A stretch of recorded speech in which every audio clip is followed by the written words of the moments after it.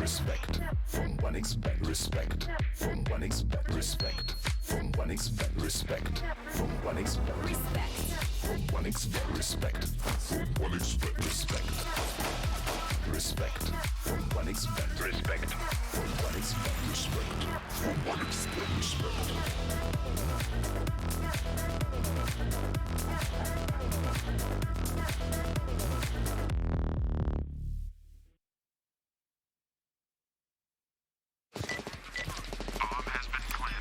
A very complicated job, but I love simple things so much. One move, one push.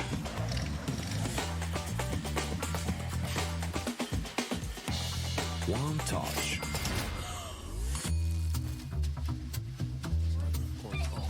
One love. One click. One X-Bet.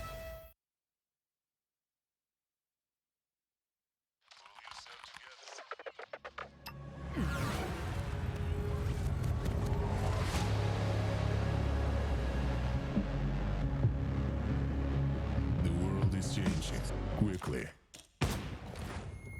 Sector clear. Copy.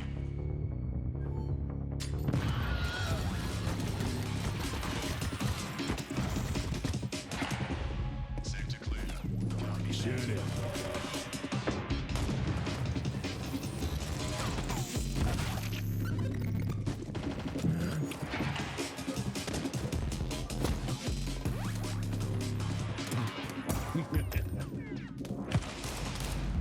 The world is changing, but one thing remains the same. Victories with 1xBet.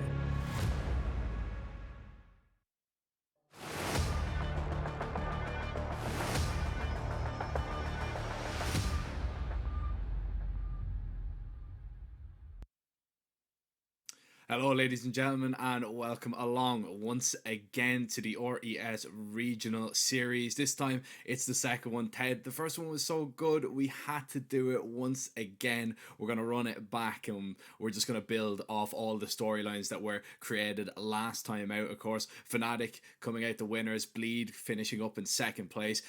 Even though we weren't working it, Ted, we were, watching along, and it really was an amazing tournament.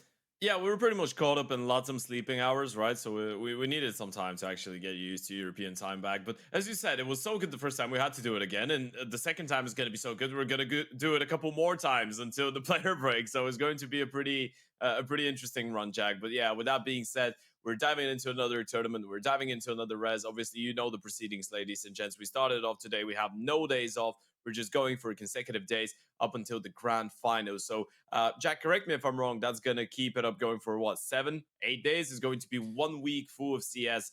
And in the end of the day, we're going to see which team will, I guess, do what Fnatic did. They're going to get one step closer to actually qualifying for the big res LAN that got announced just a couple days ago, right? We have that coming out in October. So that's going to be extremely exciting. $250,000 prize pool. Yeah, man, it's a pretty hefty prize pool, all right. I'm not quite sure about how many days, but yeah, there's a lot of Counter Strike to be watching, and especially today, we've got 4 best of 3s coming up for you guys as we are going to be taking you through some opening games from all of our groups. 4 different groups, and we are going to be starting it off, of course, with the 9 Pandas Sangal game. They are in Group A. Also in their group is Namiga and Alliance. So that will be an intriguing one. I'd say 9 Pandas probably pretty confident going into that, maybe as the favorites, but anything can happen in these online tournaments, and especially in the RES. Bait taking on Zero Tenacity. I believe both of those teams making their debut. That game will be coming up a little bit later on today. And then we've got Paravision taking on Havu. Havu, one of the returning teams of many. And that rounds out Group B. Over to Group C then, and we have Bleed, our runners up last time out, and I wonder, can they do one better? They'll definitely be backing themselves. Came up short against Fnatic, although it was a close game. They're taking on Alternate Attacks, and also in their group we've got the Young Guns of Mouse NXT and the Poles of Enterprise. And last but definitely not least, we've got Permita Esports, Passion UA, Nexus, and Young Ninjas, who are also returning. They finished up third, Ted, in the very first iteration of this. So we've got we're the only team I suppose we're missing out of the top 3 is going to be our winners, Fnatic. But we've got 3 of some of the best teams that we've seen last time around. And my question to you, and putting you in the spotlight very early, is: do you think they can replicate the success, and are one of them maybe the front runners to take it all this time?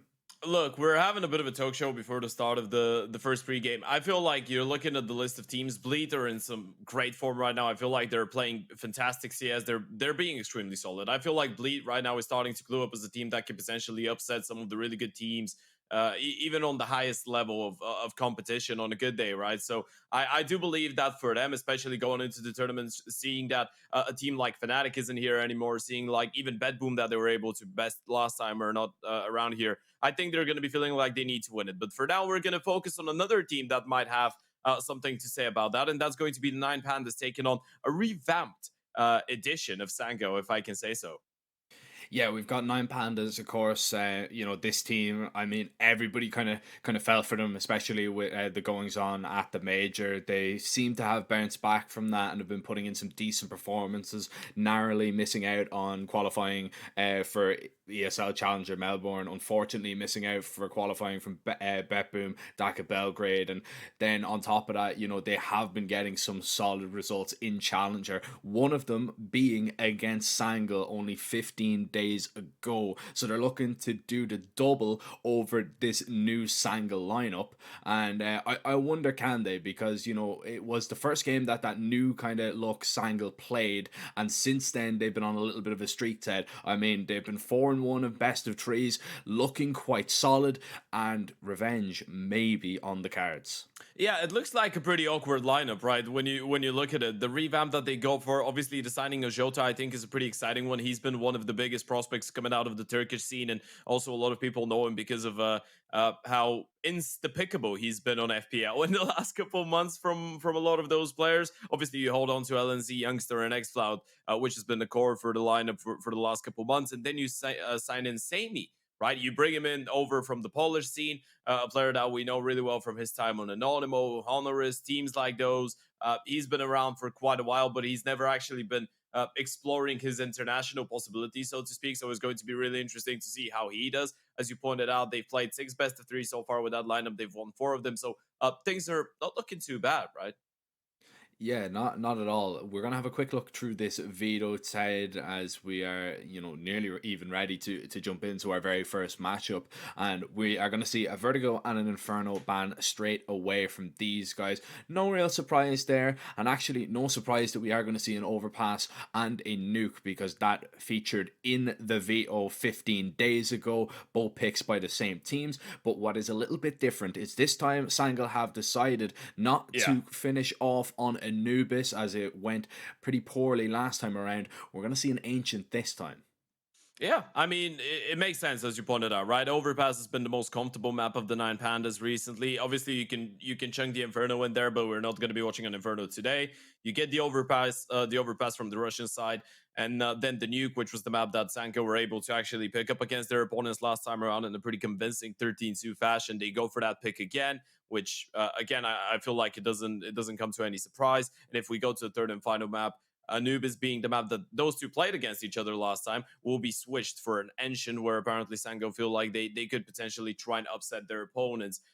Taking a look at the veto, Jack, this is going to be a really exciting brawl, right? On one hand, you have Overpass, which should be a pretty comfortable territory for the 9 pandas. Then on the other, you have a nuke, which Sanko might be feeling like it should be the same. But then again, 9 pandas have played a couple nukes ever since.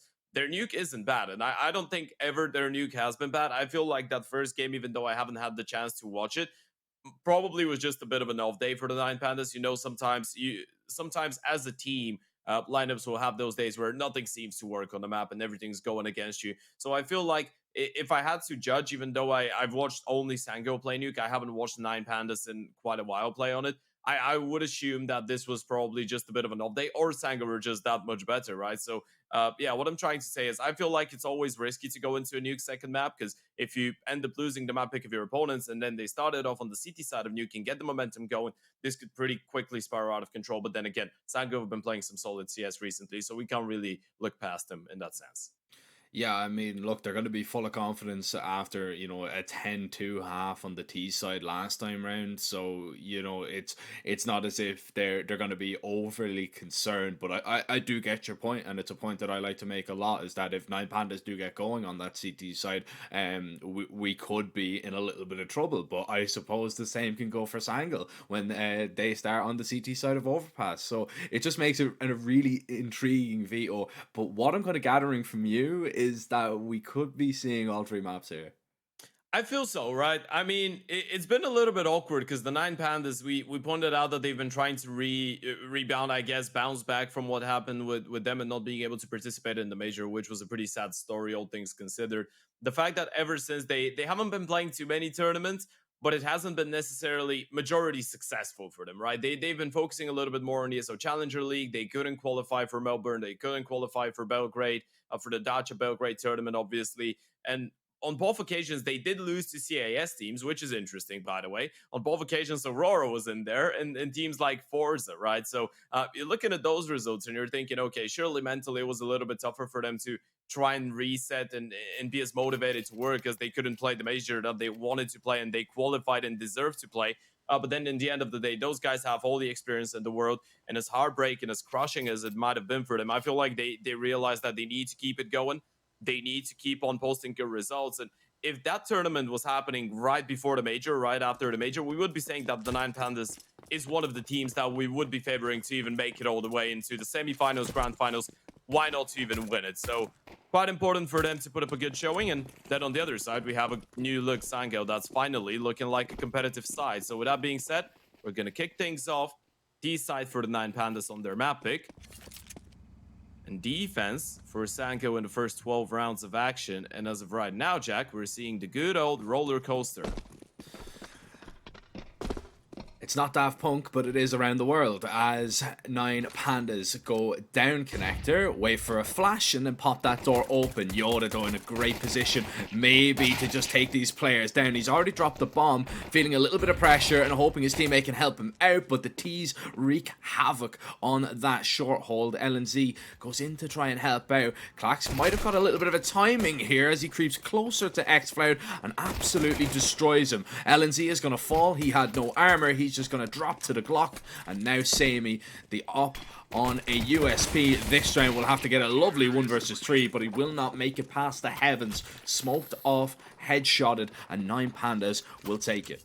Yeah, it's the silent killer of Klax, right? I mean, in a round like that, you should be ready for that monster player, but the difficult part is realizing when exactly is he going to activate, right? You see all those guys running in towards that A-bomb side, straight down the toilets in towards connector. You could be having the read, but timing was everything. And we saw it there.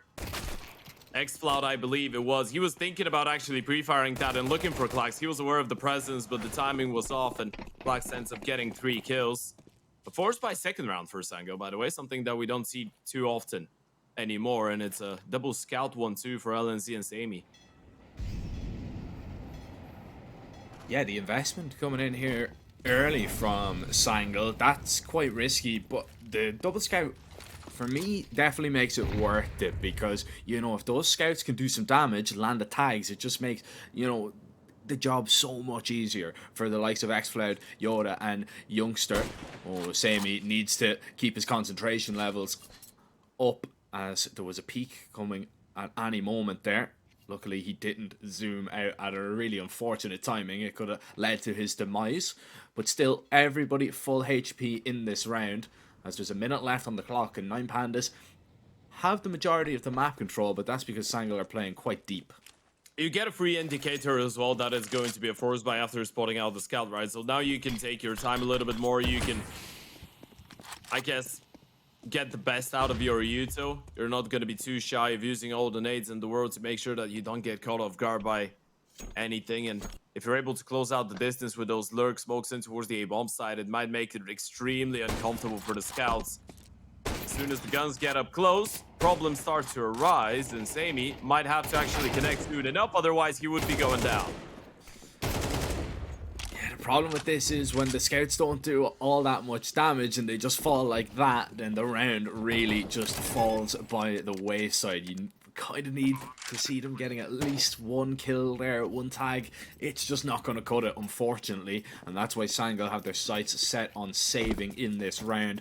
xCloud, although he is quite close, he is definitely trying to get out of there just as silently as possible. The last thing you want is 9 Pandas or even 5 Pandas running at you.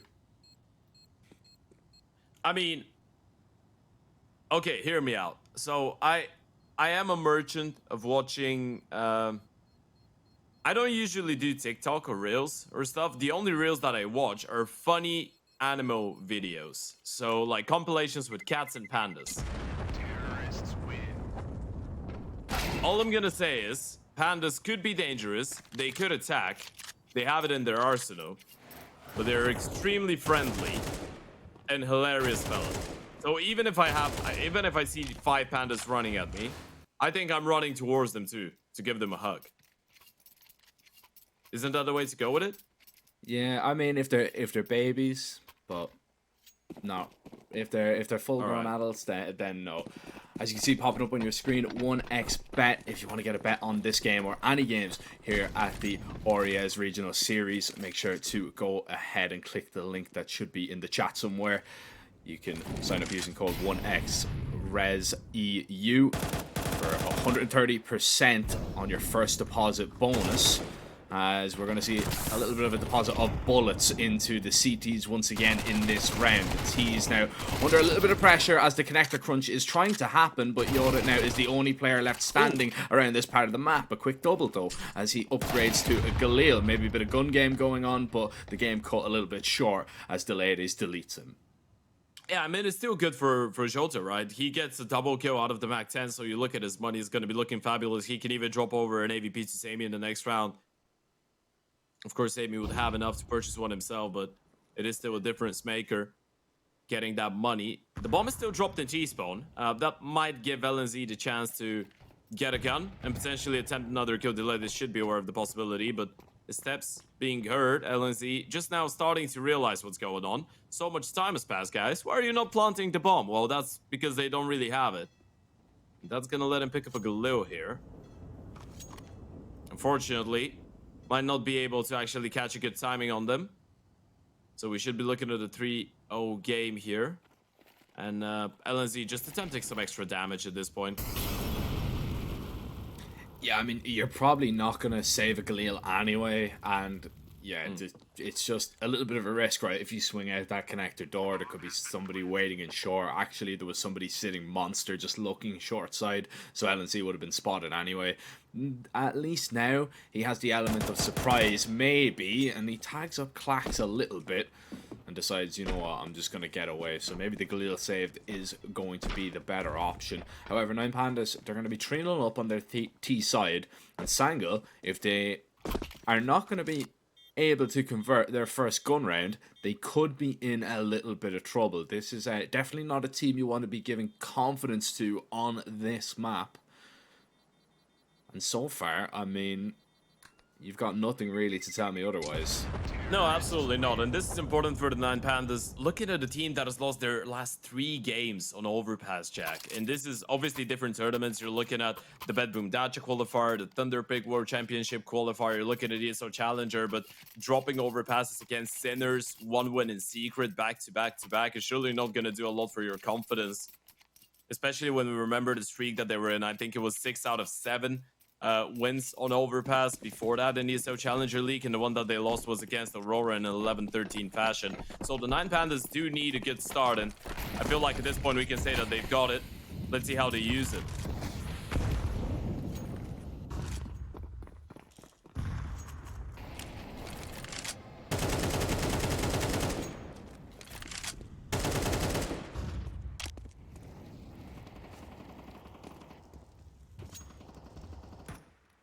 Interesting approach from the CTs here as they take short a little bit later. They are going to just walk their way in, take every necessary precaution, and actually now they can rotate LNZ over and up towards that A bomb site to maybe help out Clax. This is a very important fight that he's going to find himself in, but Youngster just shuts him down initially, instantly. And a man advantage now gained. Steps 100% being heard here for xFloud. Sammy is just going to be holding a little old Astralis setup as the AWP is going to connect. The Molly is going to be dropped as well. And xFloud, does he want to maybe try and peek behind it? Instead, he wants to get out of there. 2-man advantage intact. And 9Pandas might be forced into an A play here. Penny drops, you recognize the setup. You might be forced into a safe even. A 3 versus 5, you defended off the B bomb side, and I like the composure from Sango, by the way. They hear the flashes in towards long and in towards upper toilets, get the kill onto Clax, and you know that Clax is going to be the player to be lurking in towards that B bomb side, so getting the kill onto him doesn't necessarily guarantee there's going to be more players in towards that same position. You just commit to the setup. You get one more, and that was the round over. 8 seconds, Sango will get their first on the board, and they get it without dropping a single player. Only 40 HP taken away from Youngster, and that's about it. This is a great start to their CT side campaign. I mean, probably the best they could have asked for, bar maybe taking down the rest of the rifles and keeping all 5 alive, but that will do. I mean, pretty confidently stop them, snuff out any plan that 9Pandas had set up for that first gun round. That's going to do wonders for Sangul, but they need to build off it. 1 is not enough. If they lose this next round, although their money is okay, they still have a little bit of an economy cushion to fall back on. You want to be taking this one as well. And Clax thinking about getting aggressive into short this time around. He's going to actually wait out the Molotov. LNZ waiting with a jumping HE. That's going to land at Clax's feet and does a whole lot of damage. And Yota is going to get close now behind it, but Flash is perfect. Youngster and Yota both down as Clax finds a double. Oh, this is so good. They baited him into the fight, right? That's why they don't extinguish the smoke. They wanted to make sure that the CTs feel comfortable. They had no information what was going on, even though the HE lands flush. Those players weren't spotted, and then the first flash was good. The second flash was the real difference maker. They get blinded the first time. They think, okay, I'm good. I can pick up the fight. I have some support from a teammate. We can double peek. We're surely going to take the better of them, especially with that HE landing flush if they're that close and we can already hear the steps. And then boom, the second flash right in front of their faces, flashed into oblivion. It's a good way to really counter that short aggression from the CTs early on as well. You don't have to, smoke it, swing into a fight maybe you're uncomfortable in. Just take your time. It works wonderfully for 9 Pandas. Samey would have loved to collect that kill. This round is still somewhat competitive if Sangha are able to find a few kills when 9 Pandas are making their way up to A, but now they're going down to B for free. This one is over and done. It's looking like it's going to be a 4-1 start for 9 Pandas, but Sangha keeping these guns up could make a massive difference. Yeah, absolutely. That's a great example of how you can have the impact of winning an entire round without getting a single kill on the board, by the way. And I'm talking about CS, right? Because he's the one to win them the round with those 2 flashes. It's nice to see the experience. Obviously, we're talking about a legend of the CAS scene. He's been part of some of the most legendary CAS organizations to ever participate in CS, right? We're talking about not only about Navi, because everyone associates him just with Navi, and I guess you can't fault him. He's lifted 8 trophies with them, but you're talking about teams like Gambit, like Flipside. If you want to go even deeper into legendary territory, I mean, it's more recent, but we're talking about an organization called Vegas Squadron. I'm sure you remember that one. Oh, yes. Yeah. Yeah, they were the demons of the first stage of the major. CS was still on Navi way back when I first started watching Counter-Strike. One of my first memories seeing him play in that yellow jersey.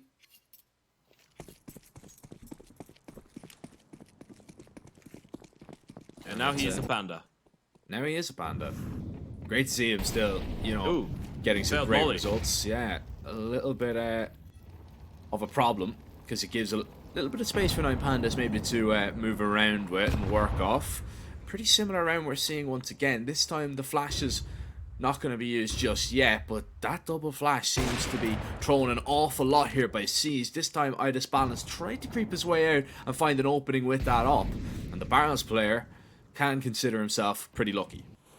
Yeah, I mean, that was a good adjustment too, right? You're noticing that Sangha were trying to save up their nades for later on without smoking Monster in the first couple seconds, so you just send the over to try and get a kill when Idis Balance. Oh, that's a lightning quick reaction. Just reroutes into towards shore. He had decided that he wanted that opening pick and he gets it. Yeah, Youngster forced forward because of that Molotov. He couldn't stand in front of the wood now and actually could catch himself in a horrible position if he doesn't realize Klax is in this smoke, but they've missed each other completely. It could go the other way. It could go in Youngster's favor. Now he's heard him.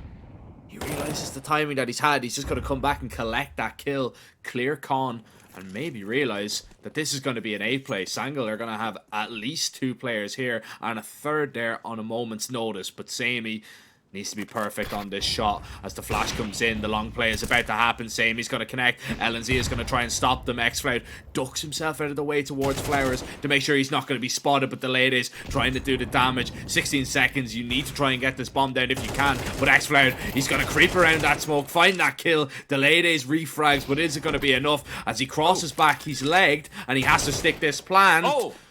Headshot found. Youngster just needs to hide. Time is of the essence. The Youngster has hidden perfectly away. He'll go down after time. Delayed nearly had it all, but came away with nothing. Yeah, that was a nice try, but again, as you pointed out, it was a great realization from Sanko, just dragging the rotations back. In the moment that Klax gets that kill, they just realized that it was, or Klax goes down actually, they just realized it was the fake. It was just Klax throwing in some nades, so there was 3 people in there. And that was the surprise. That second rifle went towards the headshot, the person to deny the bomb from going down. And that was just a millisecond away from actually confirming the bomb plan, right? If the bomb goes down there, this is a completely different round and potentially a clutch. Some early Utah went towards the B bomb side here from the T's, and it's looking like a pretty hefty B play. Yeah, it's going to be a monster pop at any moment here. Oh, they're walking into short, so this might be okay. They're not going to be caught out by this, and we're going to get a fight maybe a little bit later on. Actually, Yoda tries to defend from the front line right now. Youngster there as well. Not to be expected. The T's are just being cut apart by these M4 bullets as Nine Pandas, they've no other option. They're forced away, they're forced back. They still have the bomb in play, but it is only Seized left. Yet to register a kill, and with only a Mach 10 in his hands, this could continue to go sour. Yeah, it's a 1 versus 4. Seized is just going to be taking himself in towards Flush and hoping that somebody walks into him. But I feel like that wild swing from Youngster in towards Monster was when the penny dropped for the Sango boys, that they have a 4 versus 1. There's no need to give him any more fights. I wanted to talk about the great readjustment, because the call from the 9 Pandas was actually decent, right? The reason that they slowed things down in front of Monster early on is because they wanted to give time to Sango to actually push into towards short, right? They wanted to give them time to weaken that B bomb side because of not seeing anything. And then they explode onto it, but still the CTs were great on that reaction. Youngster with a double and Seized. 20 seconds. Still hoping that he's going to get a route into the bomb side, but it looks like a mission impossible.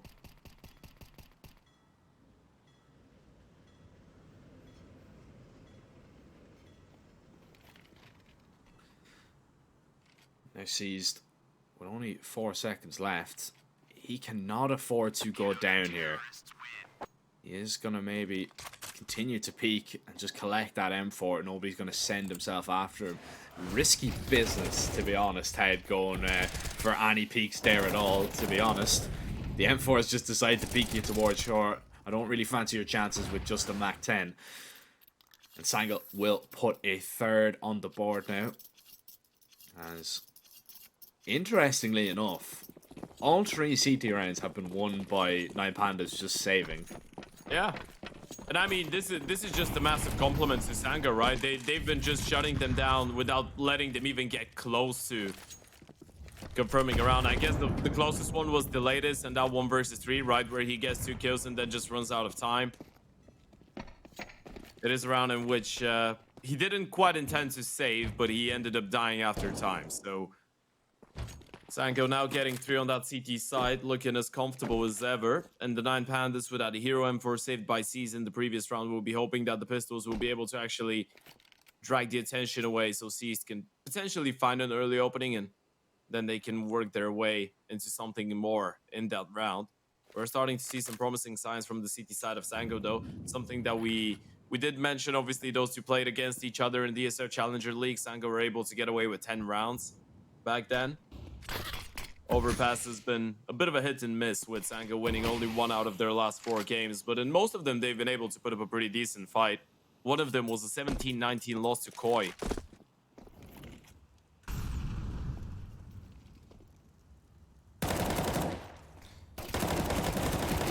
Next Cloud. Oh, it's a lovely quad spray down, but no more, as Clax is going to ring his bell with the Glock. His teammates there to trade, and that is just a perfect way to tie up this game. Easy as you like. Investment coming back here from 9 Pandas. I believe Seized is going to still be a little bit worse for wear. He's probably only going to be on a Tech 9, as he will definitely want to buy those flashbangs again to maybe get some short control. But we do still have 4 AKs in play for the 9 Pandas. And actually, it is going to be a little bit more connector and mid-centric this time around from the T's. As xCloud needs to be very cautious, because there could be a fight coming his way at any moment, but he should have a fair warning sign, as Seized was tagged up by that HE. The CTs are anticipating the change, though, right? They go with a 3-man starting towards the A bomb side. They know that the 9 Pandas might try and explore something different than that B bomb side that they've been going for so many times. They're gonna have a pretty decent setup, but xCloud a little bit out of timing for that cross. It walks straight into the crosshair of the latest, so an opening kill given away to the 9 Pandas. xCloud not really prepared for the latest to be holding the line with the AK-47. 5v4, and the 9 Pandas are not really giving anything, right? I mean, yeah, you get the information that there was one holding in towards the fountain, but just now you're starting to hear some steps and know that sees this in towards that connector area. 9Pandas, though, with 50 seconds on the clock, really taking their time on this one. Yeah, but that's been the style that we've seen from the T's just a lot. I mean, they do want to take their time. They don't want to risk too much. Oh, LNC gets a perfect piece of the puzzle right now.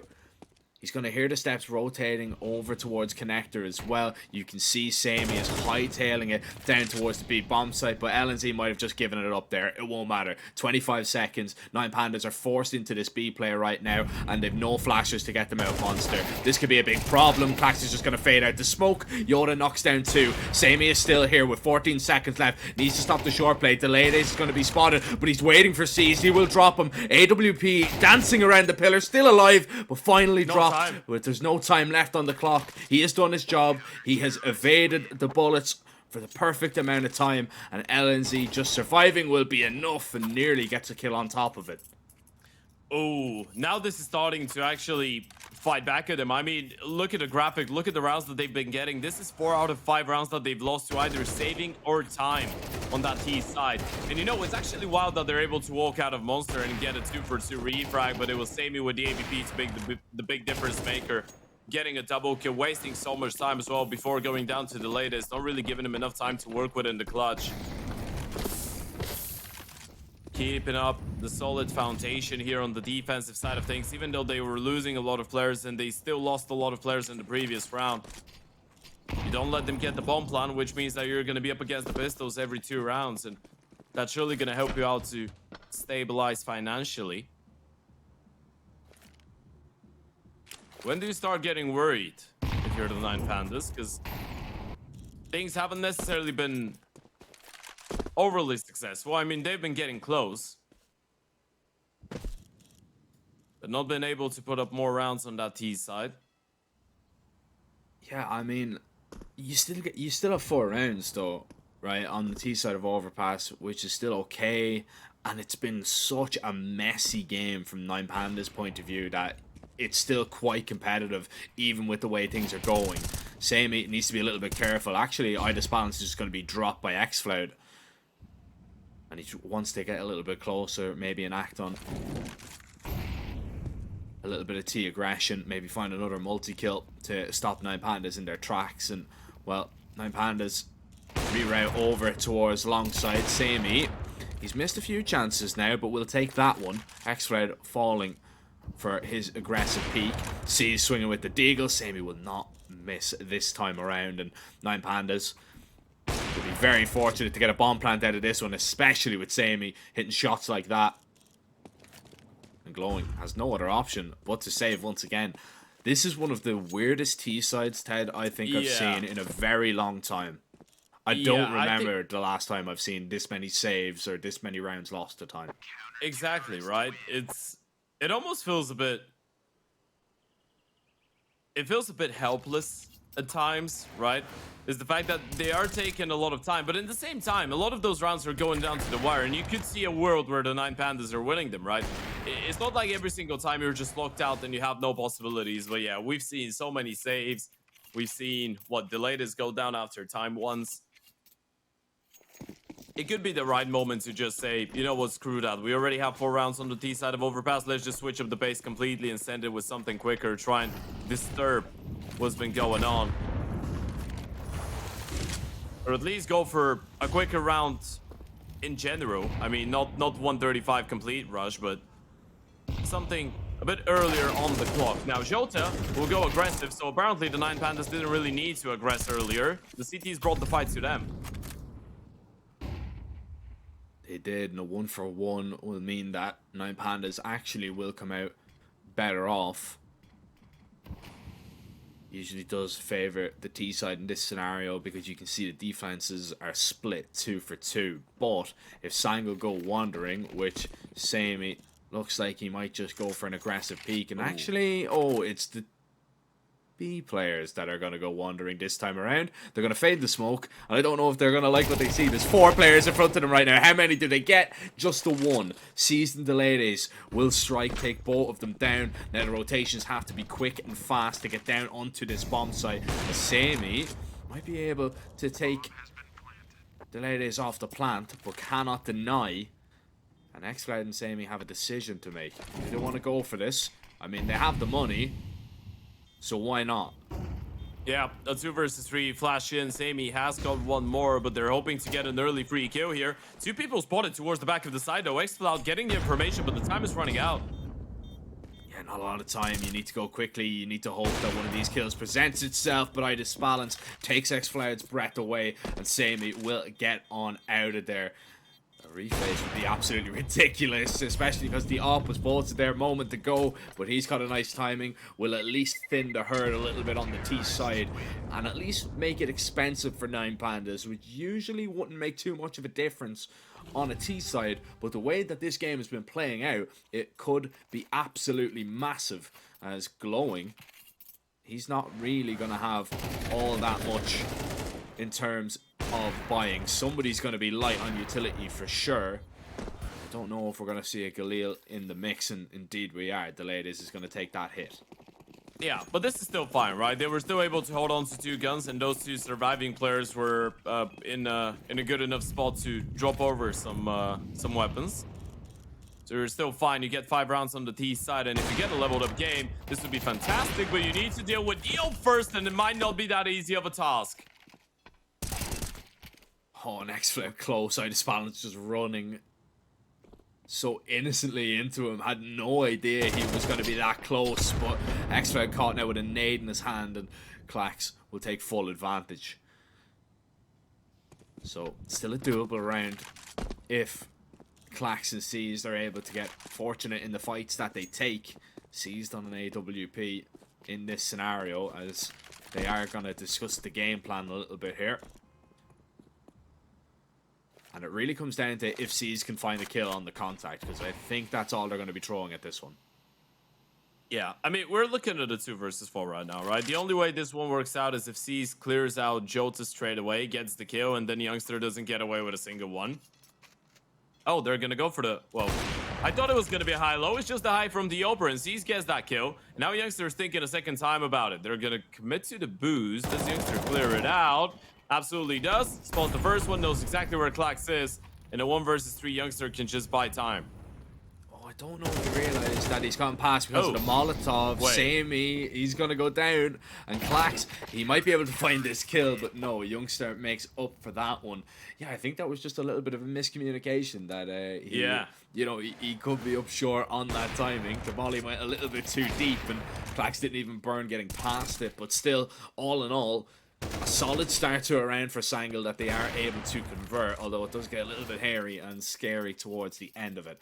7-5 half for Sangal, and 9Pandas now swap over onto that CT side. You can see the odds there. 9Pandas still the favorites, it would seem, to take this one. If you want to head over to 1xbet and get involved and take advantage of those odds, make sure in doing so, if you're signing up for the very first time, there's a 130% deposit bonus when you use code 1XRESEU. As this pistol starts off with a bang, X-Cloud gets the ball rolling. Yeah, he's put 1xbet in his nickname, instantly gets the opening kill in the pistol round. That's how it works usually. Clax drew Berettas up close. LNZ will overwhelm him. Too many people appearing on his screen at the same time, and now it's all down to C's. He needs something special, needs something big, but it hasn't been a good day in the office so far for C's.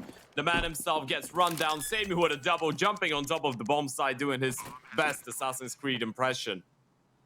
End up pissed around, and Sangal looking to get this one over the line without dropping a single man. Well, this one changes. Glowing will get rid of Youngster. But it's a 1 versus 4, and LNZ is already on the prowl and towards the long area. They want to make sure he doesn't hold on to that armor. They want to make sure they force him into an eco in the next.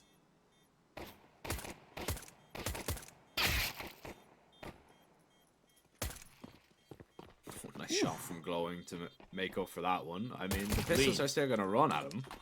Yeah, he's dead. He's so dead.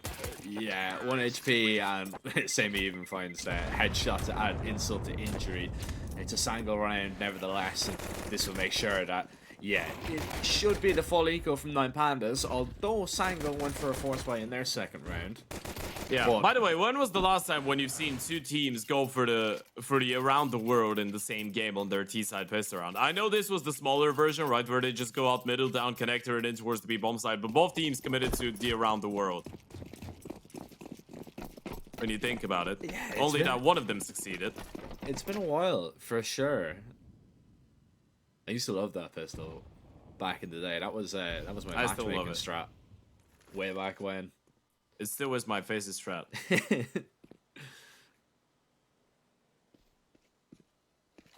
I mean, it has a 50% success rate. Oh no, 99. It's just an absolute bloodbath towards long. Glowing does come away with 1 kill, but that is all, as 9 Pandas are going to be easily swept under the rug in that round. And Sangle, really for the first time, extending a considerable lead in this game. 9-5. However, 9 Pandas have a massive chance to retaliate here. They've got their first gun round on the CT side, but they really need to make do with this one. You can see X-Red with an MP7 of all guns. Absolutely. Apparently, he's a part of the same code that Nerds is a part of. And it's going to be a fast play over towards B. Need to smoke that molly. The lane is towards the pillar. Is going to be dropped after only collecting 1. The pressure is on this B bomb site. Will it wilt as Clax tries to pivot and swing and take down both, but one will have to do. However, Yoda in a perfect position destroys Ida's balance. Knew glowing was coming, but the delayed approach might have just made the difference. A 1 versus 2 now for Youngster as he gets this bomb down, but will not be able to vacate the site in time, as Seized locks in 9 Pandas' first CT round on the board. Oh, they absolutely needed that one, right? And it feels like it all comes down to Glowin winning that fight in towards short. If he goes down to Jota as well, that's a 2 versus 1, and it's Seized in the clutch too.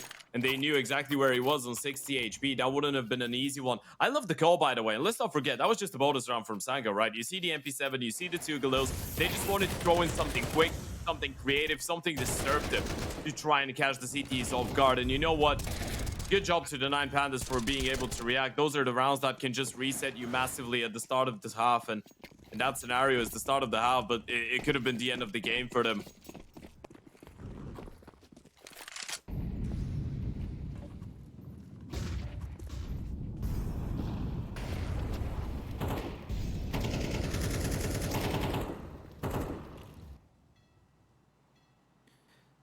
It really could have been. It could be a monstrous difference that we could have been looking at should Sango have taken it. But luckily, 9 Pandas do survive. But you really feel they need this one to be comfortable. There's still a little bit of a reset potential on their side if they're not careful. And there's only 2 players over towards B as the pop is going to cut through. Flashes are going to be perfect. The CT surely are just going to be cut down and cut apart. But they stand tall for at least a double. A 2 for 2 might not be all that bad, but it really relies on any success at all that these retakers can have. And 2 of them flanking from Monster could be massive.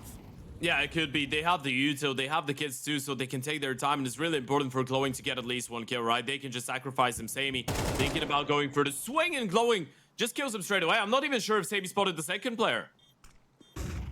No, I have no idea. LNT is in a really good position towards water, and once he finds that kill, now he's going to turn and pivot to help out Youngster, but help was needed a little bit earlier. LNT out of bullets. Seized is enough to find the clutch. He has to go find a kit. Wait. Oh, is there enough time? This is going to be quite close. I think he's got he it. has it. Yeah. Okay. Oh. That was a lot more scary than it really needed to be. Yeah. But Seized gets it done, and who are we really to question him? 9 Panda's going to call their first tactical timeout. A little bit of a discussion to be had, or maybe a little bit of a chance to cool off. That was a high tempo round. Still, massive props to the 2 B players, man. If they don't get a second kill out of this one, the retake is going to be so much harder. Sammy as well, losing the fight straight up to Glowin. And Sammy's been hitting some great shots so far this game. He's on 20 and 8. It's nice to see Glowin starting things off. There's the replay. Chain flashes being absolutely perfect for both teams. And in the end of the day, it all comes down to that 1 versus 2, but LNZ didn't have enough time to hit that reload. He really needed Youngster to win the first fight coming out of short. If he does, then probably there's nothing that CS could have done about it, but he still pulls it off in the 1 versus 1.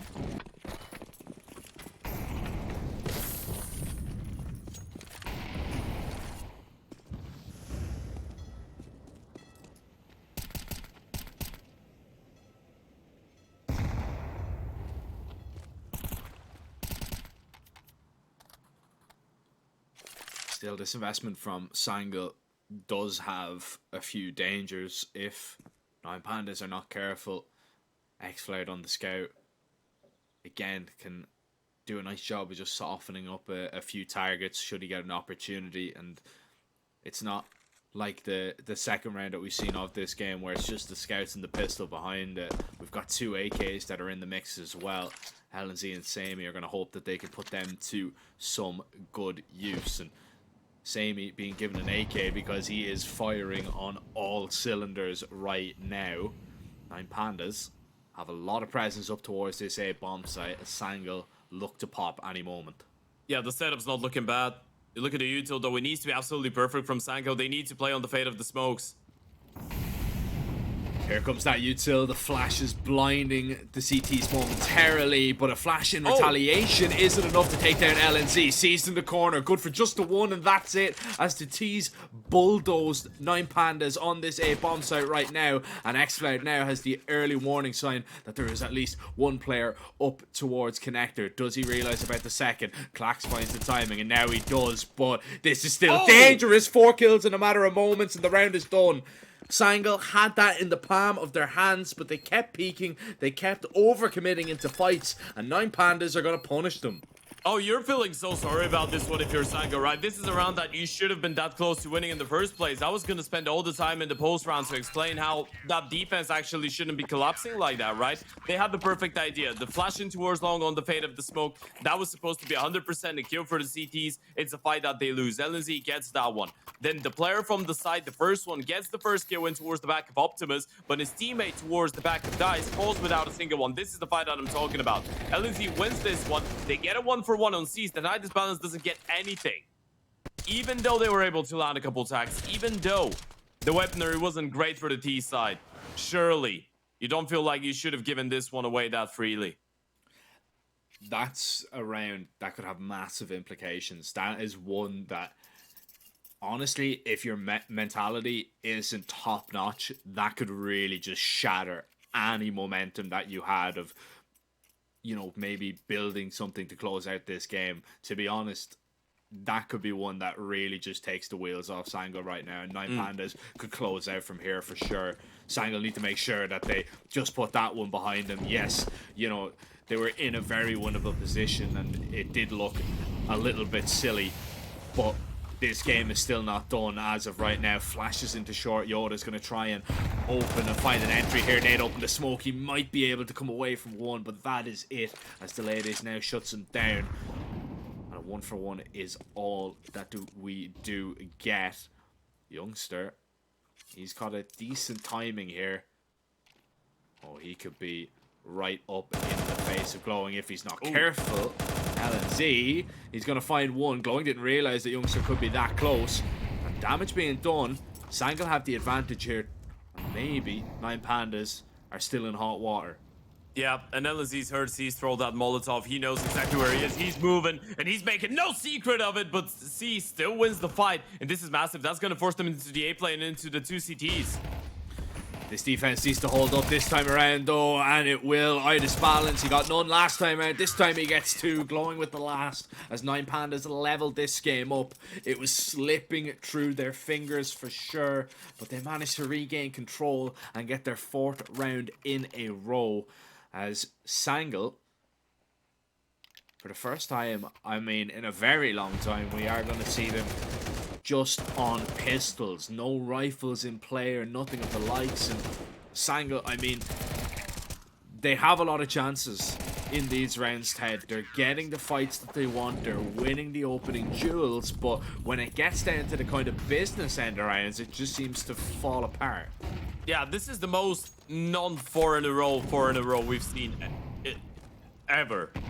I feel like, right? All those rounds have been extremely close, and you're dead right. If you're Sangha right now, you could be feeling a little bit worse for wear. You know that those 4 rounds could have been yours for the taking, and that game could have been over pretty much already, but instead you're down to the pistols, and now the 9 Pandas have a great chance to finally get a comfortable round on the board, because let's not lie to ourselves, they've been picking up the rounds, but they need one cleaner to stabilize that money, although this one might not be a clean cut with that monster pop coming up. Yeah, but the ladies is in a great position to dodge Oh, the no. flashbangs, but not if he Oh, goes no. down for nothing. Youngster with a double Tech 9 headshot and rings 2 9 Pandas bells. And this time, I don't think we are going to see a contest at all from 9 Pandas. I don't think you can go for this. Unless you find a kill in the first 5-10 seconds, this round is done. They're but pushing. You might just be given one. Oh, Idis balance. He needed to hit that shot. Wait. He does this time around.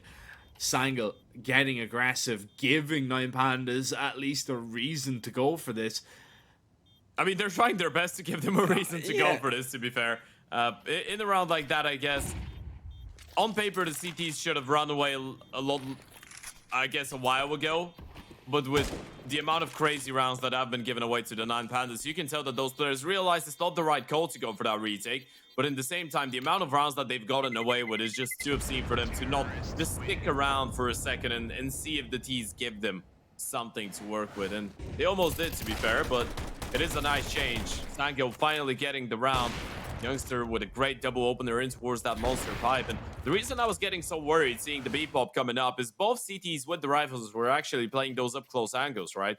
Delayed is on the right-hand side in towards monster, just trying to play anti, but in that angle, unless you're with an MP9, it's really difficult to shut down 3 or 4 people running out, and then the second player wasn't able to peek right on his contact so they could isolate the fight. Sango regained their lead. Let's see if the 9 Pandas have an answer for it. Yoda getting aggressive in towards short. He can peek behind that Molotov if he wants, but decides to tuck himself away into Crims for now. An advantage not going to be gained on either side in terms of kills, but in terms of map control, you would say Sangal have a complete advantage, whether they realize it or not towards A. This is quite deep from 9 Pandas right now, really respecting what Sangal have to offer on their T side. Yeah, and you know what's the thing? You look at the rounds in the distribution so far in the second half, you would say that the 9 Pandas are doing a good job on the CT side. I wouldn't argue, but I think Sango have looked like a team that can close out the game. I've liked the T side. A lot of odd giveaways in the post plans, a lot of worse for wear mistakes, I guess you could say, or at least this is how they would be feeling about those situations, I assume. But it's not like they haven't been competitive. It's not like it's been one-sided for the 9 Pandas. Sango still in pretty much winnable position here in overpass, of course having the lead too, and just being 1 round on the board away from resetting that CT side economy. But once again, 9 Pandas have the right idea in mind.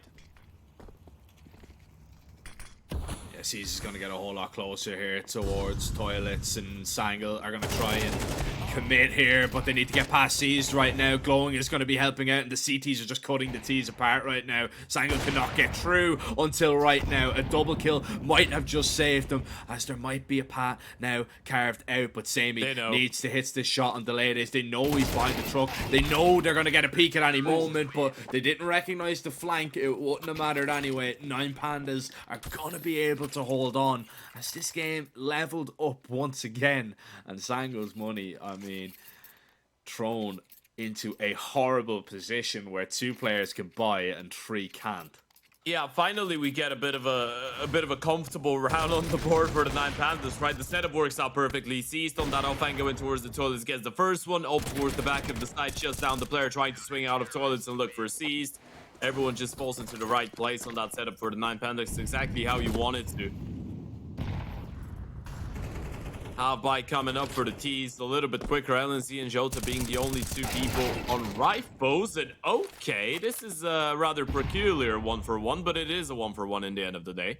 It's huge from LNC, but Youngster steps right into the jaws of the Opper. However, the AKs continue to do damage, and these hero rifles in this round from Sangal have made this entirely winnable and have 9 Pandas absolutely worried, because they've had to fall out of that long setup that they were in and rotate on back, and they think that maybe B is going to be the option that Sangha are going to try and exploit momentarily. Oh, the timing nearly favors Yoa once again. This is a massive kill if he can find it, but he cannot risk it, unfortunately. Has to readjust and go back. And with Yoa going for that fight early on, I don't think 9Panda's going to move. I mean, it's still awkward though, right? Because you see one player going for the fight and then falling back and nothing happening on the back of it. So surely you're going to start getting anxious towards the back of the side. But the monster wall coming up, Clack's low on HP, needs to indicate early enough. And they're just shifting out. They've spotted him, but the Oper is unaware of the timing. They have no idea. I Balance is going to get executed. Clack needs more than one and he's not going to get it. Blowing into 1 versus 2. He's going to try and get a whole lot closer as LNC gets that bomb down. Does not need to peek, because Yoda has the cross. Drops a pistol out of heaven. Yoda is just waiting. As soon as shots are going to be fired, LNC is going to swing, but he is not going to be needed as the 2 hero rifles reign supreme for Sangle. And that is a really intriguing part of that round. I thought Clax might have just been able to see ahead as no, they he crept saw the out. second one. For sure he did, right? I thought so as well. Maybe it was just X-Ray messing with us. We'll see here, thanks to production. And actually, No, you know what? I'm gonna go for a heavy call. I'll say 90% I'm sure that he sold the second player, but I think he didn't realize one was already out. That's the difference maker, because he sees the second guy crouching out. Maybe he gave the information to the Oper, but then Balance is like, okay, there's one person that's just walking out monster right now on crouch. Clax has got me. He's not gonna let them just swing, and I have maybe one more second before they can be behind me, and I can turn around and pick up the fight because I don't want to get caught on timing from short. I feel like it was the first player just catching the timing that was the difference maker there. Or maybe Clax didn't see the second one and I'm just mumbling, but I'm pretty certain he did. Yeah, I think he's seen him. Maybe it was just more worried about one player walking out short. We don't know. Yeah. There was a lot of variables that 9Pandas were going off. It did look a little bit intriguing there for sure. And Clax peeks right into the crosshair of Yoda. That HE slowed down seized enough so Youngster could collect that frag, and Sangle are really beginning to put what looks like the finishing touches on this game. Sangle are looking to claim a 12th here and at least get 2 chances at a map point. And now this is starting to fall apart. That was your one and only M4. Obviously, it's going to get picked up, but it's not encouraging necessarily to just go for a boost peak at the start and just get absolutely annihilated. Connector player lost 2, and now look at the map control that Sango have. They haven't been playing necessarily the quickest nor the slowest D side. It's been more orientated towards the middle portions of the round, but you can put your money on them just taking their time with this one. Jota going to go on that lurk in towards Monster, and even if he goes down, just getting the information that there's 2 players here, that's going to be good enough, and he even gets a kill. That should seal it. 2 more in towards that B-bomb side, and look at it, it just triggers the Sango play straight up. That should be a 9Panda save and 12 rounds on the board for Sango. Yeah, it is. It's just as soon as you see those 2 players, right, it's just right. We're hitting a maximum. It's still There's gonna crazy be that he one gets here. the kill, to be fair. Yeah, I mean to get it from that position. But that's, You know what that Yoda, is? man. That's picking up an Eternal Fire Academy player, Prodigy, right out of FPL. That's what it feels like. You teach him how to play proper Team CS, he's going to be a demon. I mean, look at what happened with Wakadia. Yeah. Wakati is kind of one of those interesting players, though, because his first stint in Eternal Fire went absolutely horribly. Yeah. When he first got brought in, but now he's relishing in this opportunity, and the Turkish scene is just showing that they can produce some massive talent. Of course, X-Flared, one that has always kind of come to mind. I mean, to be fair to him, I think the first time wasn't even like a proper contract that he got. It was He was just him standing in. Yeah, exactly. And when you're standing in, you probably guess that he wasn't practicing too much with the players. He didn't get too much time, and everyone else knew that he wasn't staying around, so they probably didn't really put too much thought into it. But yeah, I mean, the firepower potential in the Turkish scene is absolutely outrageous, and it wasn't enough that they had X-Cloud already. They wanted to pick up one more in Jota, and he's been playing some great CS. 9Pandas, though, look at the purchase jack. 4 pistols in the scout, and that's what you have to fight for. Not even overtime, just fight for 11, and then try and fight for overtime on your own map pick into the series.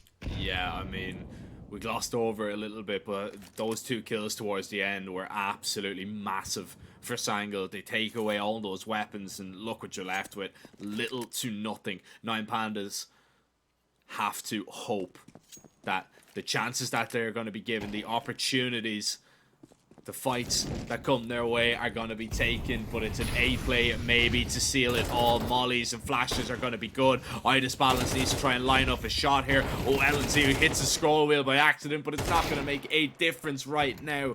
And Clax and Delaydays have to hope that they can. The Deagle rings Yoa's bell at least, but the AK needs to be acquired, and a real hurry need to be made because 9Pandas, they need to go. They've got no kits, and Sangl are just beginning to close in right now. Shadow's going to be spotted, but Clack still finds that kill. However, Samey with that frag might just seal it. Delaydays picks up the AK and tries to get going, but Sangl, they don't need to give him any fight at all. They know this was just an eco. They know there's probably no kit left in the round, and now they will just look to maybe find the kill and shut this one down and seal it. Sangl will take map 1 away from 9Pandas, and it's an instant response from them, which could spell trouble for the CIS side. Yeah, absolutely. The form we've been seeing from Sanka recently just keeps on going, right? We were talking about the fact that they were probably after a revenge arc against the 9Pandas after last time, and the start at least is really good. You're able to still await their map pick. Now, something interesting is the fact that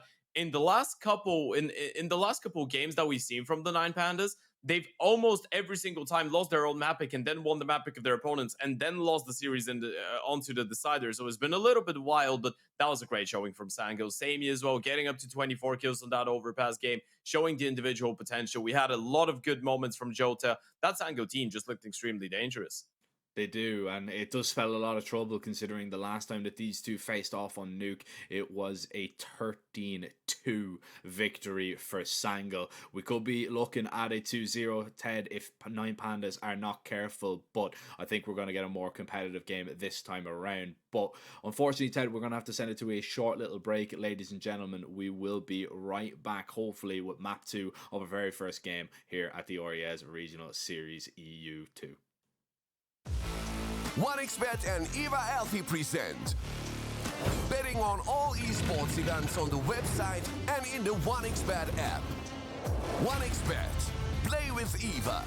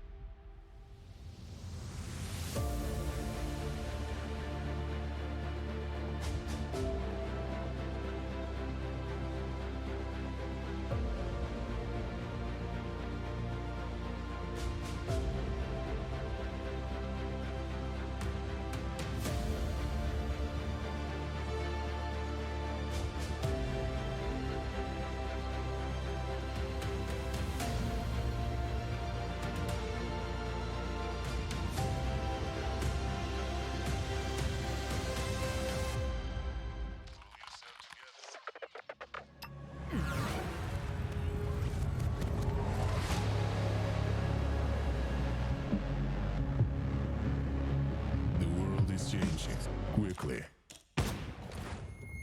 Sector clear. Copy.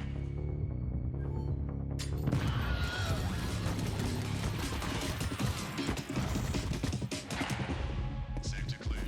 Copy. Shoot it.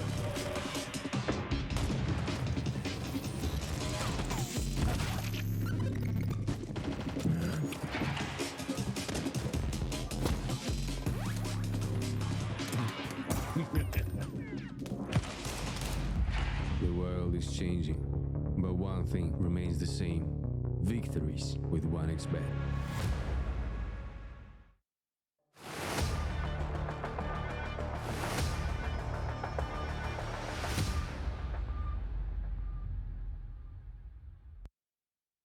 A 13-10 victory on Overpass as Sangha are after their revenge arc up against the likes of the Nine Pandas, ladies and gentlemen. Opening game of the RES EU Regional Series 2.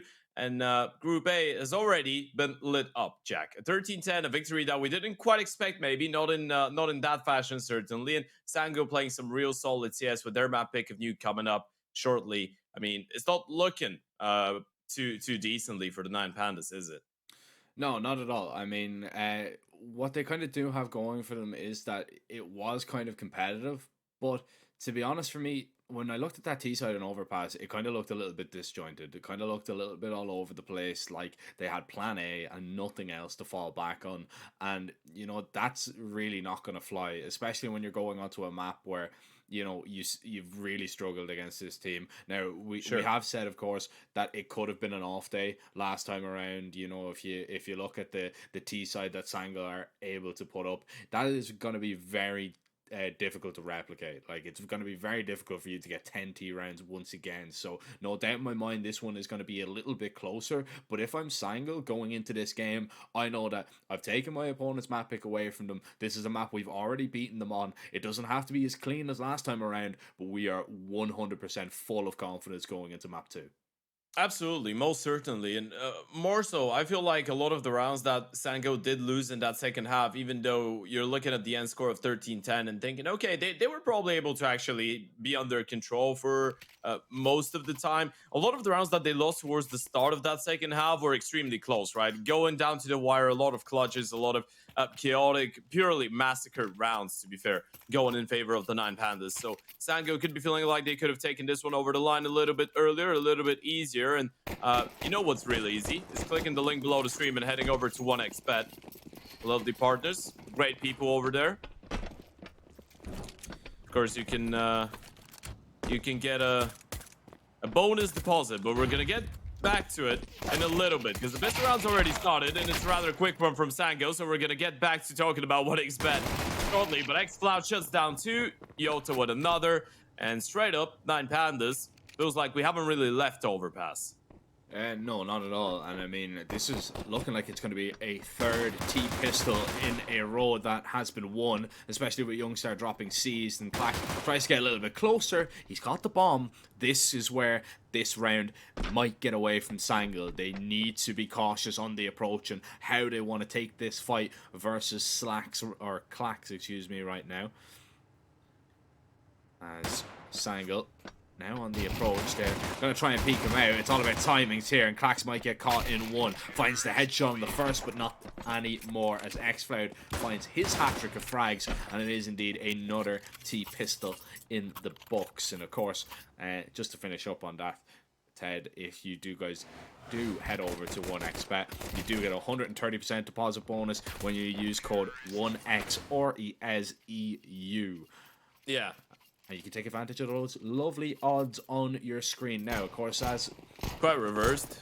yeah, it is reversed. Sango, of course, now in the favored position. That's because they're a map up and already a round up. But things could change, especially if Nine Pandas are able to get going on the CT side. But just up against all 5 USPs and a single flashbang, this should be a walk in the park for Sangl, unless they go ramp.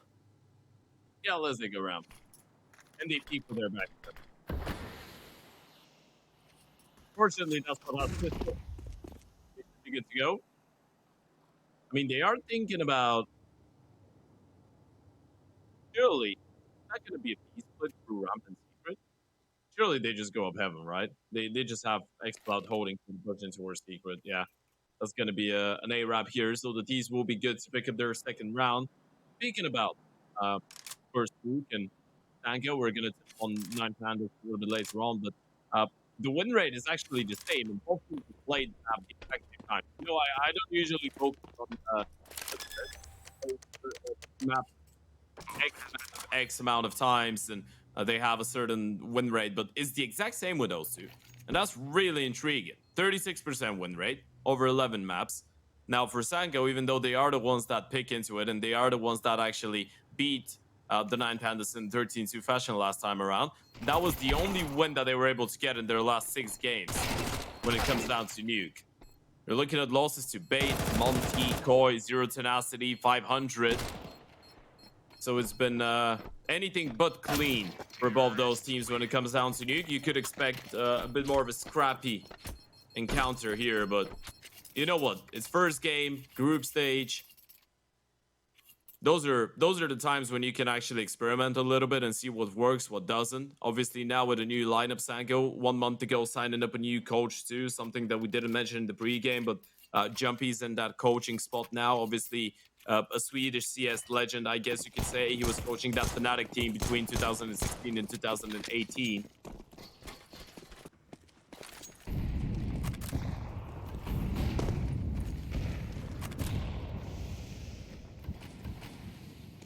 Ooh. Fell smoke. Yeah, this is a big problem. X-Fred is just going to walk in and he kind of looked over to his left and kind of said, where is that second smoke, or the third smoke, excuse me. It's meant to be here, but it wasn't. C's flashed off the angle towards ramp. This angle are not going to deviate from the plan whatsoever, but they might have to be forced into a fight here. C's drops 2, falling down, and that's exactly what they will do. Just hit the deck as LNZ tries to inch a little bit closer to try and recover the pieces that have been shattered over towards the ramp, but it's looking like 9 Pandas could win this one quite comfortably, and they will. They'll keep all 5 alive, and already now just 1 away from the amount of CT rounds they amounted last time out. It was inevitable to mention that, was it? Oh yeah, it was always coming. Yeah, we expected it. I mean, that's one of those rounds that the 9 Pandas win cleanly, but if you're Sango, you just scratch that because of the failed smoke. I think it might have been miscommunication too, because I think both players might have actually thrown that exact same first smoke, or just failed the second. We'll never know. But still, you failed that, then it felt like it was a bit undecisive in the way that they were dropping down one after the other, 1 by 1.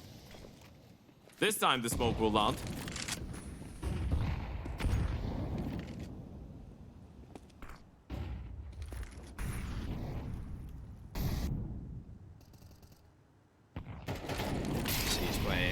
Pixel angle, deploys that Molotov as soon as he sees anything at all. 9 Pandas right now. The setup is okay. X-Flare down towards B could be a little bit of a problem, but the rest of the players up towards this A bomb site now, or rather, in towards the lobby. Sangle. They might want to be joining up with X-Flared if they can, or is he going to come up the vent? It's still yet to be determined just yet. That smoke, certainly, from Clax is going to delay. Yeah, you can just let him work for a little bit, right? If he finds a kill, that's going to be great. Then you can trigger the A play, and if he just searches and doesn't see anything, then you can make a decision after the fact. But he's probably going to get a fight with C's here. Not ready for the up angle, but still wins the fight. And now you can just wait. Try and bait out the rotations, and the play could still be in towards that A bomb side. Yeah, but LNZ dies over towards main. This could be a big problem. There's still 3 players towards this A bomb site right now for the CTs. They're going ramp. And yes, Angle, well done to avoid that A stack, but they're still running into Idis balance. He's hearing all these steps above him. The double drop needs to be good. See, shut down 2 last time around, but just the 1 this time for Idis balance as X-Fred continues to hold on to single control, which is absolutely massive. However, 9 Pandas have crept down the vent. Youngsters should know this is a possibility, and he knows that they're past, but claims 1 for himself. Delayed is mollied off, forced back in a 1 versus 2. This is still entirely winnable, but X-Flared has to be the man surely to do the damage. 1 HP is not going to be enough for Yoda, but I've been wrong before and I'm wrong again. 1 HP and a 1-tap seals that round for Sangle.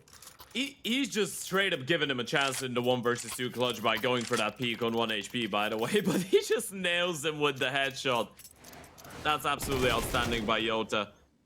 So much confidence for that play, but it takes Flout, the real hero of the round, making his way down there, winning the fight up against C's, locking down the rotations. And take a look at that from Jota once again. He just goes for the peak. Straight execution. Lands the shot flush. 3-1 for the T side of Stangel. 9 Pandas have enough money to go for the investment once again, even to put Idis balance on an AVP, but some of those players are going to be lacking on util and weaponry. A lot of damage being done through that smoke, but it's not enough to stop Xcloud on the cross once again, and he is going to be an absolute nuisance over to that part of the map. Right, his balance there, ready to adjust. Oh, glowing. He's spotted the back of LNZ. 2 players walk in front. They nearly line up, but Youngster needed to find the headshot and does. They've heard Clacks drop down towards Tetris. He's going to be taken out of the round. Oh, 9 Pandas, what's saving them really is they're catching glimpses, but they need to win the fights, and finally one of them goes in their favor, but is it too little too late? With that shot, yes. In the zone. So sharp. Feels like they can't lose the fight. Look at the HP. I wouldn't necessarily classify this round as a failed one for the 9 Pandas. You were 1 bullet away from getting all those kills. This is just Sango being in the zone right now. You're finally starting to see the firepower too of that team. I guess those are the expectations when you have some of those players. You have X-Flout and Jota, and we know what the stigma with young Turkish players is. You better believe they're going to be shooting hard. Then you get Youngster, who's one of the few really promising Swedish talents that's pretty much outside of the Swedish scene, right? He arrived in the organization alongside LNZ a couple months ago, but you're starting to see glimpses of that firepower. Winning so many close fights. Sammy has been hitting some great shots too. At this point, if you're LNZ, you're just a happy captain. All 4 of your players are not given 9 Pandas a chance to fight back, and you see the tactical timeout coming up for the 9 Pandas. They're starting to feel the pressure. It is the round 1 game of the group stage, but it's still looking pretty dire here. Of course, the loser of that matchup is not going to be out of the tournament, as we already pointed out. They will be playing in the loser's game.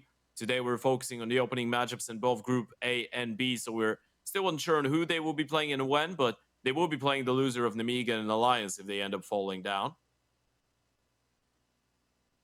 And as much as the 9 Pandas could be looking like probably even the favorites in that entire group, you don't want to be playing up against, let's say, an Amiga in that losers matchup. They have been quite dangerous, and we all remember the thing that we said about 9 Pandas and their record against other CAS teams. It hasn't necessarily been great.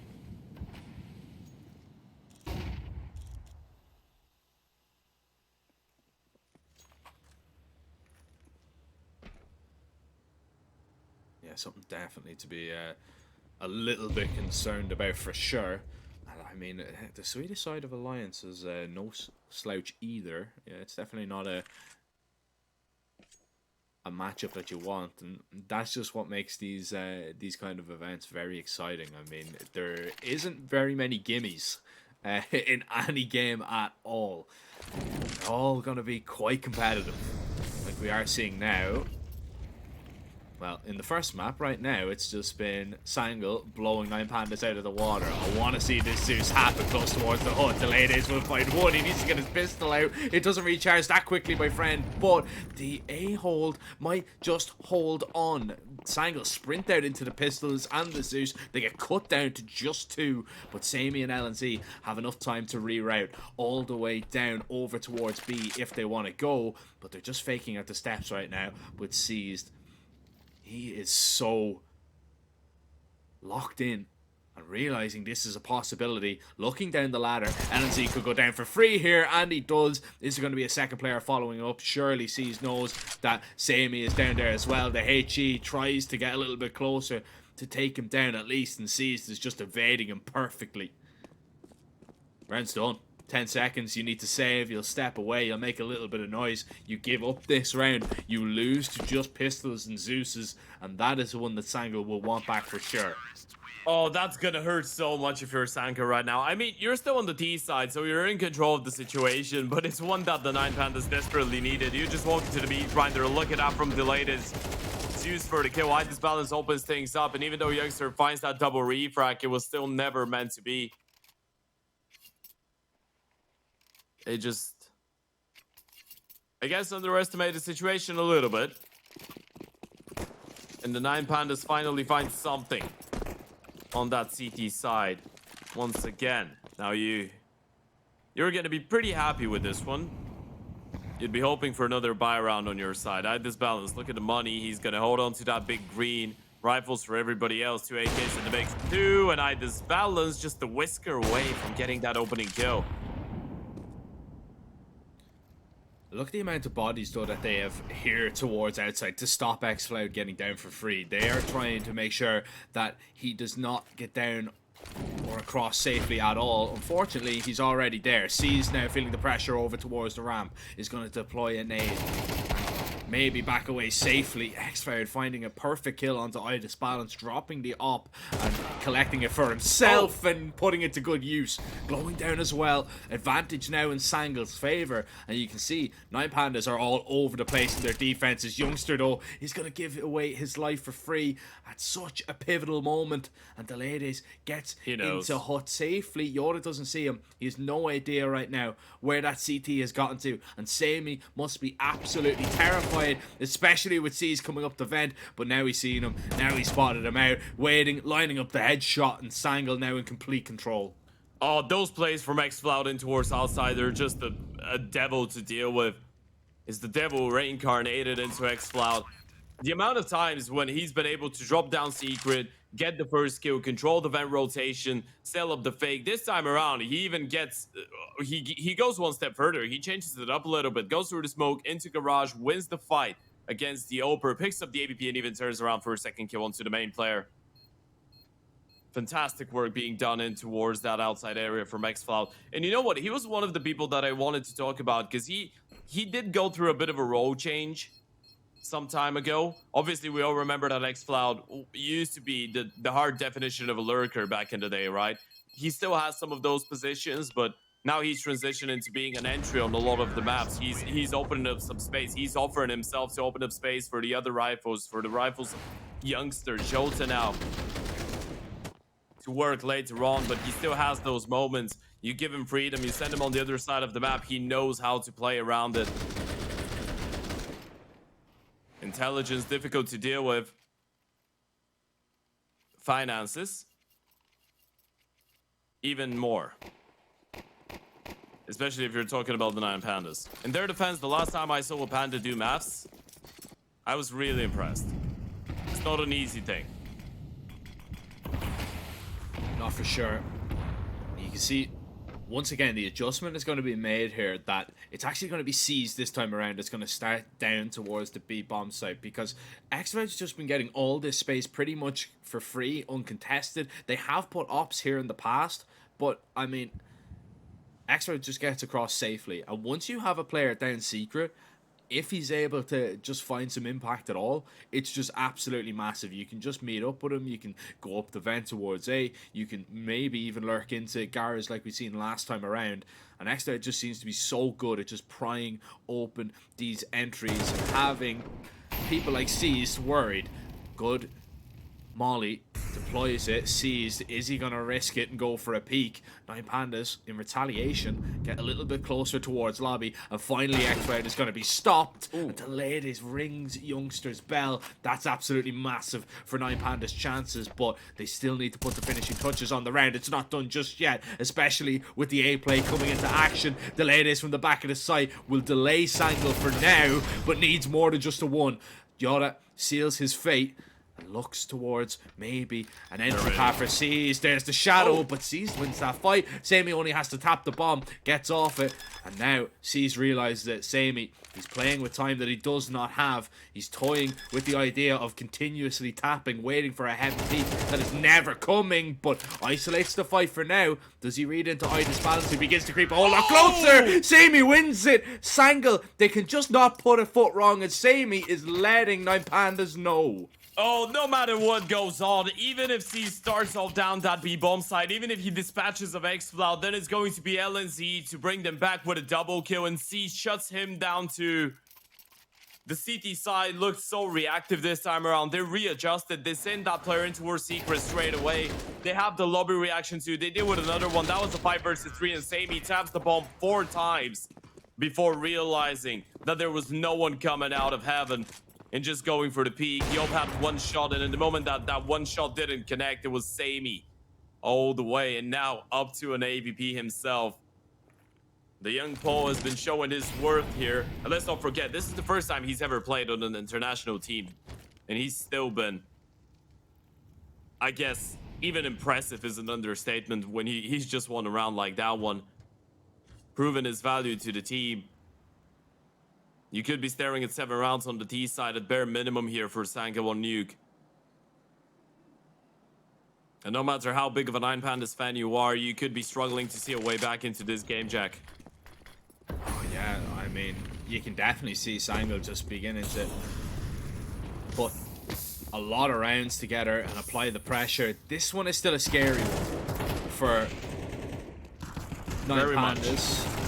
Rather for Sangle, as Nine Pandas might begin to crunch with the pistols. X-Cloud will alleviate a lot of that pressure with the double, as now they know that at least one player resides in main, and Sangle might just want to wait this one out. The swing comes in, Yoda deals with the first, and now they surely know that Klax is still there. Indeed they do. The peaks are going to happen in just a moment, but You know it's what? not from where you expect that. It's from the rafters. Yeah, Yota has some weird fetish with getting kills when he's down to 1 HP. I've just noticed that's happened for probably the 2nd or the 3rd time so far this game. He just seems to be unkillable. Like, even when he's on death's door, it's just so difficult to actually take him down, and he will just, you know, give you the fight on 1 HP. I mean, he was on 1 HP going into that fight, but somehow just survives. And Ted, I mean, I said it a lot in the pre-game, and, you know, even before this map went live, that a 10-2 half would be very difficult to replicate. Highly unlikely, Are Sango gonna make me eat my words? but possible. I mean, even if they don't, they are making us eat our opinions on potentially the last time just being an off day for Nine Pandas, right? Sanga were just playing some great CS right now, and look at the switch up. Once again, they have no idea they've crossed it towards main. They're completely unprepared for it. X-Cloud gets one, Klax with a massive double, but he's out of ammo. Yeah, needs to get back and reload safely. Now, the adjustments have been made. Nine Pandas have a lot of bodies over and behind that A-bomb site. Ida Spallin still has his sights set on ramp, where it looks like Sangal are going to make the adjustment and try and make their way out, but they've no util. They need to just dry swing into an AWP here, which could go horribly wrong, especially if Ida Spallin hits a shot like that. Yota taken down. Sammy needs to try and do the rest over towards A as he jiggles, but Klax seals his fate with 2 M4 bullets. Youngster has a chance maybe to get down to B to get a bomb down. But the single door, I'm afraid, is going to swing open at any moment, and Klax is just going to drop him. Nine Pandas will at least get 3, so 10-2 not going to happen. But still, Sangal in pole position, maybe to get 8 or possibly 9. This buy is still going to be good enough, but I feel it's going to be the last one for them. And you look at the struggles, right? You're not able to keep consecutive rounds or put consecutive rounds on the board. And even this round, even though it was, as you pointed out, a good readjustment, the reason that they get away with that is the fact that Klax gets a double kill, right? If he doesn't get that second kill, it's completely different. Then the A-bomb side would have been exposed to the presence of the players that were in towards the lobby at the same time. Are we seeing a reset? I wonder. Yeah. Klax looks lagged out. Yeah, we are. Yeah, we are seeing a reset. Okay. A lot of util thrown. It doesn't really matter. It's pretty standard. I mean, I would say Sangl have been throwing those. They've been outside throwing the smokes an same awful lot. nades in towards outside quite a so lot. Yeah. it doesn't really give anything away at all. They can probably go for a pretty similar play. That is, but yeah, this is just one thing that has to be reset. Hopefully, Clax isn't gone for too long. Yep. Crane Axis HVN. That's what the sign said on the wall. I was wondering. I thought you were like. I was like, is he reading out an error code or something? I was like, what? Oh yeah, that's the error that Yeah. that Klax got. No, I just realized that Nuke is, yeah, there you go. Crane Axis HVN. Crane to the right, and then you have Crane Axis H3LL below. That's the one. That's the H3LL, also called a ladder. Am I stupid? Where is the crane? I don't see the crane, Oh wait, is that the but yellow? I Is that the I yellow? do see the beam? radioactive materials. Might be the beam. Might be the beam across the A bomb side. It could be. But I've never noticed that before. Anyway, back to the round, as it looks like Clax is ready to get going. Pretty similar start from Sangl. They will throw similar outside smokes and get LNZ into this position. Top main once again. Xcloud is going to try and creep his way over. There's the nade open the smoke. They see absolutely nothing. And they're going to try and walk a little bit closer towards Idisbalance. Sammy delivers the bomb on a platter to Glowing though. And this might change the round completely. Flash over, Glowing goes for the fight. No one's actually blinded. No one's ready to give him that fight. He spotted LNZ towards the top of main, but look at Youngster. They have no idea he's that close. This could be huge. Idisbalance, one tap taken down instantly, and Glowing still trying to hold on to this bomb, but Youngster is doing all the damage, seized directly below him. Whether he realizes it or not, and Yoda, he's so clued in right now that Clax could be pushing, but asleep on the angle, and Clax will punish. Oh, what an important kill that is. Clax goes down there. That gives away the entire lobby, and LNZ's been spotted out. Tag down, nade on top. Could finish him off. He's going to stay alive, and they know exactly where Youngster is. He needs to get that kill on Succeed. He needs to win the fight, but he's not going to be able to. A 1 versus 3 for the IGL. 12 HP to work with. The 9 Panthers should be getting their fourth on the board, especially considering he's just got 20 seconds and he needs to find 2 of them seized, a little bit locked in, and maybe if LNZ wasn't low on HP, he could have had a chance, but Clax just headshots him straight away, so it doesn't really end up making a difference. It doesn't make a difference at all, and I mean, for the first time in a very long time, I wouldn't maybe even say for the first time in the game, 9 Pandas have been able to stop Sangl from getting any control towards Outsider Secret. Yeah, and it was still extremely competitive. Yeah, it was still, you know, definitely up in the air in moments there, but, you know, they get that result, better late than never. They're looking to get 5, it would be perfect, as Sangl might try and switch up the tempo here. Xcloud trying to get out towards the door, the flash is going to the side, they're out hut, and they're not being stopped right now. The pistols and SMGs are getting a whole lot closer, but they're being cut down by the rifles, and Youngster, the last player left standing towards the lobby, he's got 3 players that he needs to find, all on different angles, and on a moment's notice should be ready for the trade. Might not be needed, and indeed it is not. A good recovery from 9 Pandas from a game and a series that was looking to be getting away from them, but Sangl are still gonna be pretty confident with 70 rounds. Yeah, it felt like towards the last couple rounds, we were finally starting to see the 9 Pandas build up somewhat of a comfortable foundation. They were starting to be able to match the tempo of their opponents. Getting 3 in a row, they're surely going to save them up. I mean, when you look at a 5-7 score on the CT side of Nuke, you're not necessarily filled up with joy about it, but when you look at the fact that you were down 2-7 initially and you're still able to get away with 5 rounds, it's all right. Suddenly you feel like there might be a way back for you, especially if you end up getting that pistol round and riding that wave of momentum into the second half. Pop towards the hull. LNZ needs some of these shots to connect, but none of them do. The only pistol bullets that are hitting heads belong to the T's, and unfortunately, Sango will fall on this pistol as 9Pandas gain complete control and take little to no damage. Yoda, this would be very impressive if he can come away with anything at all, but the 9Pandas just run and gun him down. Another T-pistol in the books as Sango, I wonder how they're going to go for the force this time around. And oh, yes they are. Apparently they are. I mean, it could act as a bit of a surprise to the 9Pandas, and you still feel like you're in a good position at 7-6 where you can afford to lose this round and lose the next one in the anti-eco and still be competitive, being down only 1 with your first buy round on the CT side. And I guess not a lot of teams would go for a force buy round 2 after not getting a single kill, so you could be able to catch them off guard here. Oh, they can hear the rush. He tries to maybe catch one by surprise. A little bit of a distraction may be caused as T's collect the double. When they realize Xcloud is close, they're going to just take every necessary precaution. The crunch is still happening, and this is still quite scary, especially with Yoda getting that kill. But is he going to try and wreak havoc and drop down through this smoke to apply the pressure? Chucks away his SMG and doesn't acquire anything at all. And he is just going to get out of harm's way if he can. I don't think C's is going to allow this, though. But there is an AK for grabs. Should Yoda win this fight, and he's collected it.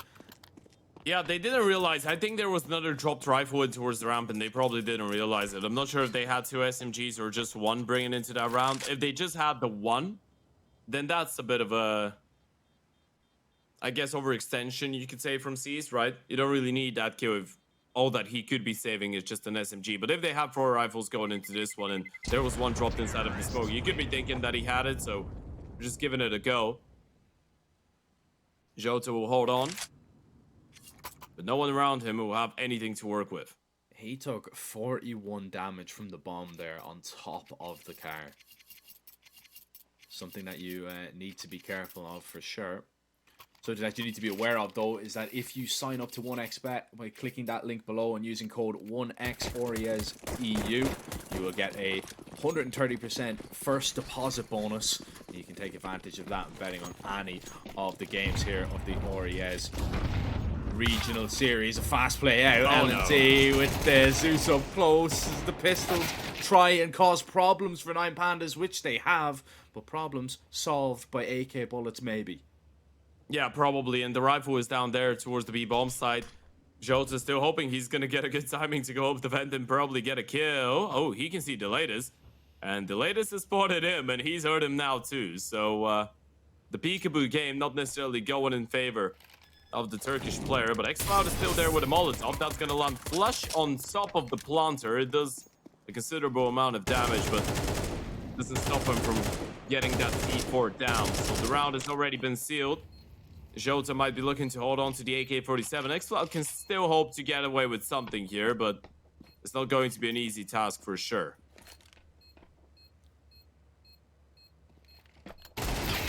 Xcloud had a chance, taken away though. 9Pandas will be collecting their 8 round. Yota's just going to save this AK, so still not a bad result for Sangal at all. They do at least worry 9Pandas for sure. That's a nice little round that we actually see a lot of teams go for. We've already seen it twice in this game, is that now that the Zeus is actually quite usable, you know, if you just get close in towards the hut there, even if you want to go deep in towards hut, if you want to stand at the doorway, if you have anybody rushing out onto that bomb site, that you will just be zapped.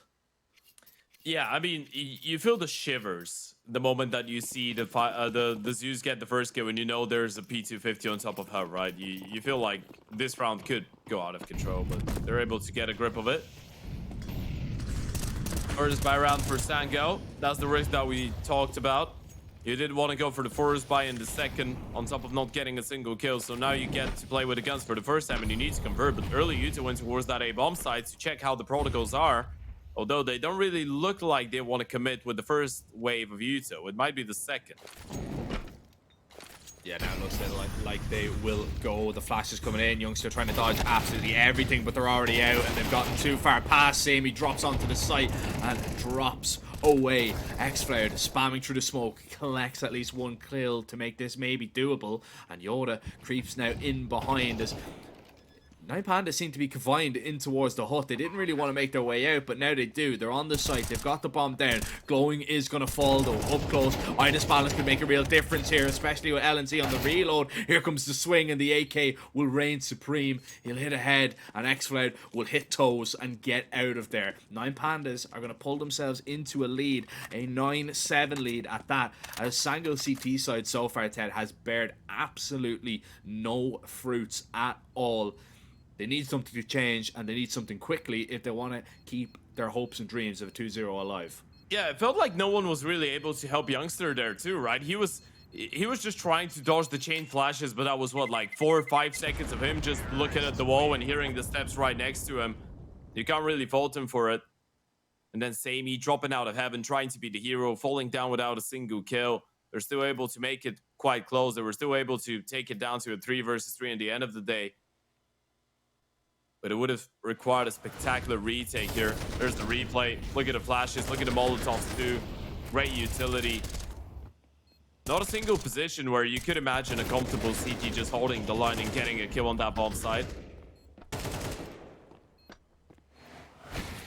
Nine Pandas yet to drop around on that T side, and the CTs once again might get tested in towards 8 earlier on, but once again, it's just the protocol util. Just trying to bait out the reaction. Yeah, no real weight behind it, right? Just chuck a bit of utility, see what happens, see if anything sticks, see if any fights are going to be given to you, but nothing of the likes, except Sangle do smoke off the door to make sure that Nine Pandas aren't going to pop out. And this is a nice adjustment. Youngster getting close in towards the hut, just to make sure that if an A-play does happen, he will be ready and waiting. X-Cloud is heard to step and going towards outside. He tries to bay out a peek and takes down one of the rifles with ease. Yoda, if he can find C's with his deagle, that could be absolutely massive. C's needs to make sure that he doesn't fall for the bait. Spots out the rifle in the meantime as well. Nine Pandas just look in complete control of this round.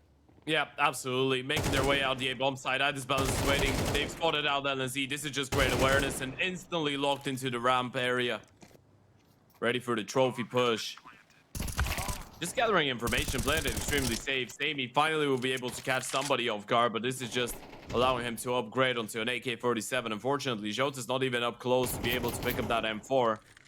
He needs to find one rifle of his own. Double digits on that T side. One of those scenarios in which you just feel like the team on the defense is not able to get it going. Sammy with a nice reaction onto the latest to make sure that he's going to be able to hold on to his rifle. But in the meantime, he's lost Jota. So just that one AK will get carried on to the next round. Sammy does have enough money to purchase an AVP for himself, and he can drop that AK over. The Nine Pandas, on the back of winning 5 in a row now, Jack, are on fire, officially. Correct me if I'm wrong. I believe that is the first time that we've seen the Flames here at this event. I know it's only the first game. No. We saw it on Overpass. Did we? Yeah. For one round. For one round. For one round. The Flames are alive and well here for sure. For Nine Pandas.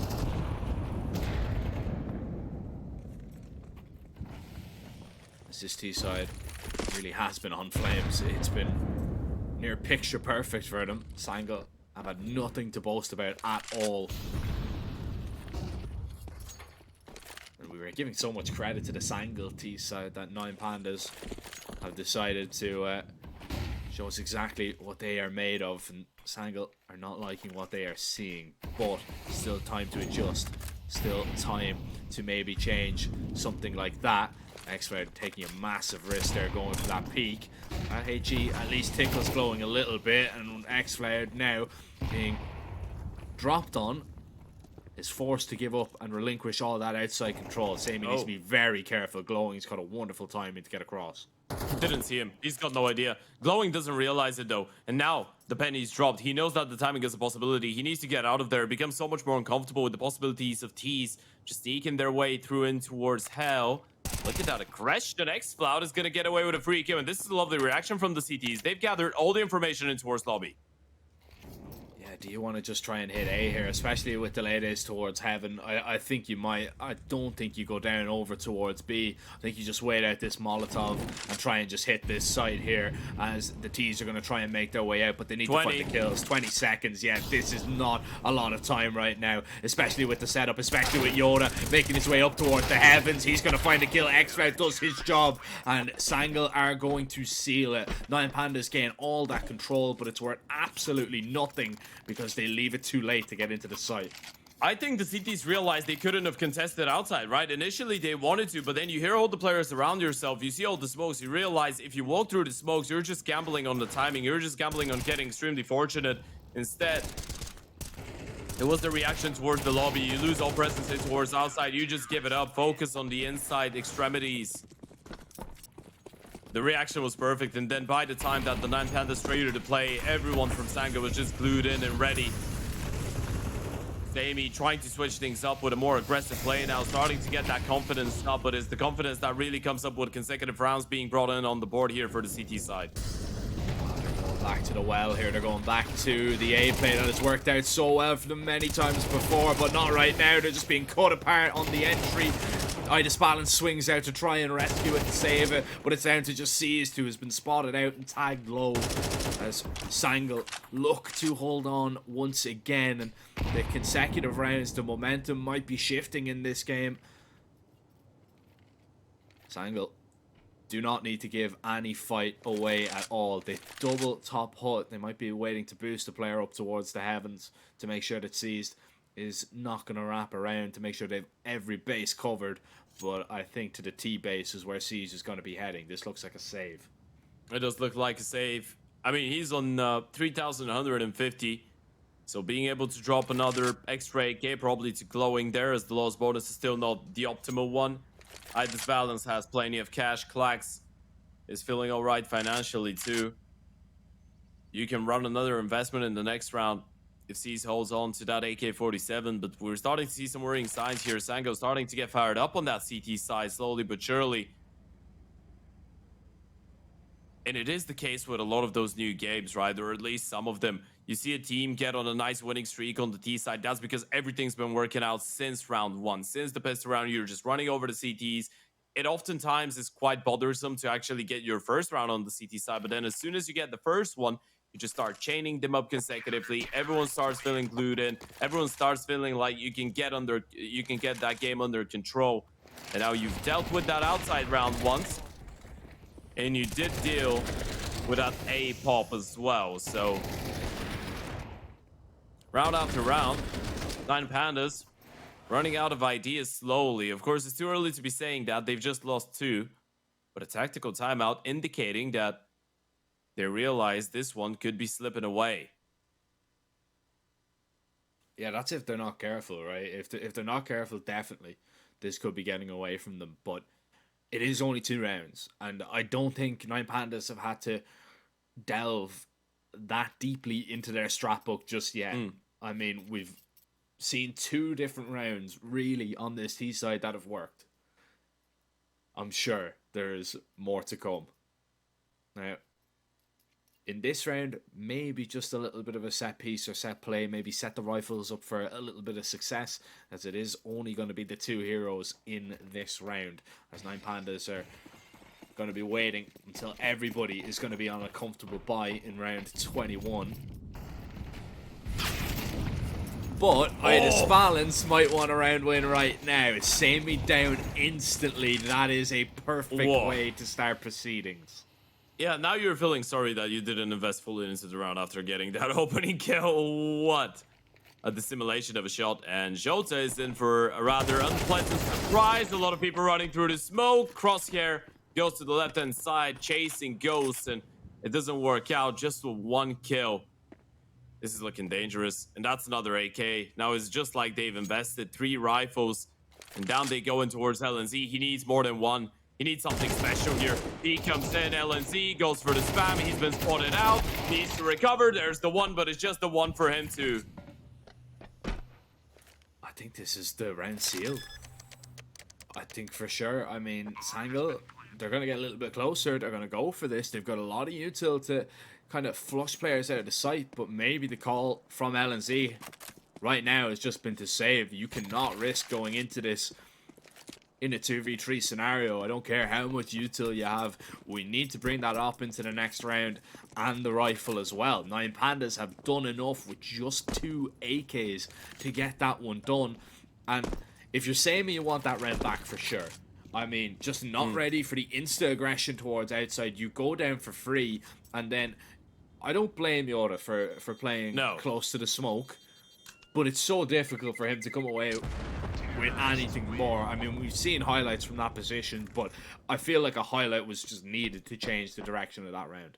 Yeah, absolutely. It's pretty much, as you pointed out, Sammy, I guess you were just not ready. And oh, okay, that's the reason you were not ready. We didn't get to see that part. Yeah, there was a run boost, so we can't really fault him for it. There's no way you're ready for him to be that quick. That's what I was about to say. They must have had the best spawn in the world, because I thought Sammy had a decent spawn to go for that play. And yeah, okay, so this is a big game changer for this entire round. That run boost could be the thing to actually get you over the line here. 11-9. 9 Pandas just 2 away from forcing a 3rd and final map in the series. And Sango still have the money because of the saved weaponry, as you pointed out. But at this point, we're not in the territory of I'd want to win those rounds, ideally.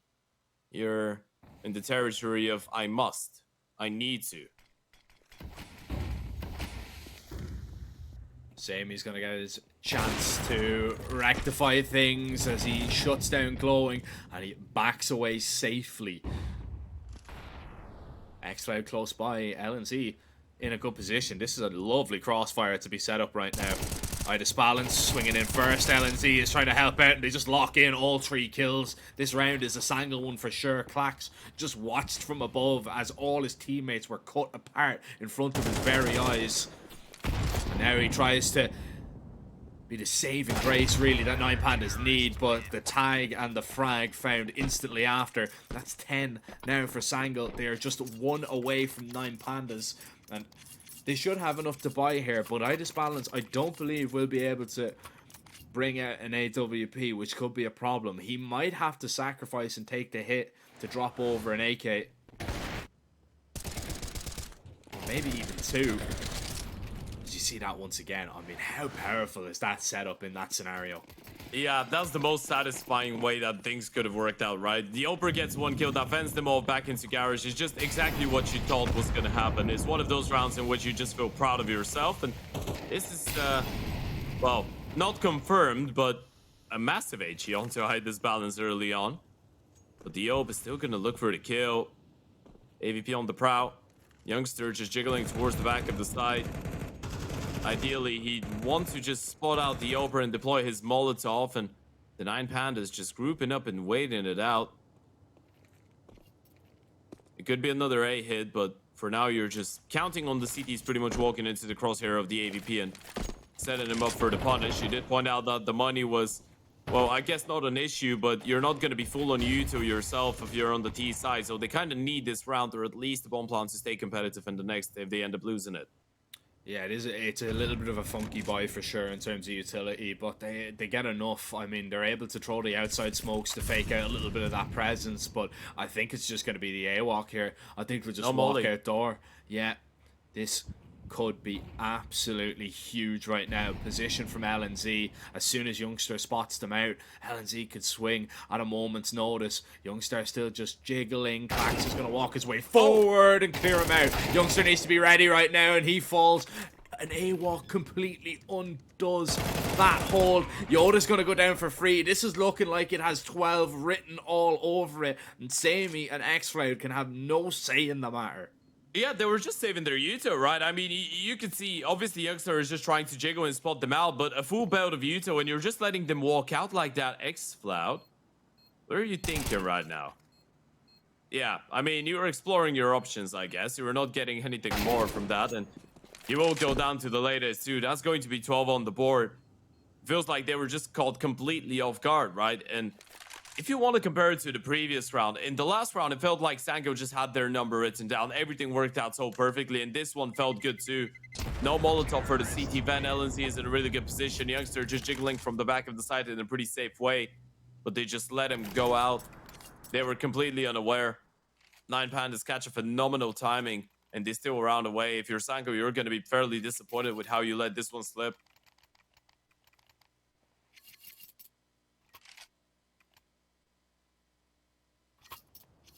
It was just really the pathing that undid that setup.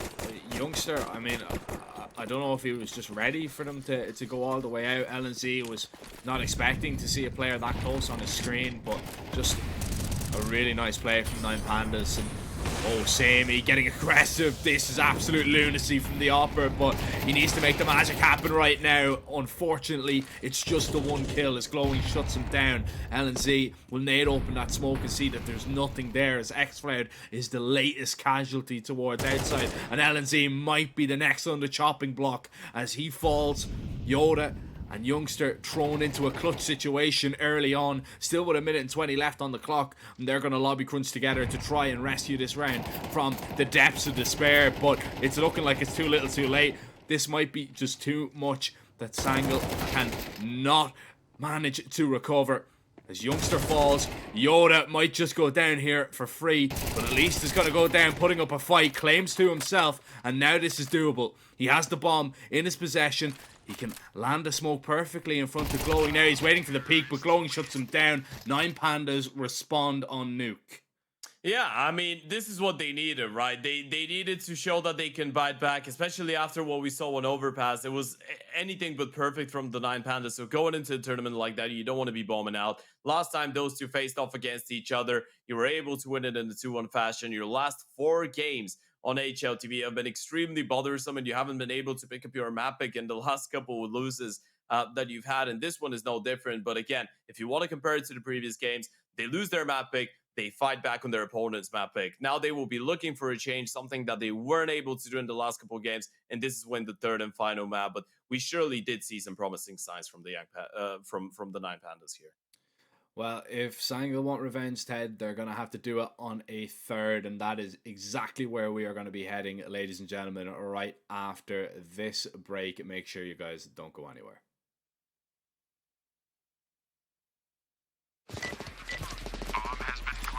I have very complicated job, but I love simple things so much. One move, one push.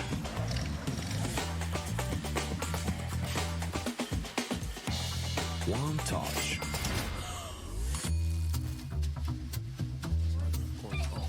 One love. One click. One XBet.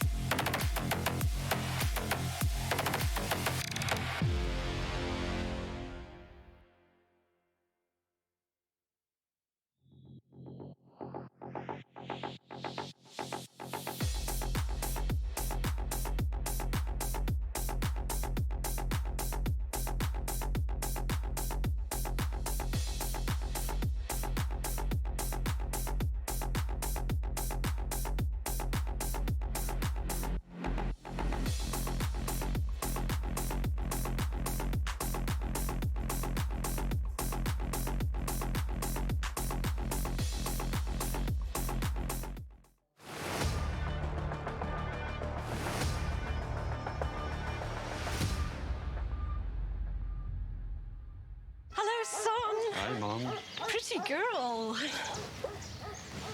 This is Eva. Nice to meet you. Thank you very much. Your dad's just making his favourite dinner. It's duck. Come on inside. They're all probably too gruesome to tell you while you're eating at the table. How's your food? Is everything okay? Good, good.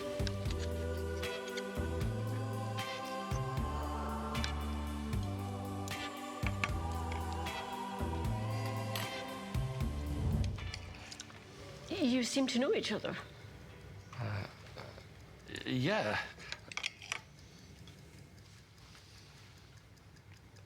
This is the new ambassador for 1xBet. Oh, I see.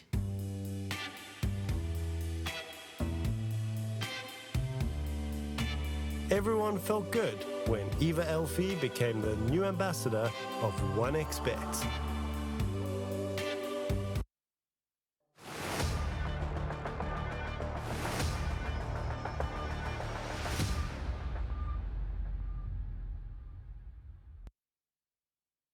The good old map pick exchange, ladies and gentlemen, has led to that. We have a third and final map coming up in our first game of the first day of the second edition of the RES European Regional Series. 9 Pandas able to fight back, and Nuke that last time they were able to pick only 2 rounds on against that same opponent of Sango, but this time around it was a lot more successful. Jack, going into Henshin, what are we expecting out of this one? Well, I mean, I think we put it nicely when we were having a little bit of a chat towards, in the break. It's going to be a scrappy game. It has been so far. I mean, it's been a game of T-sides. If we want to look at that Nuke game, I think it's going to be a really, really tough game to kind of even, put a prediction on, because the way that both of these teams are playing, to be honest, there's arguments to be made for both sides. This is a map that we haven't seen these two face off against. They didn't play it 15 days ago, and we decided to go on a new decider this time around. If we're going off form and form alone, you would probably have to lean a little bit towards 9 Pandas, but Sangl are more heavily tested on this map. So yeah, it's really, really up for discussion. It is really up for debate. But if I was pushed to really, put a prediction in here, to be honest, I think that maybe Sangl might just have enough to take it. I think they were a little bit unlucky in terms of what they were able to bring to the table on their CT side. On Nuke, wasn't really a big fan of them forcing in that second round. It kind of really messed up their bye. They could have got that out maybe a little bit earlier on. Maybe it could have been a different story, but this is a new map, so forget everything that happened in the first two. Focus on this one, Ted. This is it. This is going to be the difference between going a game up in Group A or dropping down and facing maybe the loser of Nemiga or Alliance. So it really is all to play for. Quite literally is. One of those two teams did lose their last 2 best of 3s after 3 maps, and the other one is on a 2-game winning streak in terms of 2-1 victory. So it's quite the discrepancy. Both teams have played 3 mappers in the last 2 consecutive games, respectively. And for the 9 Pandas, it was 2 losses. For the Sango boys, it was 2 wins. Of course, if you want to get some more context into it, for the 9 Pandas, they've lost their last 4 games on HOTV in a row. Their last 5 best of 3s in a row. There is that 1 best of 1 against Menti Sport. But you look at the best of 3s, it's Soul, Sinners, Aurora, 1 win, and Secret. Pretty difficult sides to deal with, to be fair, especially you look at teams like Soul, Sinners, Aurora, and 1 win in pretty good shape, but still losses on the board. And on the other side, you have a Sango, which has beaten Zero Tenacity, Bait, and Aurora Youngblood. Interestingly enough, Zero Tenacity and Bait is going to be our second game of the day. Of course, make sure not to miss that one out. For those of you that are just joining in, we are going to be watching 4 games a day. Every single day. It's a packed schedule. It is a packed schedule, right? We have... now we're obviously going into map number 3 of 9 Pandas and Sangil. Then we have Bait Zero Tenacity, which is Group B. Then back to Group A for an Amiga Alliance. And the final game of the day will be the final one of Group B, which will see Paravision take on Havu. Tomorrow we have 4 more matchups coming up for you. Same time. We're going to be focusing on groups C and D. With that being said, though, we're ready to kick things off here with a pistol round. 9 Pandas starting on the T side, Sango choosing to start on the defensive side of things after winning that first round, and it will be a true donut apparently for the Nine Pandas. Or push it towards red for the smoke. Yeah, they're just going to sprint right through that smoke. LNC is going to spot a few toes, cannot take any shots just yet. And Nine Pandas applying the pressure from the CT side of things over on the A defense. Yoda in position, maybe to take down one, but a flying Glock deals with him expertly as Nine Pandas will get control. They'll get a bomb down. Youngster, long range, going to try and use those Julies to perfection. But it's proving a difficult task to get these T's out of their hidey holes as of right now. As Youngster creeps in a little bit closer. That's a fantastic shot from Glowing, but his round cut short as a P250 bullet hits him in the back of the brain. Sammy not on the bomb. Idis Balance has spotted him out. No peaks need to be giving up just yet as Nine Pandas are playing for the round right now, and they might have just got it. Another T-Pistol 1 in this series. That is 5 out of 5. Yeah, so quick, and the way that they just jump over the angle and towards CT, right? The first two players don't even get spotted, and then a couple more just show their toes away, but not really giving them a chance to,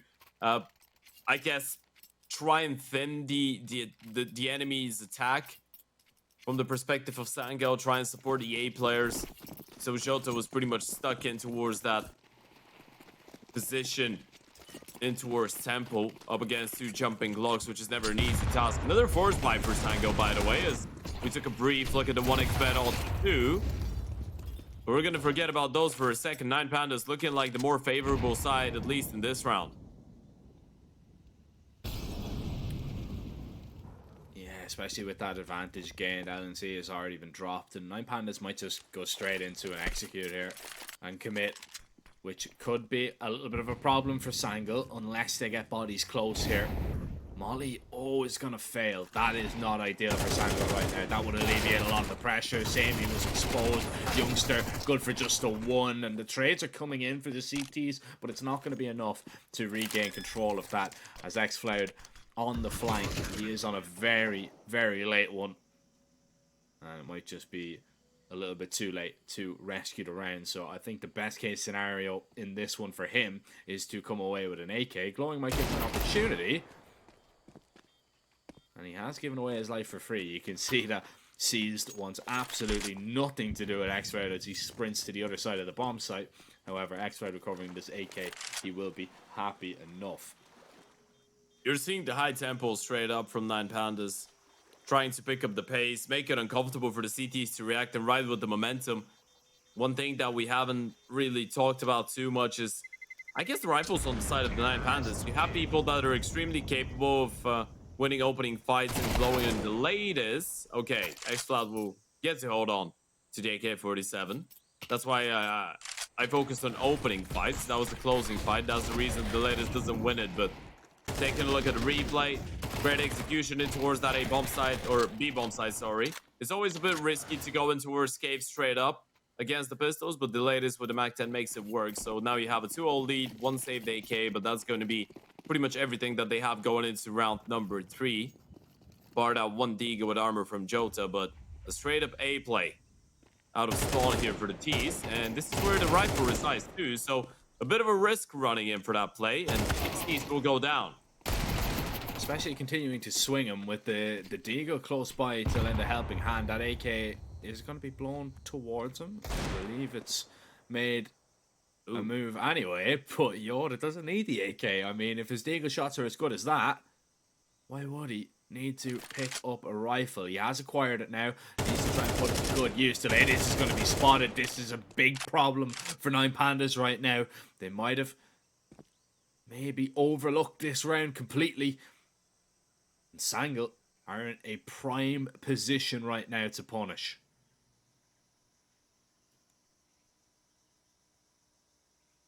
This has started to slowly fall apart, and you can see how anxious they're being towards middle and towards the B-bomb side. They can't really justify going back. They need to walk back in here. He needs to walk back in towards that A-bomb side where Yota resides with the same AK, and he's just going to be hiding and waiting for his time to strike. In. There's the time to strike. He swings and finds the insta headshot onto Clax, which is going to be good enough because That was the high HP player. Glowing is half HP. This pistol could ring his bell up close if he's not careful. Smoke deployed. Sammy might just try and walk on him here right now, and the round is just going to be sealed. Bomb planted, so that's at least a bonus, but that is never a round that you should be losing if you're 9Pandas. They walk into the rifle. They don't deter themselves. They don't try and go back. They just face it head on. And that AK, I mean, it picked up 3 kills. Yeah, in that scenario, you're just trying to make sure that they don't get the rifle that they've already dropped, and you want to make sure that as soon as you get the initial refrag, you're just not going to let them pick up the AK, right? So you're giving the fights to the pistols. The real difference maker there was just side disbalance, getting that 1 deke onto the second player that was holding on the other side of things. Right, I think it was side disbalance going down to that 1 deke. Not sure who was the player that got the kill, but Yoda. Yeah. Big difference maker. Massive difference maker. And now you're the ones with the rifles, but... Well, now it is side disbalance getting the kill with the Deagle. I was just looking in the future. Predicting maybe the outcome of this round as... You can call me Distradamus. This one is looking a little bit difficult to predict where 9Pandas are going to end up. But Sangle are absolutely... I can make a wild guess and say B. Playing this one to perfection. Yeah, it's looking like it's going to be B, and Sangle are already clued into this. Now, the issue is, you might be clued in, you only have 2 players there, because 2 players are on a flank, 2 players are on a search, and they've seen absolutely nothing. X-Thread is going to be, again, really fast on the flank, and the smoke up to delay might just keep the pistols there for now. Youngster knows he's getting a peek, surely. Oh, looks away at a horrible timing. Has to turn back. The spray is good enough to save himself from at least one. But LNC is giving himself up for free. And he goes down. All that control being given up right now. And this flank is going to be read into completely because 9Pandas have so much information. Yeah, and he's just jiggling towards the cave. He's going to spot out the first one, and there's the second. He's confirmed the information, and this is just 1 Glock that they've lost. It's the 2 AKs that they're still alive and still kicking in the round. I just balance. Already on 3 kills. Spam not really connecting. They can get on the bomb, though. It's not planted for them. They can just stick it.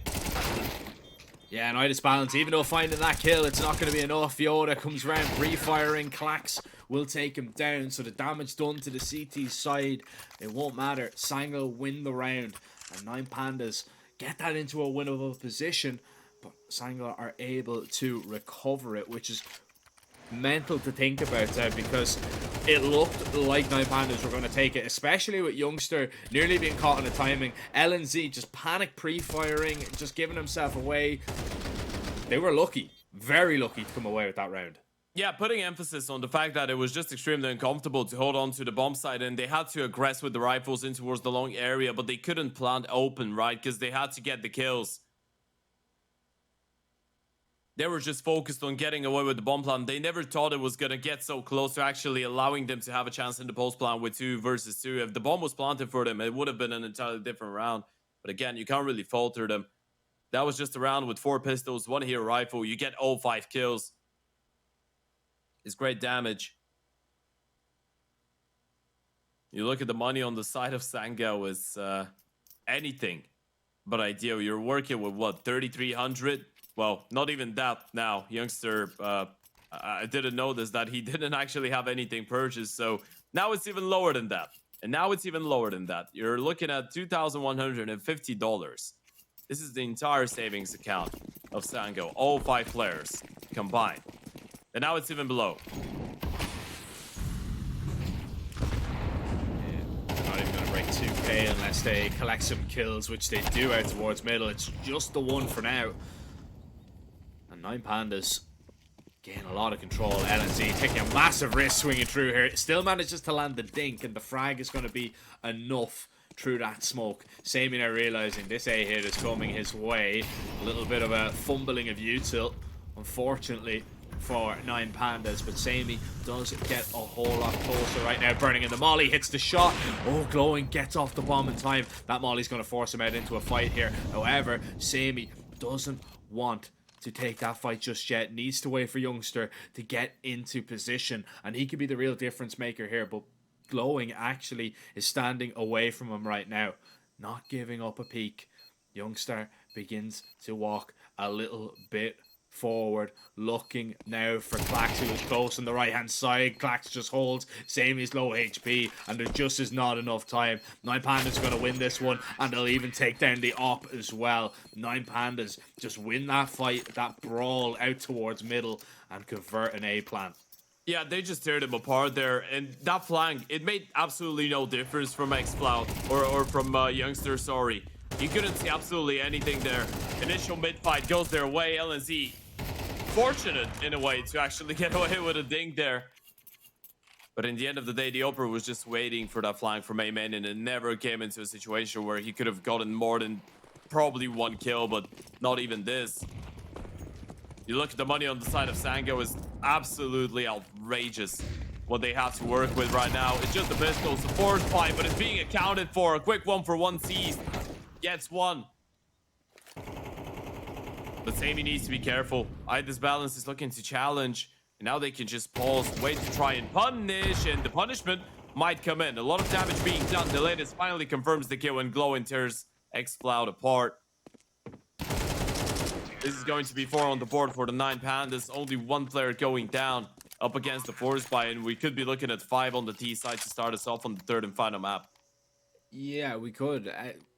This is looking to me like Sangal are a little bit all over the place on what they want to do on their CT side. It's looking like a very lightly practiced map, to be honest, in my opinion. We know that this lineup, of course, it's only quite new. I believe 15 days ago it was announced that Sammy and Yota were going to be joining. They've only played it once, and that's against a bait side who, in their own right, have been struggling massively. This is just looking like Sangal, they don't have all the pieces in the right places. It's still a little bit raw. Oh, that is an incredible triple kill from CS. Yeah, satisfying would be the word. But Nine Pandas are not satiated with those 3 kills. They'll look for 2 more, and Clax is going to get both of them, as Nine Pandas will claim 5. But yeah, it is, I don't know how you feel about it, Ted, but it is kind of just looking a little bit raw for me. Yeah, it is, in a way. I mean, last time when they played against Bait, and this is a really good point that you made, Bait a couple months ago used to be a really good Ancient team that could be the measure of whether you're decent on that map or not. But on the back of their roster changes too, on the back of the fact that Youngster was, what, 23 and 11 in that map against Bait, I guess you can't really say that Sango is going to be, this core of Sango will be a solid Ancient team already. I mean, give them some more time, sure, but it has been looking a little bit raw in Europe against a team that hasn't made any roster changes in quite a while. Now, you need this round, and the setup is not looking too bad. Jota needs to strike in the right moment, and he does get away with 1, but a whole lot of damage done to the remaining 2 players, and Samy's just not missing. This is much better for the CT side. Yeah, it's a really good hold. They hear the late is rotating late, Glowing. Oh, he just gets out of harm's way. Does he realize? Yes, he does. Collects that kill. The late should go down. I mean, this is mental from both sides, to be honest. It is a messy game. It's so scrappy, but this is what we were expecting. We weren't expecting to see the cleanest Counter-Strike, and it's still a competitive game. Sango win that round, but still need to be a little bit cautious in terms of if they lose this round, they are going to be pretty much reset again, and you're handing possibly a 4-5 round advantage to Nine Pandas if you're not careful.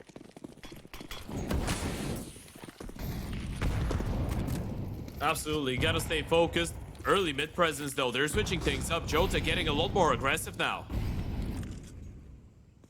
Yeah, trying to just take the fight to Nine Pandas right now. Sammy misses an opportunity, and X-Cloud was lucky that his breath wasn't taken away by those AK bullets to spray a little bit off the mark as Nine Pandas look to regain this control. Sangal have given up mid for now, but they still want to hold on to this deep control of the B laneway. As I say that, they are going to vacate it. Don't want to expend too much utility to hold on, or maybe just know that Nine Pandas are going to come gunning for that part of the map in a moment.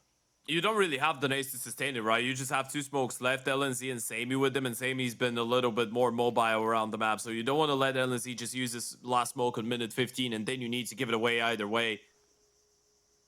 You'd rather just fall back, play it in a 2-1-2 setup, retaking B. Issue is, Samy's gonna get smoked off, and he doesn't really have a nade, so all that he can do is just chunk one smoke back and guess on what's going on towards middle. That smoke isn't even gonna go deep enough, but it will be the A split, and this is where the Oper is headed.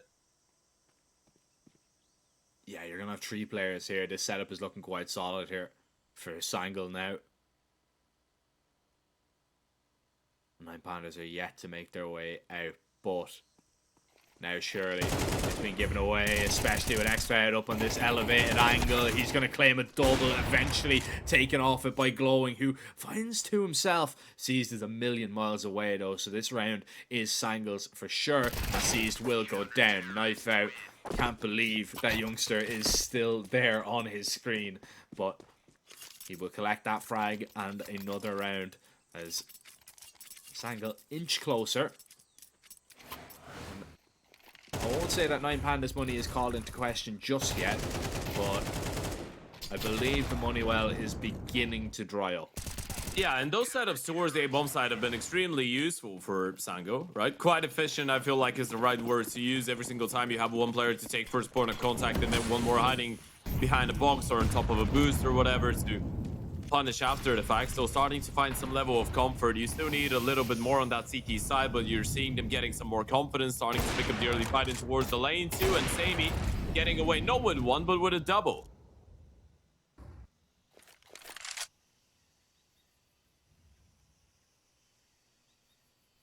That's one way to gain all that control. Issue is pressure is going on to the A-bomb site, and that's going to pull some rotations away, but it looks like it is just a fake for now, as actually Clax might go boosted looking for a kill.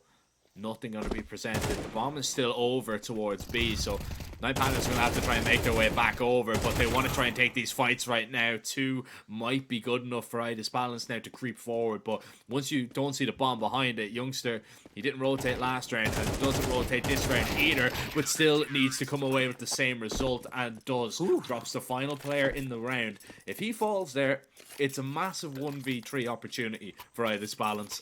Luckily for Sangle, he does not get that chance. And 9 Pandas are going to call their first tactical timeout of this deciding map. Yeah, I mean, what to do.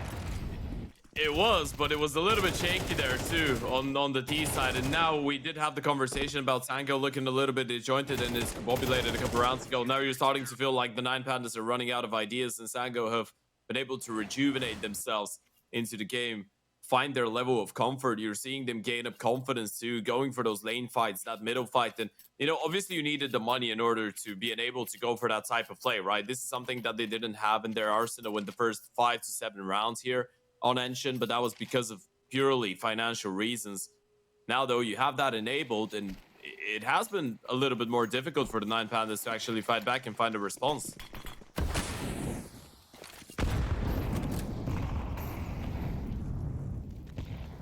Be a great time to get a response with very limited purchase in this round for 9 Pandas. That HE is going to chip away at the health of the T's, though. Unfortunately for them, smoke over towards Donut. They want to go through this. They want to disrespect this smoke and get in the faces of the CTs here, which if they're not careful, they could go down, but it's Turkish Delight towards Donut as they lock it in, and a 6 for Sangle.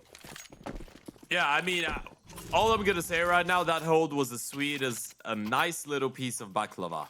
And you don't know what baklava is? All the Turkish people watching the stream know what baklava is, and baklava is delicious. The same way that this 4K from X-Flow was delicious. That's one of those situations in which you can easily see the Tech-9 just mowing them down, but then it's a 4K and you're just licking the tips of your fingers. That was great. 6-5, Sango could be getting away with a 7-5 here, trying to go for the early fight, and Glowin finally shuts down X-Flow, but Yotes is up close, and he's gonna get that refrag any day of the week. Oh my goodness! Oh, Yote is moving right now. Yeah, you need to stop him before that really gets out of hand. Yeah, nearly too much.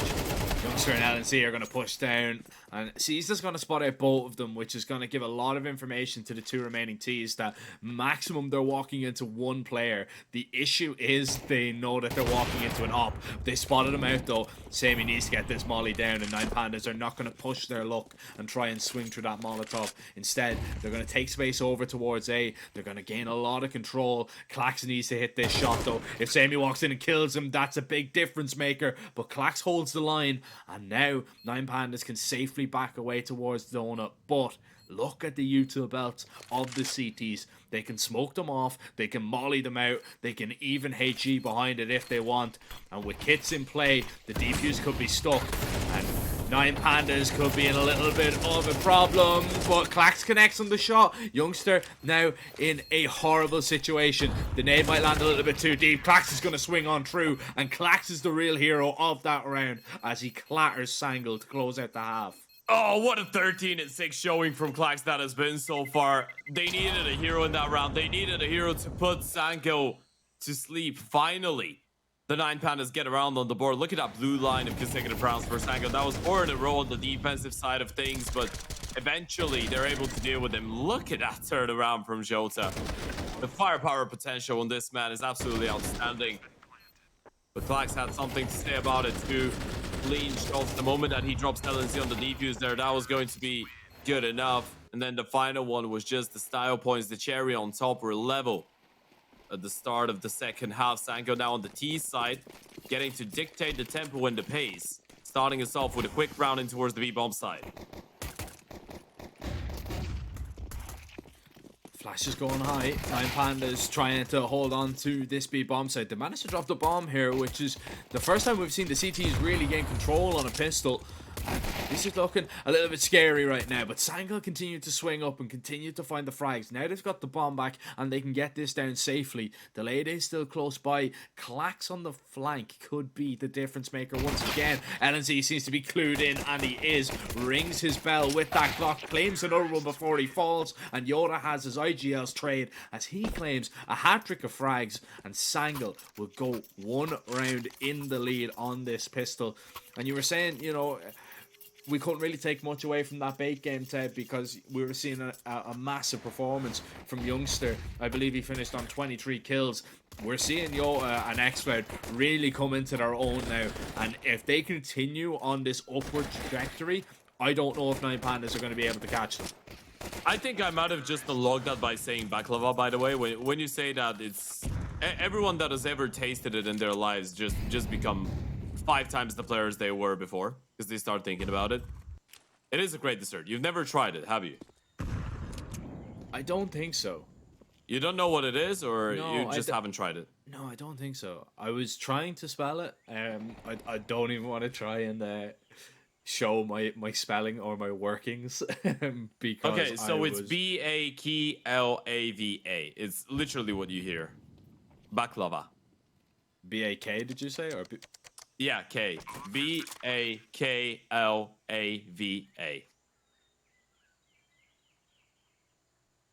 The thing that just appeared on your screen, that's the best dessert in the world. It is fantastic. I mean, it looks good. It's really good. LNZ might get a couple of good kills on the Mac 10. It is farm galore. We're talking about sweet things. Well, it would be quite sweet for Sango to actually win that antique without dropping a single member. And after the Mac 10's getting all the kills, and that's exactly what happens, is the captain to farm the money on the SMG as they get a 2-round lead on the board. But the reason I'm saying that, I mean, I'm kind of messing and joking around, obviously, with having the 2 Turkish stars on the team, but X-Cloud and Jota have been playing insanely good. We know the amount of firepower that Turkish players have, and Turkish teams in general. We're seeing that factor right now for Sango. We're seeing that star potential from both of those guys, and I'm completely on with you on this one. If they keep it up on the T side, 9 Pandas could be in a whole lot of trouble. Yeah, it's a great molly that lands at Delede's feet there. Just really denies him any control at all in towards Cave. It just makes it so difficult for him to really like hold on to that deep control of Cheetah. So he's gonna have to give that up and just smoke it off. Sangha could be waiting on the other side of it. You don't know, they could be fading that smoke. It just really puts a different dynamic on the round rather than just a standard take over towards that part of the map. Smoke up towards Red Room. X-Flood spamming, not going to connect all that much. Nine Panda's going to make an adjustment. Three people, yeah, going to run down the ramp. And there's only Mac 10's long range with the Mac 10 up close. Could cut them apart. Youngster gets two. Oh, unlucky not to get the third. But LNZ will pick up where his teammate left off. As Sangal, they have control of this B bomb site for now. Going is close, but he's been double mollied and pinned back. As the bomb needs to be collected, Idasval is down over towards A. Oh, they are wreaking havoc on the CTs now. Oh no, they don't get more than that one kill. When Youngster gets a double with the Mac 10 against Rifles, he's not going to be feeling sad about it. Nine Pandas, they try to go for the aggressive play towards the middle of the round, but it gets completely denied by Sango. Such a diligent jump spot, sees three people, look at that, goes for the flashes, starts jiggling, he just... By the way, I wanted to highlight that. Youngster gets a double, right? Those were some really nasty micro strafes from him. Great short strafing from Youngster. He was isolating 1v1 after 1v1. That's a person that's played his pre-fire maps.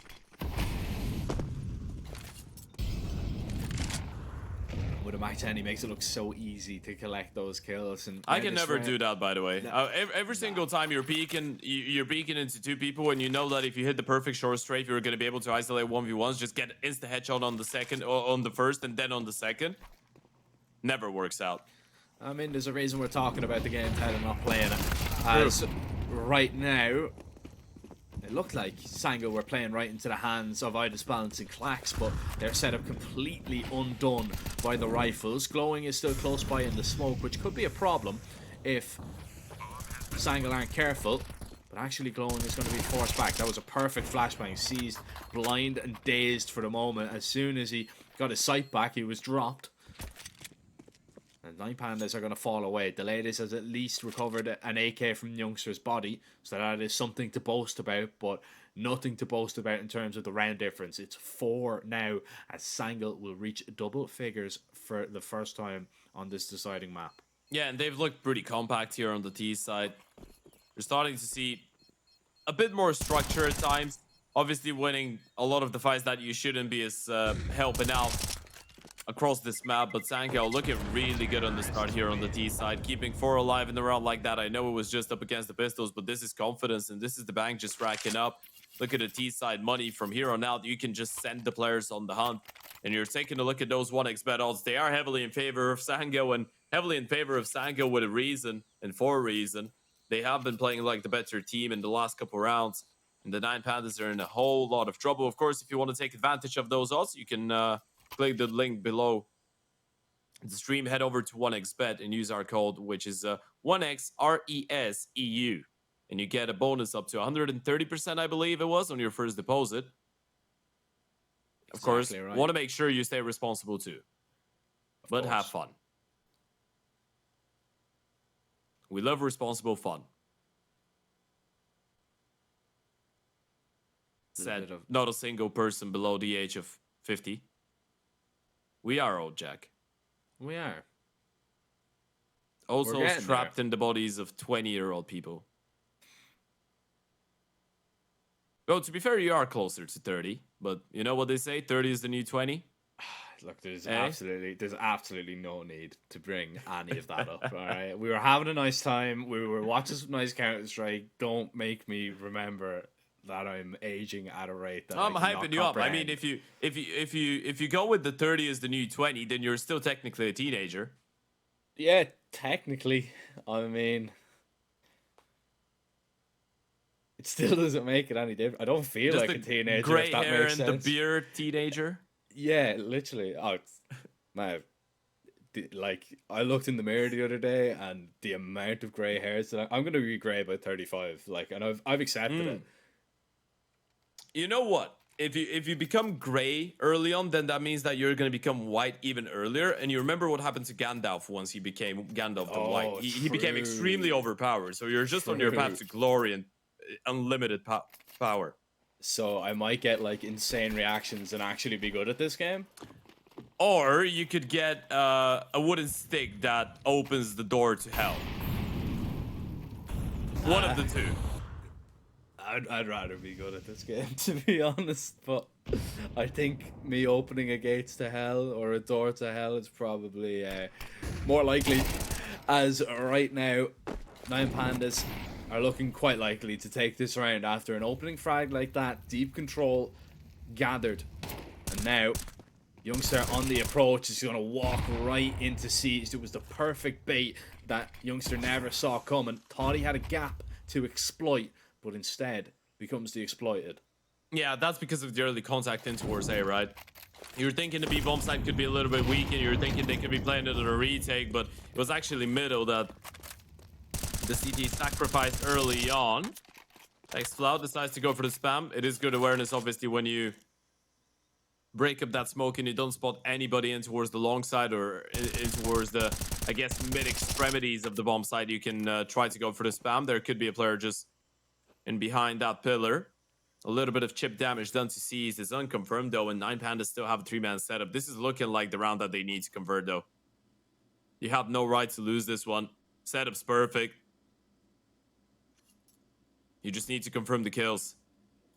Yeah, Sangha are leaving it quite late as well, so if one of these kills doesn't go in their favor, then they might be deterred. But now they're going to go in full steam ahead and try and hit these shots, and they've claimed the double. This is absolutely massive. If Xflout finds that kill, that would be the difference maker right now. But Glowing gets past the molly, trying to help out his long player, and he will just save the day. Glowing stepped up when it mattered. Idis Balance hitting an important shot as well.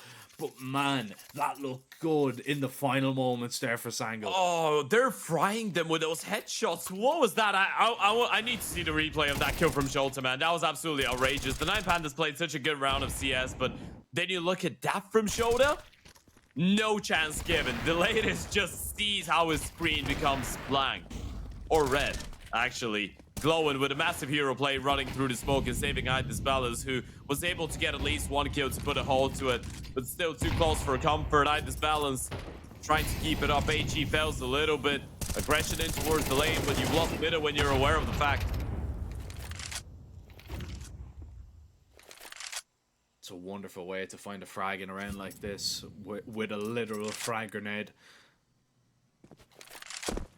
Yoda down, Youngster tagged to just 4 HP, is in a spot of bother. Samey though, he's not missing with that AWP. C's now feeling a little bit of pressure from that CT area. A missed off shot might create a lot of space. Delayed and C's, they're both down. They know Idis Balance is the only A defender they have to get past, but that is proving difficult as he gets aggressive in towards Temple to find the frag. But the bomb is going to be planted. Glowing has to try and get on over a whole lot closer, and he's going to overlook Youngster completely. It doesn't matter about the low HP. He executes him from behind, and Idis Balance needs to step up in the clutch here, but he will not be given an opportunity. Xflout instant with the headshot as Sangle makes sure that they get onto 11. They're an inching closer now, Ted, to a possible victory and a possible bit of revenge.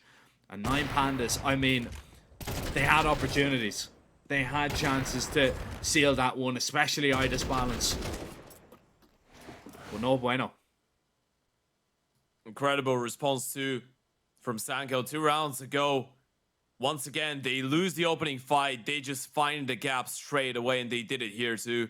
Opening fight goes in favor of the 9 Pandas, but they recognize the fact they've lost the presence in towards the lane. There probably will be at least 2 players occupied with that, which means that they probably started with 3 if they're being so aggressive and no one's welcoming them in towards middle.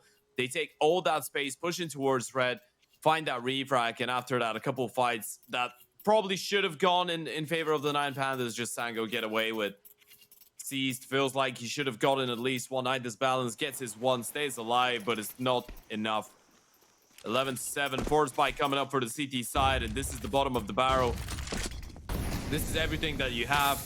An AVP, a couple M4s, Famous, and MP9 doesn't sound too bad, but you're going to be light on utility. Yeah, so light on utility. And Sango can just get so close. Oh, this fight could be horrible for xFloud. Glowing. Oh, he misses him completely. Oh my god. Oh my goodness. Oh no. xFloud. He's a fox in a hen house right now. He can just walk directly behind them. And well, CS goes down over towards B. It's not looking like it's going to matter here. Oh xFloud is just going to let him pass. xFloud, Oh he doesn't my. know who to choose. And eventually will drop Clax. Idisbalance spotted. He's going to be mollied out. And xFloud wants to contain the CTs if he can, but falls. Asleep with the wheel. Jota drops Glowing. Oh, misses the shot. Misses the mark. Bomb's going to get planted. Idisbalance down to 15 HP. C's on 73. But they have no kit. Only one flash to work with. And they're fighting for survival. Fighting for it all right now, and a 2v2. I mean, Idisbalance is already not going for this one. The HE goes deep. Seized is just chucking it and trying to get away, soften them up. This round is over. Sango will win it. And xFloud, I mean, he does enough in that situation, but am I wrong to think that maybe he should have done a little bit better? I think, you know, he maybe should have taken his time there to find the kills, maybe panicked. There was he was almost spoiled for choice when he was back there, to be honest. I feel like you see two people from the back and you just want to make sure that no one turns around because you've heard a rotation from Midwin towards the B-bomb side. You see those two in towards the Donut line up, and you know that in the moment that one of them gets positioned on the cross, the other one is going to turn around and look for that A main walk, and you didn't want to get spotted on a random timing from a person that's not even looking for you, right? So you wanted to make sure you get that kill, you deploy the Molotov, and then if he gets the kill onto Glow, and it's perfectly done. He loses the fight, but they still end up winning the round. I had this balance with a couple wayward shots recently too. Not gonna help too much. Sango will have 5 chances to close this one here and now, and then we'll try it in towards the B-bomb side. Oh, sees needs to get that molly down, but instead his life ends, and maybe the series with it as well. Sammy misses an opportunity and has to run through the molly. He just has to take the damage there because the CTs are coming, and they're coming quickly. xFloud needs to turn around and keep his eyes on the flank. There's going to be 3 players appearing at a moment's notice as flashes are being set up. Sammy completely blind. He's going to be taken off the angle, goes back for the re-peek, and he goes a little bit too aggressive. Glowing shuts him down. This is still completely doable, especially with the spam connecting onto xFloud here. Youngster needs to defend from the front line. He gets a double, and it's down to the 1v1. We've sang his praises so much. Yoda needs to hit the headshot to seal it, but he can't do it just yet. Delayed is just going to stick it. Yoda has to swing on through. He has to connect the final bullet, but he won't do it. Nine Pandas snatch it away. The ladies now will try and hold on, but falls. And that could be massive implications for the CT's economy. Yeah, it's still big. I mean, you get away with a crazy round that you shouldn't have been, right? They catch the timing on the first player. Youngster with a monstrosity of a double entry. That was a 5 versus 3 there in favor of Sanko, and they're not able to close it out. The Youngster nearly getting the ace. 0-4 kills for him. He just needed his teammate to get one, but they couldn't. But again, not saving the AVP, not a single player surviving. You look at the purchase for the CT side, it's again not looking perfect.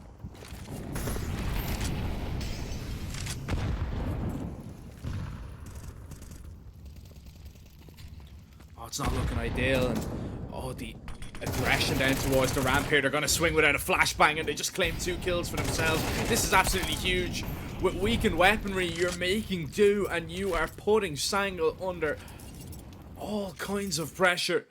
They've wilted. And they're down to just 2. Sammy and xFloud, they need to recover this one. They have the bomb at least, so that gives them an opportunity. But 9 Pandas, they can get upgrades. They can get AKs. They can get anything they really want from this scenario. They just need to make sure they trade out, and they will have 9. Yeah, and they have more smokes too. I mean, they can just re-smoke the doors and then fall back and give it away, right? You have 55 seconds to work with. And I believe there's one more on delay. You can delay for such a long time and towards that B-bomb side. And you're pretty much forcing Sammy to wait there and hope that xFloud gets away with something. But Idisbalance just has this red locked in, covered up. Surely xFloud doesn't get away with a kill here. He's gonna get spotted. Instant headshot on the first one, and now he's realized that the penny's dropped. You know there's 2 more in towards that B-bomb side. Both players did get involved into that early action, and Glowin is still alive, so you will rotate back, and you see the level of discomfort. There's only 20 seconds, but you're still looking for a player. Sammy needs to go knife out here. I mean, he needs to go very, very quickly. He might have a little bit of time, but not if he's taking every necessary precaution in the world. It leaves very little room for them to maneuver. Xcloud with the kill that might just seal it though. Sammy needs to get off this site. He takes so much damage, and Xcloud has fallen through the smoke. That's a big problem. Sammy now, they know he was the bomb planter. Goes for a reposition, and he's already been spotted. He's already been dropped. He's been taken down, and it's a 9th on the board now for 9 Pandas. That was Sangle's opportunity. You felt like that was the best chance that they were going to get, the most comfortable chance that they were going to get to close it out with the weaponry in the round for 9 Pandas. But the Pandas prevail, and we continue to go. A bit undecisive there, felt like from the T's initially, right? When they were trying to deal with that aggression down towards the B-bomb side. It felt like 2 of them were just stuck on the door, uncertain on whether they want to push forward and help out their teammate, whether they want to bounce or just fall back and let the CTs have that part of the map. This game is delivering. It's not the cleanest game of CS you'll see all day, but it surely is one of the most entertaining ones. Another tactical timeout for Sango. You can use the time, of course, to pay a visit to our lovely friends over at 1xBet. You can do so by clicking the link below the stream. And of course, to use our code 1XRESEU, you're going to get a nice little bonus on your first deposit up to 130%. Back to the swing of things. 1 tactical timeout later. Sango still have 3 more chances to close this one out in regulation and get their first win here in Group A. But the 9 Pandas are starting to get rounds on the board and starting to make it look like a competitive game again. Xcloud has burned a significant bunch, and it's still impressive that he gets away with a kill.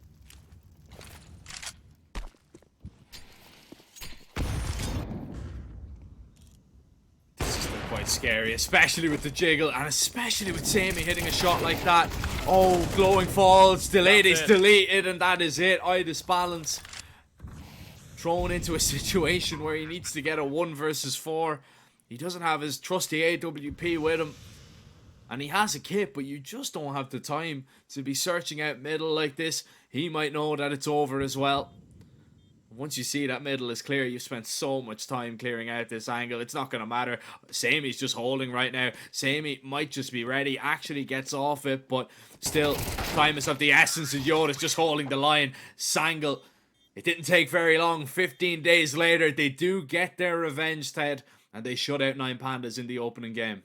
Yeah, 43 kills between the 2 Turkish stars on that Sango team on that final map of Ancient, right? What more can you ask of Jota and Xcloud? They just played on a really high level, and that's the thing that was initially really exciting about Sango even half a year ago, even with some of the first international iterations of LNZ, right? The fact that at all times we just felt like the team had a lot of firepower, but we always struggled to actually witness that firepower come into fruition. This was a great example. 9 Pandas are not going to be overly happy with that result. Obviously, we did point out that there's been a lot of streaks. This is the 5th loss in a row for the 9 Pandas. Well, 6th if you want to count only the best of 3s, and they will be dropping down that lower bracket in Group A. And Sango, moving forward, they will be facing the winner of Namiga and Alliance.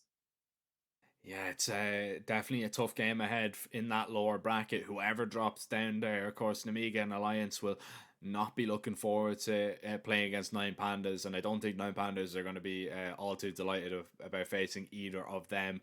But congratulations, I mean, to Sangle. They win the first game. They do exactly what they wanted to do, and that was, you know, get revenge. Prove that it was just because it was their first official. You know, now they have that one up on their opponents. Should they face off again, you never know. They might meet a little bit later on in the competition if both teams continue to go through. But speaking about continuing to go through, Ted, that's exactly what we need to do, because we still have 3 more best of 3s to come today. Coming up after the break, we have Bait taking on Zero Tenacity. Make sure you guys don't go anywhere. It's only going to be a very short one.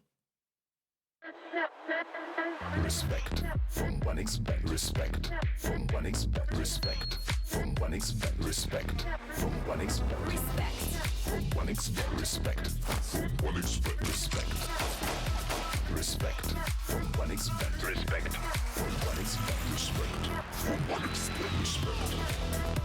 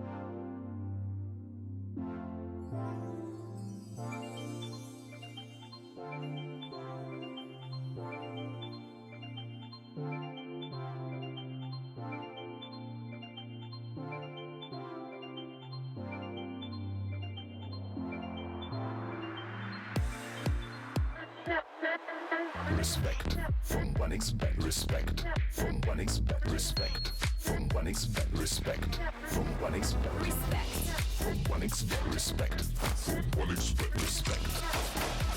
Respect from 1xbet. Respect from 1xbet. Respect from 1xbet. Respect.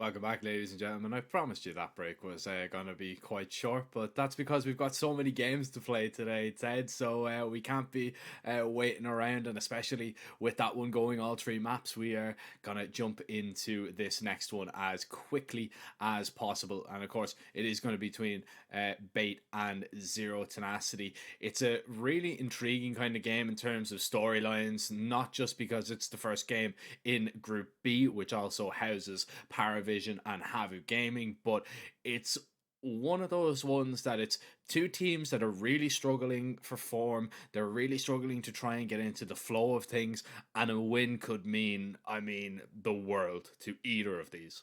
You know what's for sure? We have on one hand we have a Bait team that's lost their last 7 games in a row, 8 out of 9 best of threes. Then on the other side we have a Zero Tenacity team that's after losing 7 out of their last 8 best of threes. Now today, one of those negative streaks will come to an end. And I guess those are the positive news, right? The winner of this one is going to be feeling happy about it. Obviously, they get a new chance, and this is the thing that you get when you're playing up against another team that's been struggling in recent history, that you get a good chance to play against a team that's not in the best position, the same way that you're not in the best position. We're going to take a look at the lineup, and this makes it pretty awkward to me because I look at that lineup on paper. I see MPL, I see Headtrick, I see Ascenthio. Obviously, Alex is going to be playing in the place of Baz.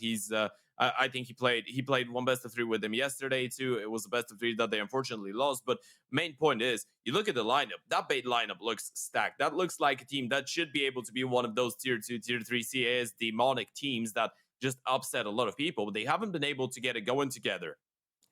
Yeah, that's my question. Why haven't they been able to get it to go together? I think you just give him time. I feel like.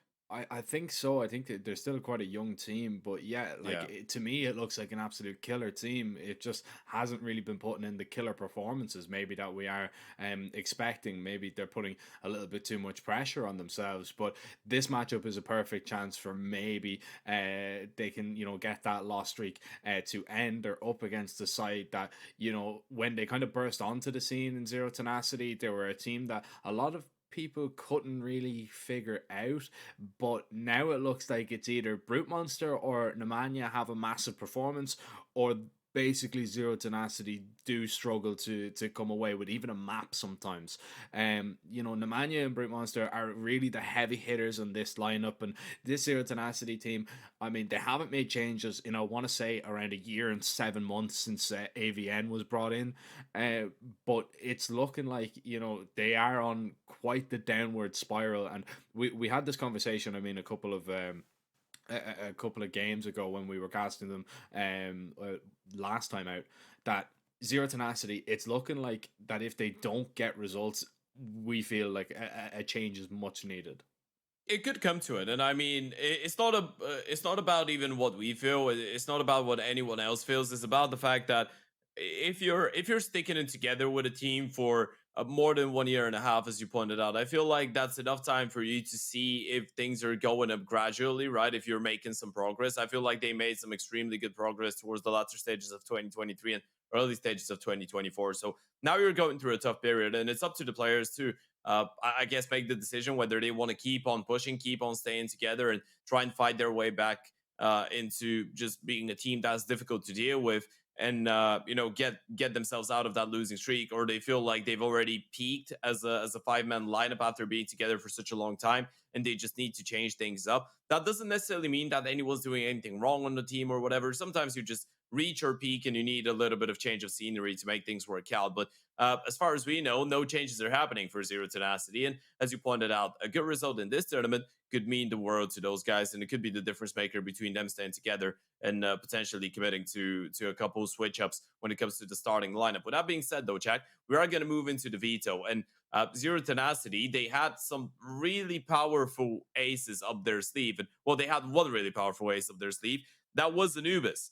And the reason I'm using past tense is that they've lost their last 7 in a row. So now, baited to actually, well, not baited, but forced to actually go for a different map pick, they will go for that Inferno. And it's actually bait to pick into that Anubis that we know Zero Tenacity used to be that prolific on, but it's a map that it doesn't look as solid anymore. And then if we go to a third, it will be a Mirage. Initial thoughts on the veto?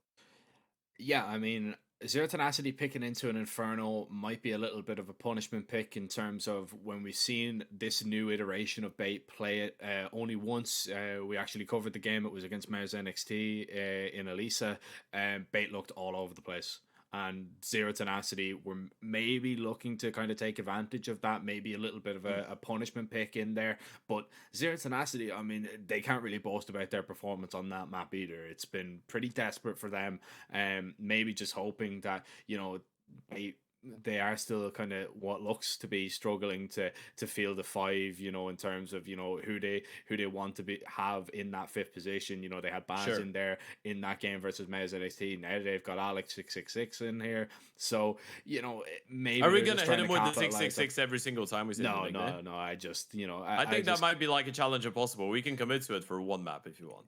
Nah, I think I'd be tripping over myself for a very long time for that one for sure. But yeah, I think maybe Zero Tenacity are kind of hoping that, you know, that one isn't a well drilled map. It's kind of a pocket pick for Bait. Maybe they're been focusing on other things, but you never know. I mean, Bait might have learned a lot from that Mars NXT game, and to be honest, if I'm looking at the individuals, I would say Bait are in a stronger position. You know, you look at Head Trick, you look at MPL, you know, these are very solid players. Even if you want to look at, you know, the Captain Kirke, I mean, he can pull off an impressive performance himself as well. So, you know, it is kind of difficult for me to deviate from Bait maybe losing this one, but you never know. You've got kind of absolute monsters, and excuse the pun, in Brute Monster and Nemanja on that other side, and if they hit form, you're gonna know about it. Yeah, absolutely. And as you pointed out, it has been, I feel like, sometimes since people realize that it's up to those two to have those standout performances for Zero Tenacity, and that's the only reason this is not a reliable source of game wins, I guess, for the Zero Tenacity. Well, it's not in the long term, that is. Whereas every now and then you're going to still get those crazy games from Nemanja just running through smokes, going for wild plays and catching people off guard. Brute Monster not missing a shot. He's really good at positioning himself and picking the right fights. But then on the other side, you have a Bait team that is pretty different to that in a way that they haven't been together for a long time. So you could make a point about them just looking better and better with each and every other game, right? Which is in contrast with the Zero Tenacity situation where people have been playing together for more than a year and a half. So going into this one, it will be an intriguing matchup for sure. Bait starting things off on the CT side of their opponent's map pick, and Zero Tenacity just hitting the pause button on a smoke and flash investment and 4 armors by Nemanja for the pistol round.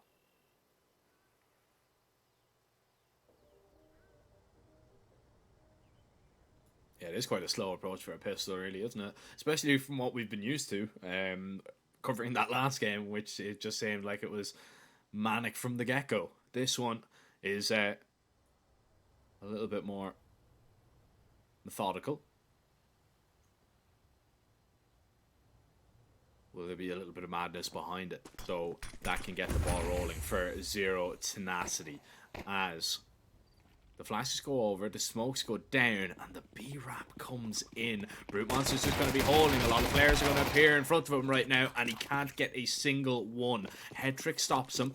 Captain Kirka goes back as now Bait realise what is up. They are ready to receive Zero Tenacity, who actually have rerouted over towards Coffin.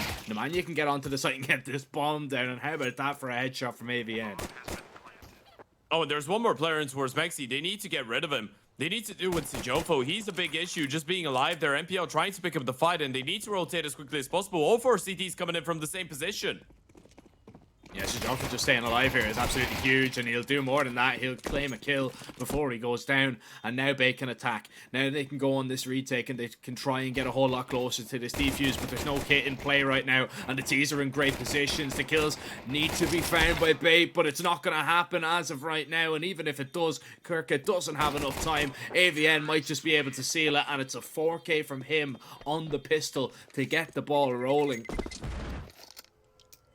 What a 4K from the veteran. I mean, a lot of times we've actually had that discussion, because you look at a team, and initially a couple of years ago, once we had our initial look at Zero Tenacity's lineup, we just assumed it was going to be AVN to be the IGL just because of the virtue of experience, right? But then you realize he's more of a support element to that team, and every now and then you want to see him just join up and have his big moments individually. This was one of them. 4 kills in the pistol round. Zero has to get away with one here, honestly. Bait run it with the force by 3 MP9s, but look at a quick approach from Nemanja towards Banana.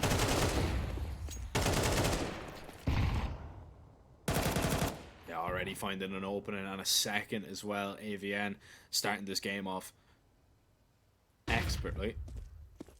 5 kills already, and looking to add to that before the round is out. It's Alex now in position to try and stop this A play from happening, but he's giving himself away a little bit too early there and won't get a kill because of it. AVN is just going to shut him down. Sinka now trying to create a little bit of space between himself and MPL, but MPL gets a whole lot closer. Ooh. That's a great deagle shot as he tries to fade away and collect an AK because of it.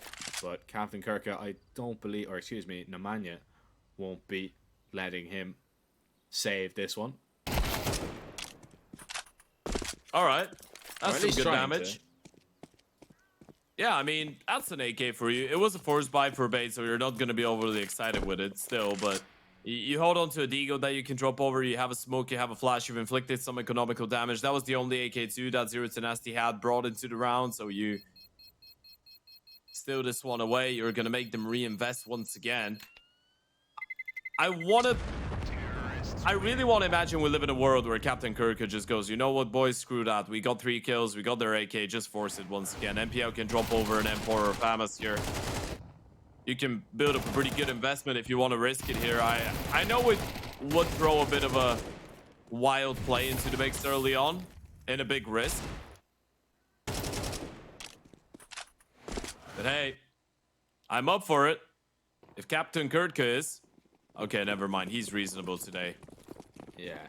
Screw that. What is reasonable as well is the deposit bonus you get up for signing to 1xBet. If you sign up by clicking that link and using our code, the 1XRESEU, you will receive a 130% deposit bonus on your first deposit. As right now we see Zero Tenacity just beginning to put the finishing touches on what should be their 3rd round.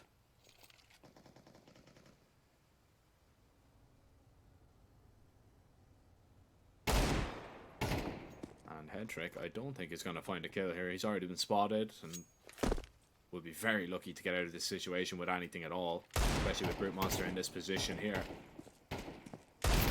And he knows there's peaks coming for him, but can he do anything about him? I don't really think so. Nemanja's HE will seal it. It's a 3-0 start for Zero Tenacity.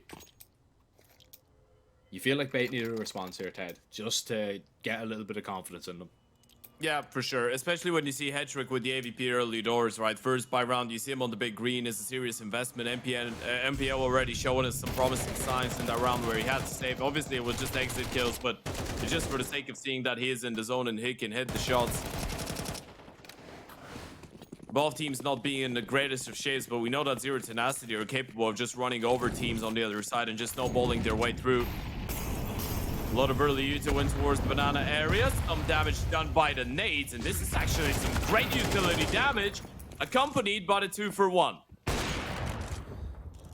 Hetrick is still here. He's holding the line, and he lands the tag as well onto Brute Monster, which is just going to discourage the T's surely for now. They'll get a molly down. AVN is going to have to take point and try and get into this site. Hetrick flashed off the angle, double flashed, making a little bit of noise as well. Another molly's going to land in, and Hetrick forced away. He'll burn up. Sujaffa with a double. Zero tenacity. I mean, so far they're making good on their Inferno pick. This T side is looking great. Bait haven't really been able to have any kind of response at all. That round on the guns, yes, there was a few trades here and there, but Zero Tenacity just looked to be in control. Yeah, the cookie just crumbles, right? This is the double kill that makes all the difference, but the fact that Hetrick gets pushed away from the bomb side, Zero Tenacity looking really, really good early on. And if you're Bait, you go for that tactical timeout. You don't really understand how you lost that previous round. They had 3 people to start off towards the B-bomb side, plenty of utility, the AVP in position, and then suddenly, it's even a round in which Zero Tenacity lose only 2 people. And that was off of the initial exchange towards Banana, and because of the refrag from Hetrick's AVP. If you're Bait, it just felt like you lost this one too quickly, too easily. You look at the clock, we've been on Inferno for, what, 10 minutes? And we're already 4 rounds deep for Zero Tenacity. First buy round as well. Bait will go for another half buy, but you don't want to let those Falcons keep up the pace. And you know, the most dangerous part about this is that it's not Brute Monster and Nemanja just shining bright. It's AVN on 7-0 and Sijov on 5-2. Simkis 2 on 3 kills already. So if you have those 3 firing on high cylinders with how dependable the Zero Tenacity game has been on Brute Monster and Nemanja in the last couple months, this is not a great sign. You need somewhat of a response here. There you do. Flash in. AVN looking to claim a double, and he's just going to mow them down in the apartments. Alex comes away with a kill, but it's not going to be too much to boast about at all. Nemanja's in a great position. He's going to take his time. Estiel needed that. And gets it. Gets away with an AK. So maybe something to play around with, especially if he can get over towards A quite quickly before Zero Tenacity do go on the approach. Yeah, he's got a smoke and a Molotov too, by the way. So a decent amount of util. And he's going to be given the time to get tucked in that corner. Unfortunately, they will ignore the cubby, and Hetrick is still alone towards the back of the side, so some Diego magic required unless Senthio catches one off guard. There's the first one, Hetrick. What more have you got in the chamber? Potentially a second tap in the way. Brute Monster finally goes for the refrag, but Senthio has actually chosen to go around the world. Apartments flank, this is what they might not be ready for. Yeah, Brute Monster is going to bury himself in the pit right now. Sentinel tries to walk out, and yeah, Brute Monster just had all the bases covered there, seeing nothing, realizing it's a possibility, and shutting that round down. AVN has not died yet. 9-0. As Zero Tenacity go 5-0. Bait, yeah, need a response here with these rifles, Ted. This is looking desperate already. You ask the Zero Tenacity media guys, they're looking at AVM being 9-0. What they're seeing is Iwo against Complexity at the Paris Major. Yo, remember that, Inferno? Not a single death. I think it was the Paris Major. Was it? I'm pretty certain. Oh, I think it could have been. I think it could have been Antwerp. It could have been. It was either. You know what? I think you're right. I think it was. I think it was Antwerp. Yeah, I think it was Antwerp. But it was Inferno, and he ended up winning the Inferno without dying a single time. AVN is joining up the Cool Kids Club. And an apps pop coming up. Alex needs to be extremely careful with this one. Oh, what? Okay, Simka, you're not meant to hit that. That's just a jiggle angle. God. Oh my goodness. Zero Tenacity are absolutely rolling Bait right now, and there's nothing they can do about it. That is just such a demoralizing round to lose, especially from the POV of Alex. You've been absolutely destroyed by Simka, and he even goes and claims a second on top of that. Demoralizing is the word to use, by the way. This is outrageous. The way that you don't even need the flashes to make that apps pop a successful round. I mean, as far as Zero Tenacity, no, that could have been just one player. It could have been just Simki lurking in towards the apartments, and it would have worked out again, right? He didn't even need the two people behind him. Gets the instant headshot onto the person that's playing the pixel angle and just waiting to deploy Yuto, and then straight up pre-fire on the second player towards short side, right underneath the balcony. We got to see a replay of that. That was monster play by Simkin. This is XO. Zero Tenacity have been on fire for one round now. Look at that. Look at the replay. It was great on the timing too, but Simkin just making it look like he possessed that A-bomb site. I mean, even the second shot on the head trick, like the just the instant one tap as well. Like, what more do you want from your entry? Like, that's a kill, by the way, that you should not be getting. Is it possible that they just had that pre-game show on play when we said that it's just AVN and Brute Monster, or Nemanja and Brute Monster, or no one on the team, and now they're doing that?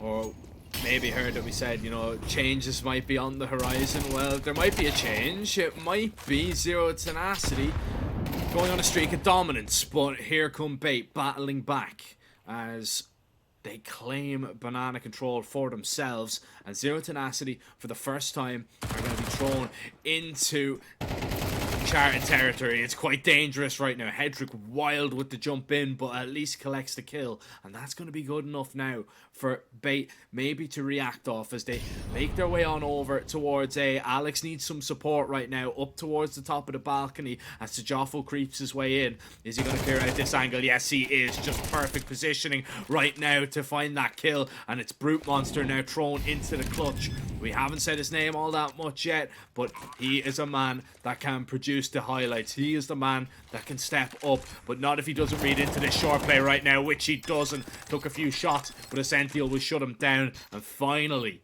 Bait have a round on the board. Oh, that was... Wow, that was too close for comfort once again, right? The moment that you see them clear out that player in towards the top of the balcony, you're thinking there is a chance in the 2 versus 2, but then it was key that the first player rotating in towards long was able to get away with a kill and then fall back and reset into the 2v1. A wild play by Hedrick. He already knows that AVN is low because of the early engagement, of course, but Bait finally get around on the board. Now you're after consecutive ones, though, and it wasn't clean. Not in the slightest. No, it wasn't. But you don't care, really. No, beggars can't be choosers, yeah. Yeah. As politely as I can put that, they really don't give a rat's. They don't give a damn. They don't give a what, did you say? A rat's. A rat's? Yeah. As in a rat, like the animal? Yeah. Sure. No rats given. Well, I can't really say what the full one means, but yeah. Springing out into an A play here, short naps popping, just Bait completely dismantled by that. Brute Monster collects the bomb for himself, and Bait, I mean, their A defense is just folded like a house of cards. We've glossed over that one completely, but it happened so quickly that there was so many moving parts. It was very difficult to even keep up with. And the trades were not enough to fend off Zero Tenacity right now. Captain Kirka, has he been spotted out by Simka there? He's seen him, but he maybe didn't realise. Gun going to be collected. Nemanja tries to get them on the exit. This is going to be a 7th round for Zero Tenacity, and it might go from bad to worse if Bait lose another rifle. Essential seems to be okay for now, and I think he's going to be able to save. But that consecutive round Ted has eluded them. I mean, you said it right, that consecutive round, because they've just won one so far, and that was their first chance to get consecutive rounds on the board, completely shut down by the pace on Zero Tenacity, just making it really difficult for them to adapt. And as you pointed out, it felt like at a certain point that there was so many fights happening at different positions simultaneously. It's one of those moments in which you know that in Bait's TeamSpeak, 5 people are talking at the same time, and then everyone realizes that it all comes down to as many kills as I get. That's the chance that we're going to get into the round. I'm not going to be able to react to anything. I just need to focus on my crosshair, try and do as much as possible, and then when it calms down a little bit, we can try and do something. But it hasn't been working out. Zero Tenacity looking to switch up the pace in towards that B-bomb side, though, and Bait look prepared. Oh yeah, they do. But Nemanja, you can't really be prepared for the pre-fire of that head trick. I mean, just completely destroyed. What a shot to start proceedings. But it looks like Bait have managed to stop the bleeding, and they will not lose the sight of that initial entry. Nemanja stopped, and Zero Tenacity slowed. But man, I'm just gonna say what all of us are thinking. Poor head trick, man. He doesn't deserve that treatment. He just comes in from NIP and Nemanja is doing that to him. He just wants to play some good old CS. Chill with ex-teammate MPL, you know, chill with buddies. Help them out. yeah, I mean... And Nemanja does that to you. It's crazy. And Sijaffel's gonna walk inside of the smoke. Kurtka realizing what's going on. Sijaffel should be a dead man. But that surely triggers the B play now. Yeah, it does, and it's only essential to try and delay and deny right now, and this is a little bit of a problem. He is going to beat the smoke, but Brute Monster with the Tech 9 was able to trade him because of the low HP. Nade exposed to smoke there for a moment. Everybody coming from the CT side for this retake. I mean, the post plants are quite good, but that flash should be perfect. Simka actually dodges it for now. Kurtka is going to be the first man in. The second one takes Simka off his aggressive angle, and AVN decides to tuck himself away, wait for the op to take first contact, and just playing off each other to perfection there. Zero Tenacity don't give up their lives for nothing. Everybody coming away with a kill in that post plant, and Zero Tenacity will come away with another round. And I mean, we're just seeing absolute brilliance from this T side, Ted, to be honest. We're seeing why Zero Tenacity picked into it. You know, it hasn't been great as of late, but they knew that they'd probably have an advantage, and we're just seeing it come into fruition. Fundamentally, it was really well played in the post plant too, right? They get the kill. Instantly, everybody resets. One player crosses.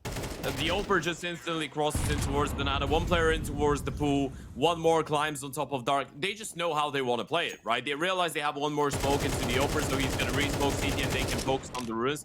It just all makes perfect sense in the way that they approach a lot of these situations. And this is what you see when you're looking at a Wodro team, right? We did talk about the ceiling and maybe it not being high enough for that team to break into the top echelons of the tier 2 scene and qualify for some big events.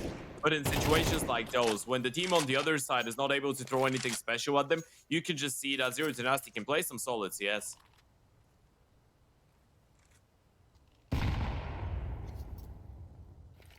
And it's all well and good playing some fundamentally correct CS, but when you're hitting insane shots on top of that, I mean, it's absolutely beautiful. Sijafo caught in a horrible timing and was always going down there, so Alex is going to gain the advantage for his team right now. AVN, oh, Alex with a quick double. They have to double back and get the bomb here. It's been left in the middle of Banana as Nemanja tries to take space with Simka here. Still two players reside in the back of the site, which could be a little bit of a problem. Once you deal with one, you're probably not expecting the second, as I believe that last player of Kurtka is going to lay dormant until now. Now he strikes. Simka gets it into the 1v1 at least. And now it is just a game of timings. So Simka jumps right through the smoke and NPL falls. What? Oh my goodness. Zero Tenacity. They can't put a foot wrong. How are they getting away with those rounds? It's absolutely ludicrous. This is such an outrageous game of Counter-Strike in a lot of those rounds. But that was a 3 versus 5. Bomb is dropped in towards Banana. You're disjointed because Brute Monster and East run back can pick it up. Then you go back. There's 2 people hiding towards the back of the site. 3 rotating from CT. People jumping around. And you win it. You somehow win it. And you get 9 on the board. This is crazy. Even when Bait feels like they're doing the right thing, they still end up losing the round. AVN with a good refrag. MPL just going aggressive right now. Trying to switch things up. Looking for something, but look at how clinical they are with some of those kills. Nemanja is just not losing a fight. He's immortal. Yeah, he's just dominating that part of the map, which is such a pivotal piece of the puzzle that Zero Tenacity need. And they're just exploiting, really, just the form that they're in right now, man. They are just hitting everything that moves on their screens. Now, unfortunately, Alex will be an exception to that rule for Sijafo. But, Bait, I think you have to go for this. I mean, a save, yes. Look, it's probably the better option. You need rounds. Like, this map could be over. So I would like to see them at least maybe attempt this, but with a lack of kit and them stood in position. I don't want to say it, but they're I not think going for I it. think at this point this map is already over. It's a question of how many rounds do you get before Zero Tenacity close it out. This is a 10-1 lead already. It has been looking pretty worse for her. Even the closer rounds that could have gone in favor of Bait are just nowhere near being on the board. We're gonna see the replay too. It's a good initial fight, good idea by MPL. Refrag, and look at that from Nemanja. 1 versus 2. No support utility either. He's just got that one smoke. The gap between it and the half-hole, and it makes it work for a double kill. It feels like whatever Zero Tenacity attempt to go for at this point is just working out. It could be a case of just win as many rounds as possible on Inferno and then try and mentally reset for map number 2 without thinking too much about it. Which is often, or most of the time, easier said than done. Oh yes, very much so. I mean, Nemanja's just taking all this space right now for free, uncontested. The CTs aren't even throwing a util right now. They might try and retake a little bit later on. They've got a flash in the hand here, tickling out a shot. Essential tries to swing in, but Nemanja is just not going to be bested right now until the op is brought into play. As Zero Tenacity now go on the approach over towards this A bomb site. MPL needs to be ready. The jiggle spots out the information, gathers just 2 players there. Head Trick is there to support, but he's going to be mollied out. MPL is going to be smoked out, and it's on Alex to try and hold on. Good for 2, and MPL gets in on the action. This is looking like Bait will survive in this round. It's looking like they will hold on. It's the best they could have hoped for in this situation. 10-2, though, is not looking ideal.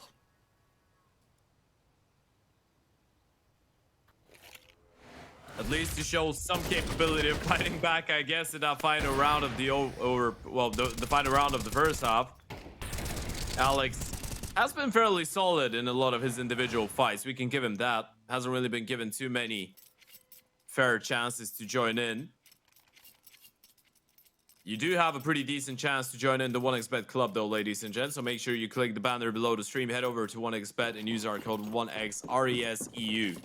Gonna get a signing bonus up to 130%, and 130% is pretty much how much better Bait need to be in that second half compared to the first one if they want to come back into that game. So it's quite a lot.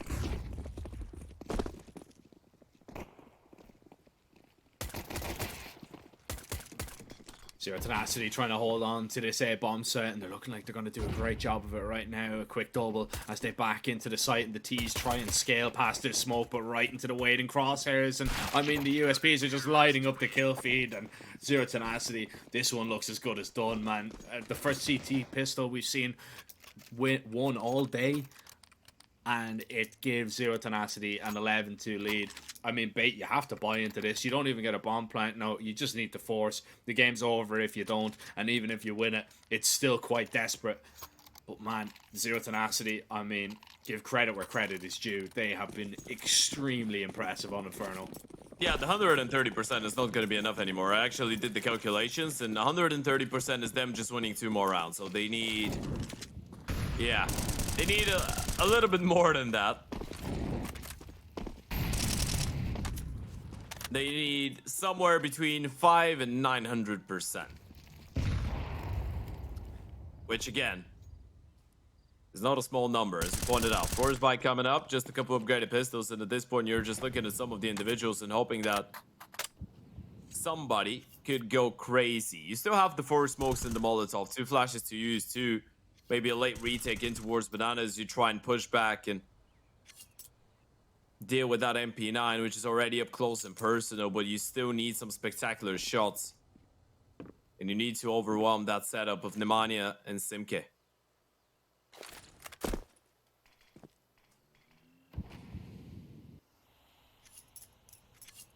You don't... well, you do have a molly, actually. I don't know if you're going to use it, though, to force out that position.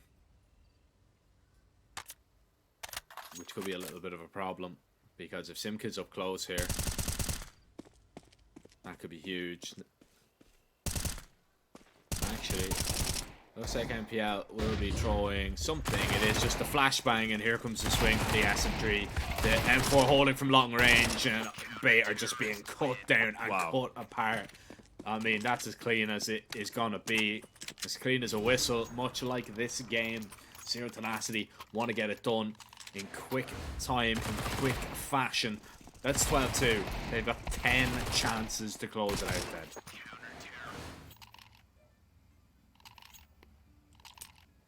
Made it look so easy, just farming Deco kills. 16 and 8 for Simkit, 15 and 8 for Nemanja, 12 and 4 for AVN. But it really is a team effort. They get 10 in a row here to try and close it out, and Bait are just gonna hit him with the good old B rush. Nemanja locking in 2 kills. He's gonna lose his support, but manages to deploy him all. He goes back for more. Nemanja is gonna knock down 4 and eventually gets overwhelmed himself, but he's done the damage. A real captain's performance from him, and Brute Monster is gonna seal it. 13-2, an absolute dismantling of Bait on Inferno. I am lost for words. I really have no idea what's going on. What had to go right for Bait in order to win it? Look at that from Nemanja. He gets a double kill on the M4. He loses his teammate, runs out of ammo, deploys the molly, and is like, you know what? A normal player would just deploy that Molotov and fall back to the side. I'm going to bring my Deagle out, go back in there, get 2 more kills, and maybe if I have the chance, I'm going to attempt the knife on the 5th. That was absolutely outrageous from Nemanja in the 13-2 score. We're expecting nothing like it. And going into Anubis, I'm not necessarily sure anymore that that losing streak of Zero Tenacity on map number 2 is going to withstand. This looked incredibly one-sided, Jack. Like, you took the words out of my mouth, man. Incredibly one-sided. I don't really know, to be honest. I don't hold out much hope for Bait on that Anubis after that performance, because they just didn't look in it. And we said it's either Nemanja or Brute Monster or nothing. That was one of the best team performances I've seen from Zero Tenacity in a very, very long time. Everybody was, hitting their shots. Everybody was playing their role to perfection. And it kind of helped that, Bait were extremely flat for the entire game. But still, you can only play who's in front of you. And if that Bait team walks onto Anubis in the exact same manner and in the exact same fashion, Zero Tenacity are going to rip them to shreds. And you can mark my words about that one. But ladies and gentlemen, we are going to send it to a short little break. We will find out if my words will come true or if Bait will have a response on map number 2. We'll see you in a minute. 1xBet and Eva Alfie present betting on all esports events on the website and in the 1xBet app. 1xBet. Play with Eva.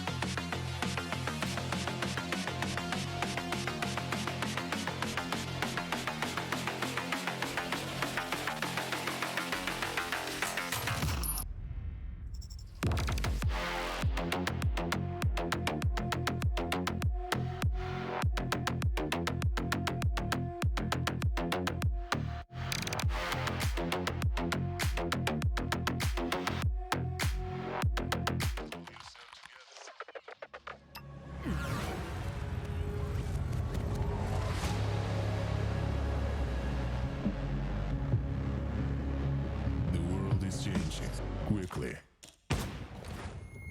Sector clear. Copy.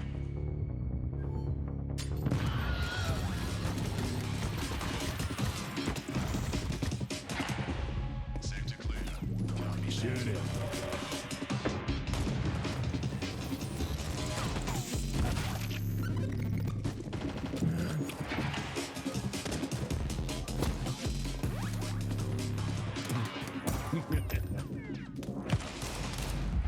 The world is changing, but one thing remains the same. Victories with 1xBet.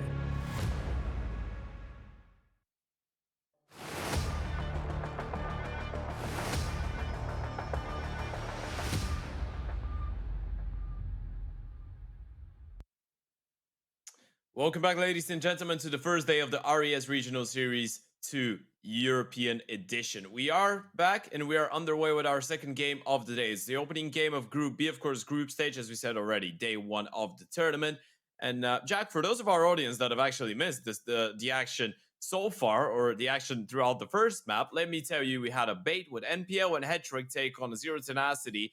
That's off in a pretty bothersome losing streak, losing 7 out of their last 8 best of 3s, and we just witnessed Zero Tenacity fly over Paid on map 1, which was an Inferno. It was their map pick, truthfully, but a 13-2 that myself and yourself were having a discussion throughout the break did look, well, more one-sided than most 13-2s that we've seen.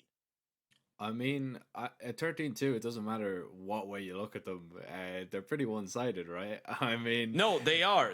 But even for a 13-2, that was one of the more convincing ones. Yeah, it definitely was. It wasn't as if there was so many close rounds that Bate can really boast about. They might have got unlucky in a few, clutch situations. The one that probably springs to mind is when Simca jumped through a smoke and just destroyed MPL. But, I mean, Zero Tenacity... Man, they blew them out of the water. They played unbelievable. They were taking so much space across the map, hitting nearly every single shot that presented themselves. And it was a real team performance. It wasn't as if what we're used to with the likes of Zero Tenacity, where it's Brute Monster and Nemanja having insane games. Everybody that was on that team, pulling their weight, hitting the shots, having very important and vital moments for that team. Now we move over onto an Anubis where recently it hasn't been great for Zero Tenacity, but we could say the exact same about Inferno, and for argument's sake, that I'm going to say Anubis is a way better map for Zero Tenacity than Inferno is. So, I mean, if that is something to go off, this could be an absolute horrible day for Bait. Sure. I mean, there's no way to overlook that. I feel like, especially going into the Inferno, we did point out that it was supposed to be a punishment pick for Zero Tenacity. Ended up being a punishment pick, but if you're looking at the numbers and you're looking at, if you have some recency bias of their most recent results, you're probably not putting your money on Zero Tenacity to play as convincing and solid CS on Inferno as they did eventually end up playing. And they're looking on Anubis. I actually feel like Anubis few good maps for Bait since adding Hetrick, right? They're yet to pick up their first win with that Oper in the team. They're yet to show that they still have the potential left. But Anubis has been one of the few on which they've been able to put down some pretty solid size. A 16-14 victory over Mouse NXT, 13-11 over the Rebels, and a 16-14 over Nexus. The most recent lost to Sangao in the ESL Challenger League. So moving forward, Zero Tenacity, if they're able to actually ride that momentum train from the previous map, we could be going to a 2-0 victory here. And interestingly enough, they decide to start things off on the CT side of things. Yeah, deciding to... You know why that is? They're used to picking into the map, so they know how to start on CT. So even if someone else picks into it, they still choose to start defense. And well, their defense started off great with an opening kill. They take down that E play, and AVN has destroyed the captain. Unfortunately, you know what that is? for That's him. when you're playing aimballs for like 30-40 seconds fully focused, and then you just throw your mouse out there for the final shot and it connects. You feel like a god. AVN is just going for the one taps here. He's not giving too many chances. He's just tapping 1 or 2 bullets. Nemanja hits another headshot as MPL, he's going to be forced to go back here. You can't go forward alone. He needs to go back and try and group up with his teammate. Brute Monster has gotten so unfortunate on the timing there. He's going to get another chance at it, but won't be able to take it. Just drops him out of the air. What am I witnessing? What am I witnessing in this game from Zero Tenacity? They are hitting insane Complete shots. carnage. Just look at the replays now. We're gonna get replays of the pistol round for sure, because those shots were nasty. What a start. How do you reset mentally after the previous map if you're bait? I don't know. But take a look at that. Flick on the Julies. AVN flick with the USP. Nemanja one tap. Brute Monster one tap midair onto NPL. And Sijafo one tap with the Julies for the final one. Yeah, that's right. Oh, that's her nemesis. That's the team that you need to beat. Yeah.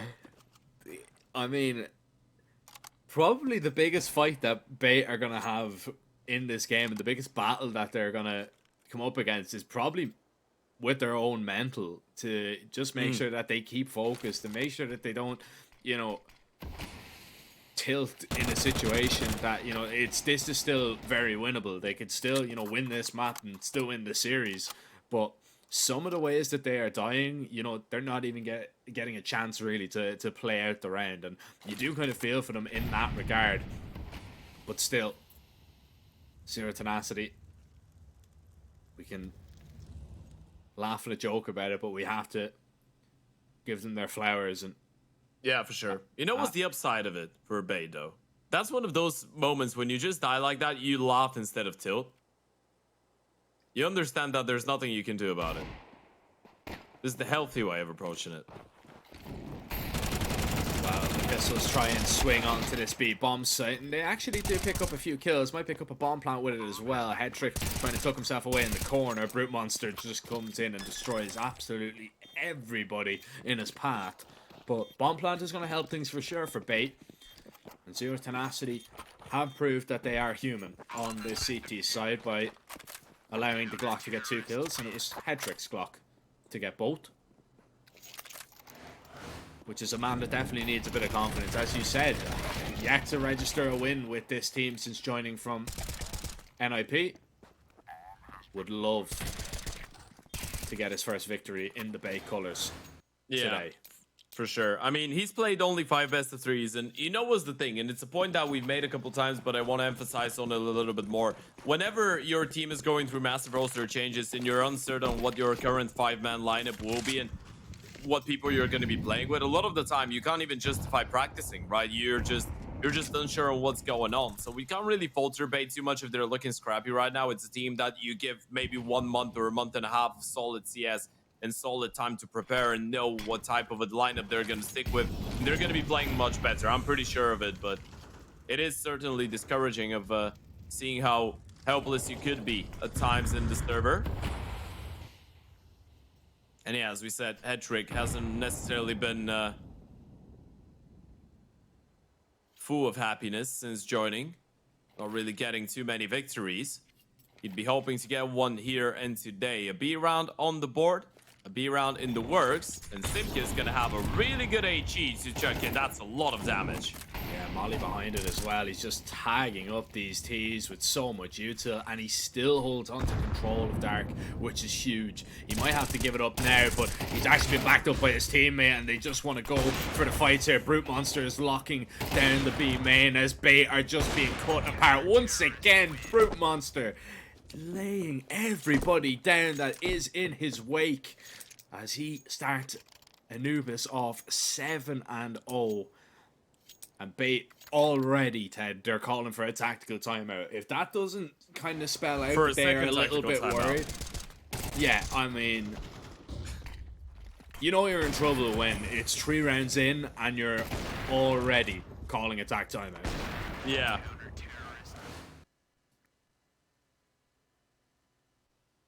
And again, this is their second, right? Or is, no, okay, it's their first. Oh, yeah. I got baited by the graphic because it's like a 1 out of 3 left, I thought it was. But yeah, still, I mean, 3 rounds into the game, you're already calling for a tactical timeout. And you know, that was, again, really well played by Zero Tenacity, but it felt like they were just untroubled by what was going on. the utility in towards the connector. Simkin getting away with a double kill. They're just delaying doing so much chip damage with the nades, with the Molotovs, and then you're just forced into running into Brute Monster's AVP, and you get absolutely stomped for the second round in the row. He gets a triple kill in towards that B-bomb side. Head trick, that's been heard for sure. Nemanja is going to be on high alert. Redeployment of a Molotov. MPL still thinking about going for that play, and Nemanja is aware. Something tells me he is still considering it, but the flash is really good. It's going to help MPL close out the distance, but it doesn't make a difference as Nemanja still wins the fight. I mean, he still comes away with a kill there. Doesn't go down for nothing. Oh, Brute Monster's got all this information. This is huge. He's seen them back away. Knows, can give at least the information to his B player that, okay, maybe they might be coming towards you in just a moment, but they haven't really made up their mind. Brute Monster is taking a little bit of a risk, but a necessary one to get that information. Push deep, allow his teammates to maybe rotate on over. Zero Tenacity are going to take their time clearing over towards middle, and eventually AVN is just going to say, alright, I'm just going to go over and make sure to get a smoke down. If they are going to push into this site, they're going to have to come through this smoke, and Simka wants to play as close as possible to it as well. Just making sure that they're not going to be caught out. There's a player on the boost, though. That's absolutely huge. Simka needs to try and dodge flashes. If there is any, still claims a double. Bomb planted. Bait might have a chance in this one, but Brute Monster and Sejafo are closing in. And Headtrick still extremely low. This is going to be difficult to hold on to. Headtrick needs to drop Brute Monster first. Oh, he saw him. Oh, did he? Yeah, got a glimpse. He's seen him. He's tagged him down. This is so dangerous. Sejaffo's gonna run him down. Miss shot. Headtrick's low on HP though. Just one bullet from the AK. Sejafo knows it. He's got a kid. He just needs one to connect, and it's the headshot. Headtrick tags him down with the dig, but it's not good enough. And it's the same old story for Bait, right? I mean, they get it into a winnable position. We've seen it, you know, at least 2 or 3 times on Inferno as well, that when it came down to the 1 versus 1, you were like, okay, maybe there's a chance. Maybe there's a chance that they're going to win this. And then all of a sudden, Zero Tenacity just hit the shot that they need to. Now that one, a little bit less ridiculous than Simka sending it through a smoke and one-tapping MPL, but still, I mean, he needs to hit that headshot. If another Deagle bullet lands, he's going to be dead. He survives on 3 HP, and you just wonder, what did Bait have to do to get around? Yeah, and now this is not domination. This is Brute Monster getting a kill once again while being fully flashed. This is just Zero Tenacity starting to get away with a lot of things. And, well, it's probably not the right word to use. Not getting away, but just everything working out for them, right? And at times like that, if you're Bait, you feel like even when you're having the right idea, even when you're going for the right play, you're just getting absolutely outclassed. Headtrick finally shuts down Nemanja. He knows that the Oper is there too, but it's still a man disadvantage for the T side. You need to try and find a way back into the round. It looks like they will be poking and prodding in towards A, but Sejaffo's still holding the line, and he still has the support of the Oper, who's close by. And they've actually left middle completely. Brute Monster, they're not going to be ready for him to be that close. Surely they've heard the scope now. Yeah, you'd hope so. You'd hope they're going to be ready for him in this position. Brute Monster doesn't want to push that aggressively. Alex is going to go for the jiggle. It's not going to be enough to fake out the shot. As Brute Monster connects on it, Captain Kirk's shadow is going to be seen, and Brute Monster is just lining them up and knocking them down. He's on for the ace, and he might get it, and he will. Brute Monster, he is an absolute monster, and he cannot be stopped. Oh, he's everywhere around the map, in towards the A lobby, in towards middle, back to A. You can even try and come in from the back from the C. He's still gonna be there holding for you and shutting you down. 12-1 for the monster himself. Look at how proactive he is. Just picking up a new fight after another one, changing the angles, catching people off guard. One by one, they forward into the Brute Monster. Down they go. What can you do about it? Zero Tenacity on fire, and now Bait have used their second tactical timeout. I mean, yeah, I mean, what can you do about it? Like, honestly, what can you do about it? Brute Monster, he didn't miss a bullet. Shot 5 bullets in that round, got 5 kills.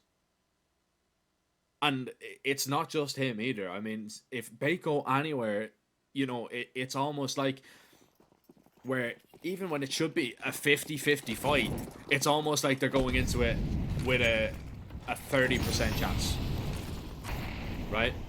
Of winning it. It's absolutely insane. They're going to try and switch up the tempo here. I like this, but Simka's going to dodge the first flashbang. He's going to spray down 2 with ease. Head Trick gets the refrag, but AVN's still up close, looking for a double himself and won't be able to find it. You might get past 2, but you need to get past Brute Monster here. And he delays long enough for Nemanja to put the finishing touches on that round. It's a 6-0 start on the CT side of Anubis right now, and we were kind of questioning it a little bit. Yeah. Why was Zero Tenacity going to pick into the CT side? I think we're seeing it, Ted. I think we're seeing the Oh no, big I picture. didn't question why they picked into the CT side. Just all we're gonna say, we were having a joke with it, right? We were having a good time. But now 6 rounds in, Brute Monster has more kills than the entire team of Bait together. They all together have 12. He's got 13. Yeah, that paints the picture pretty nicely. It's been a long day in the office. Nemanja stays in the Molotov in towards camera, smokes himself off. He's still looking for a fight. No, he's gonna get punished early. Gets spotted out. Back into the smoke he goes. Trading positions. A split in the marks, but Brute Monster is still lying in there. He's just waiting right now. Just waiting for anybody to peek him. The flash is going to be good. He nearly gets the collateral. Nemanja tries to spray down the 2. Alex close. Brute Monster stops him. And then he's going to be just pivoting, looking towards A main, ready to receive 2 more players. They know mid is under lock and key now. And Brute Monster, he's hungry for kills. He's not satiated with the few he's gotten. He wants a few more, but eventually he's going to be stopped. And Sejafo never expected to be up that close. 7-0. This is absolute brutality from the Balkans. Are you playing against Brute Monster or you're playing against Prime Monacy? I can't... He's just making it look so easy. He's not missing a shot. Everything he does works out. 2 people running through the camera smoke with a flash and he gets a kill and a half. He's getting all the 1v1s in the world, right? He's just positioning himself, getting the easiest fights ever, but he's just not missing. It's just the consistency. He's 16-2 right now. And you do feel like you're playing up against the god on that AVP if you're Bait. What can you do? What do you need to do in order to deal with Brute Monster? I mean, he's even ready for the boost, man. You need the timing. He's gonna headshot, head trick right out of there, looking for the follow-up through the smoke, and he's ready for MPL. You just can't stop the Brute Monster. He's running you over. He's taking you down, knocking you out. You stand up and he knocks you back down. I'm lost for words right now. Brute Monster finally shows he's human and misses a shot. Yeah, he just needed a Molotov in front of him. But he's still going to go back for a little bit more. Oh, a Sentinel. Some beautiful deagle shots. But that is all that we can really say. Some nice deagle shots. It's nowhere near a round for Bait. And they haven't been near even a bomb site at times in this game. Brute Monster, 19-3. And, I mean, this is one of the most dominant performances I've seen from an AWP on Anubis. The one that comes to mind, Ted, was one that we casted a very long time ago when Wonderful was still on Sprout at the time. Oh, I yeah. don't know if you remember the game. Sure, And yeah. He dropped like 40 kills or something. I do, yeah. He's everywhere, and he's found another opening. He's found another ending. He's 20-3, and Bait are just going to be forced into the speed play. They'll run in spraying right into the waiting arms of AVN, who shuts down 2. Simka gets in on the action as well, and I mean, Bait just look lost, absolutely lost, without hope, without a chance, and still without a T round. It just feels like they're getting hit by a truck right now, repetitively, round after round after round. Nothing you can do about it. This game is. I don't want to say it, but this game is already over. Bait have won 2 rounds in the series. That's a 13-2 on map number 1 and a 9-0 lead on the CT side of Anubis for Zero Tenacity. Brute Monsters on 20-3. What do you want to do? Everywhere you go, Brute Monster just waiting for you with the AVP for the first pickup, and then he's got riflers around him to get the multi-kills if needed. Bait are trying different things. They're trying to switch it up. They tried A, they tried middle, they tried B, they tried defaults. Every single thing just gets absolutely annihilated. And back to the B bomb side they go. They need something. Oh, I mean, they're just throwing everything right now and seeing what sticks. AVN burning in the Molotov. Essential tries to run on past it, but they're still just collecting frags to CTs. Eventually, now it's down to Simka and Brute Monster, and we've got a 1 versus 1. For the first time in a very long time, Bait are in a winnable position, but there's an absolute destroyer on the other side. Hedrick is clued in. He's ready for it, and Hedrick finally stops Zero Tenacity. It's 1 round. It's a small feather in the cap of Hedrick. You've managed to deny Brute Monster another round, but you need more. You need so much more. And just the way Zero Tenacity are playing, like, Bait, there's only so many quick tempo rounds that are going to work for you. Yes, that one works. You can maybe throw 2 more in before the half is out, but you need something concrete. And the way that Zero Tenacity are playing, they are just going to skill check you around every corner. Oh, alright.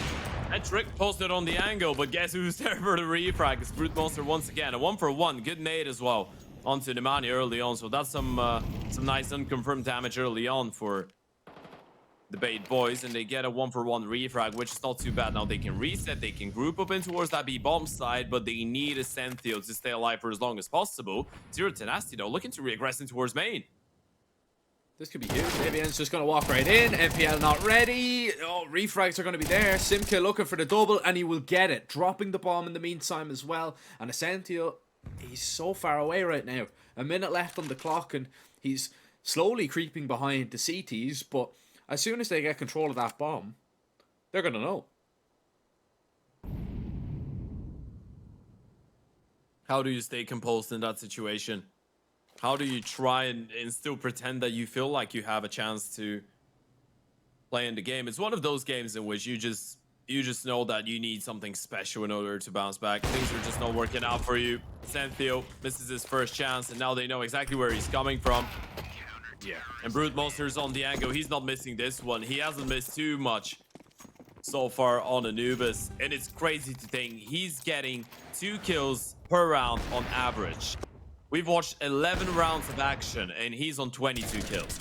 Man, this guy's putting up like an insane rating. Like, this is going to be like a 2 point...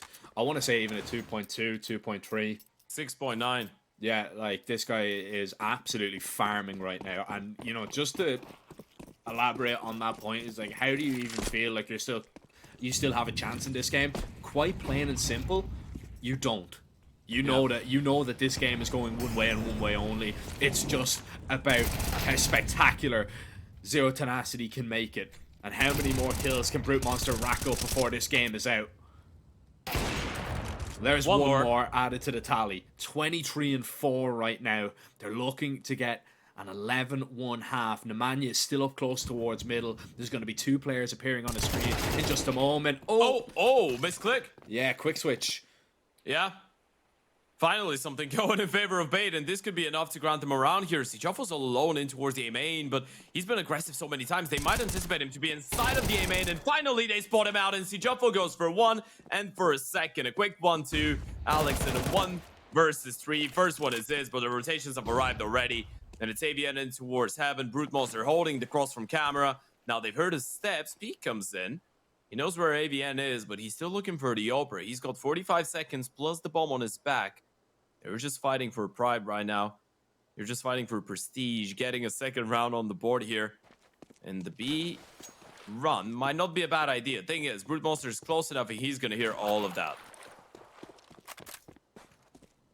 If you don't think the Brute Monster is going to be running at Alex, you are completely wrong. Oh, he's going main.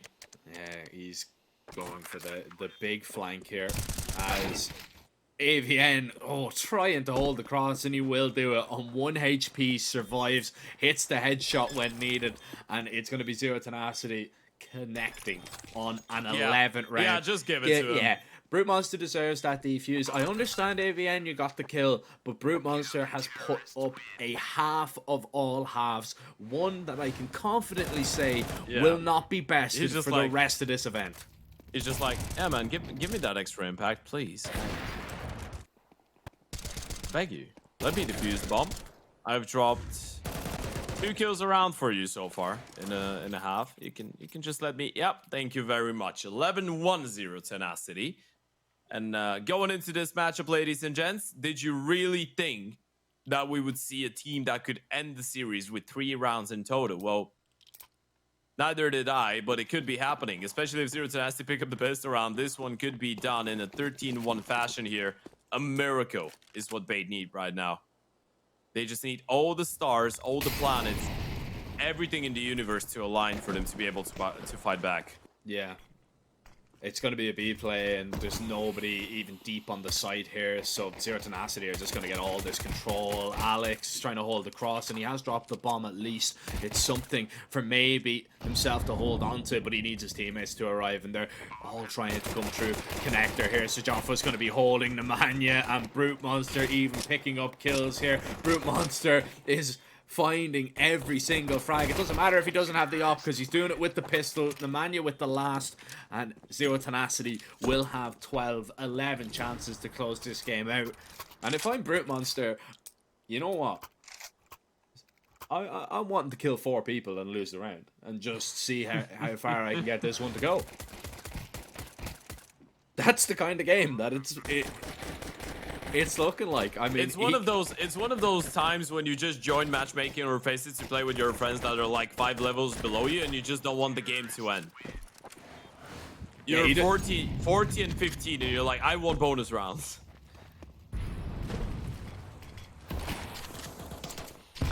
Nemanja wants to get this one done as quickly as possible. He is fast in towards Connector here, and well, Alex with his back turned, it was completely isolated. Bait were expecting an A play, but instead B is now under lock and key for Zero Tenacity. Maybe alongside the series, Sejafo waiting for the aggression of Captain Kirka, who long range sprays him down with the SMG, but I don't know if it's going to be enough. Nemanja still up close with that back 10. AVN going to be trying to hold the line. Nemanja sprays down one as now the flashes go over. The CTs try and get a whole lot closer, but just as close as they have been to Zero Tenacity all series, and that is nowhere near. Zero Tenacity have been a head and shoulders above Bait as they absolutely batter the Ukrainians. Have you ever seen a 1 hour long best of 3? Well, I think that's the first time for me. Certainly the quickest best of 3 we've casted ever, I believe, Jack. And this game might be the quickest one in RES out of the first European edition and all the Latam Cups that we had. And up until the end of the online and the entire circuit, that was as quick as it gets, right? I mean, it's absolutely crazy.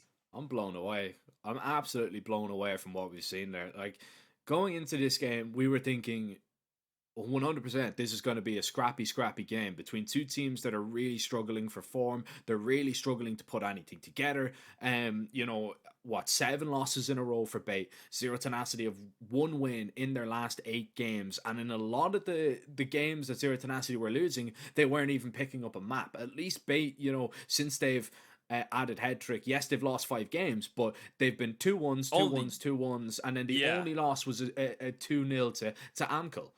But, I mean, what can we say about that? There was no positives to take from that for Bait at all. I understand, you know, there's a little bit of kind of roster confusion going on because, you know, the Baz was in there for a little bit. Now, sure, Alex seems to be in here. They still look entirely raw. It's still a completely young team. Yes, all those things for sure. But I think, honestly, what we just did witness was Zero Tenacity just playing an absolute masterclass, an absolute blinder in the veto in terms of what they picked. Picking into an Inferno, knowing that they were going to be comfortable on, and then also an Anubis where, yes, okay, Bay are quite solid at it, but Anubis is a very difficult map to play with a stand-in. So I think it was just, you know, Zero Tenacity taking full advantage, especially picking on that CT side. You know, that's what it kind of spelled out to me, realizing, you know, they're probably only going to have a handful of strats to call, you know, off the cusp.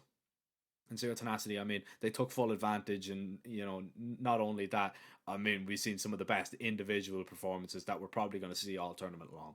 You know what? I feel like this is one of those games in which there's just multiple factors that contribute to the score being as it is. We can just let the end score talk about itself, right? It's a 13-2, 13-1, as simple as that. All of you just witnessed what we did. All of you can make your own assumptions, I guess, because of that. I still stand behind my point, and I feel like Bait have the potential to play much better CS. And I think the players know it, the team knows it, everyone out there, even Zero Tenacity know it, right? So what might make the difference for Bait is to just try and forget about the first game, reset for the second game of the group, as we just witnessed. Of course, the winner of this matchup is going to be playing in the Group B opening, or the Group B winners matchup, up against the winner of the other game, which will be Parivision taking on Habu, and then the loser will be playing against the loser of Parivision and Habu once again. So Bait have plenty of time to reset. They will have a couple days to talk about things. I certainly hope that this is not going to be the level, and I certainly believe that this is not going to be the level to be expected out of this Bait lineup, and they know it. But as we said, things like that happen. It is a game to forget, and for Zero Tenacity, it is one to remember, because Brute Buster was absolutely outstanding, and if you're able to keep it up individually and team-wise, you could be getting out of that crisis that we talked about before the start of this game. And well, if you're playing like this, no roster changes required, right? You're outstanding. No, not at all. Not at all. Ladies and gentlemen, we have a little bit of a delayed schedule now, I suppose, because we've got, I believe, an hour and 30 minutes to wait until we be going live with our third That's what game. I said. That best of three took exactly 1 hour and 5 minutes. And that's without, like, that's including the 10 minutes between maps. Yeah, insane, absolutely insane. But we still have two more games coming up. We've got Namiga taking on Alliance, that is in Group A. Winner will be facing Sangle in the next round. Loser dropping down to face 9 Pandas. And we've got Paravision taking on Havu Gaming. The winner, of course, will be facing Zero Tenacity, and loser will be dropping down to face Bait. Two exciting games still to come, Ted. Unfortunately, myself and yourself will not be covering them. I believe it's going to be Jay and Dwag taking over from the two of us. So can I get your quick fire predictions before we do send this one off to a break? Sure. Namiga and Parivision. Namiga and Parivision. No explanation provided. You know what? I'm gonna go Alliance and Havu. Just for sure. A little bit of friendly competition. Friendly competition, as always. And hopefully we will see some more heavily contested games coming up in matchups 3 and 4 here of the Ori-Ez Regional Series 2 European Edition. But until now, ladies and gentlemen, we are going to send it on to that break, and hopefully you will be joining us later for our third and fourth and final matchups of the day. See you in a bit. A very complicated job, but I love simple things so much. One move, one push.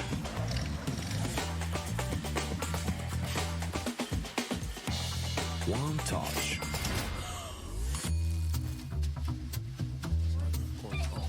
One love. One click. One XBet.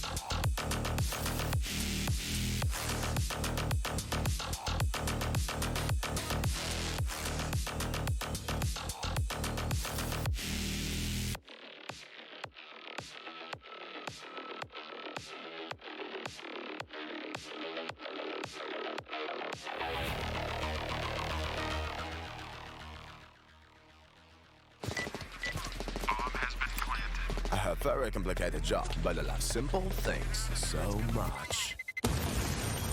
One move, one push.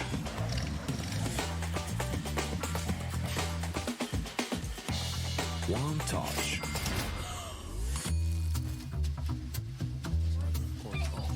One love. One click. One X-Bet.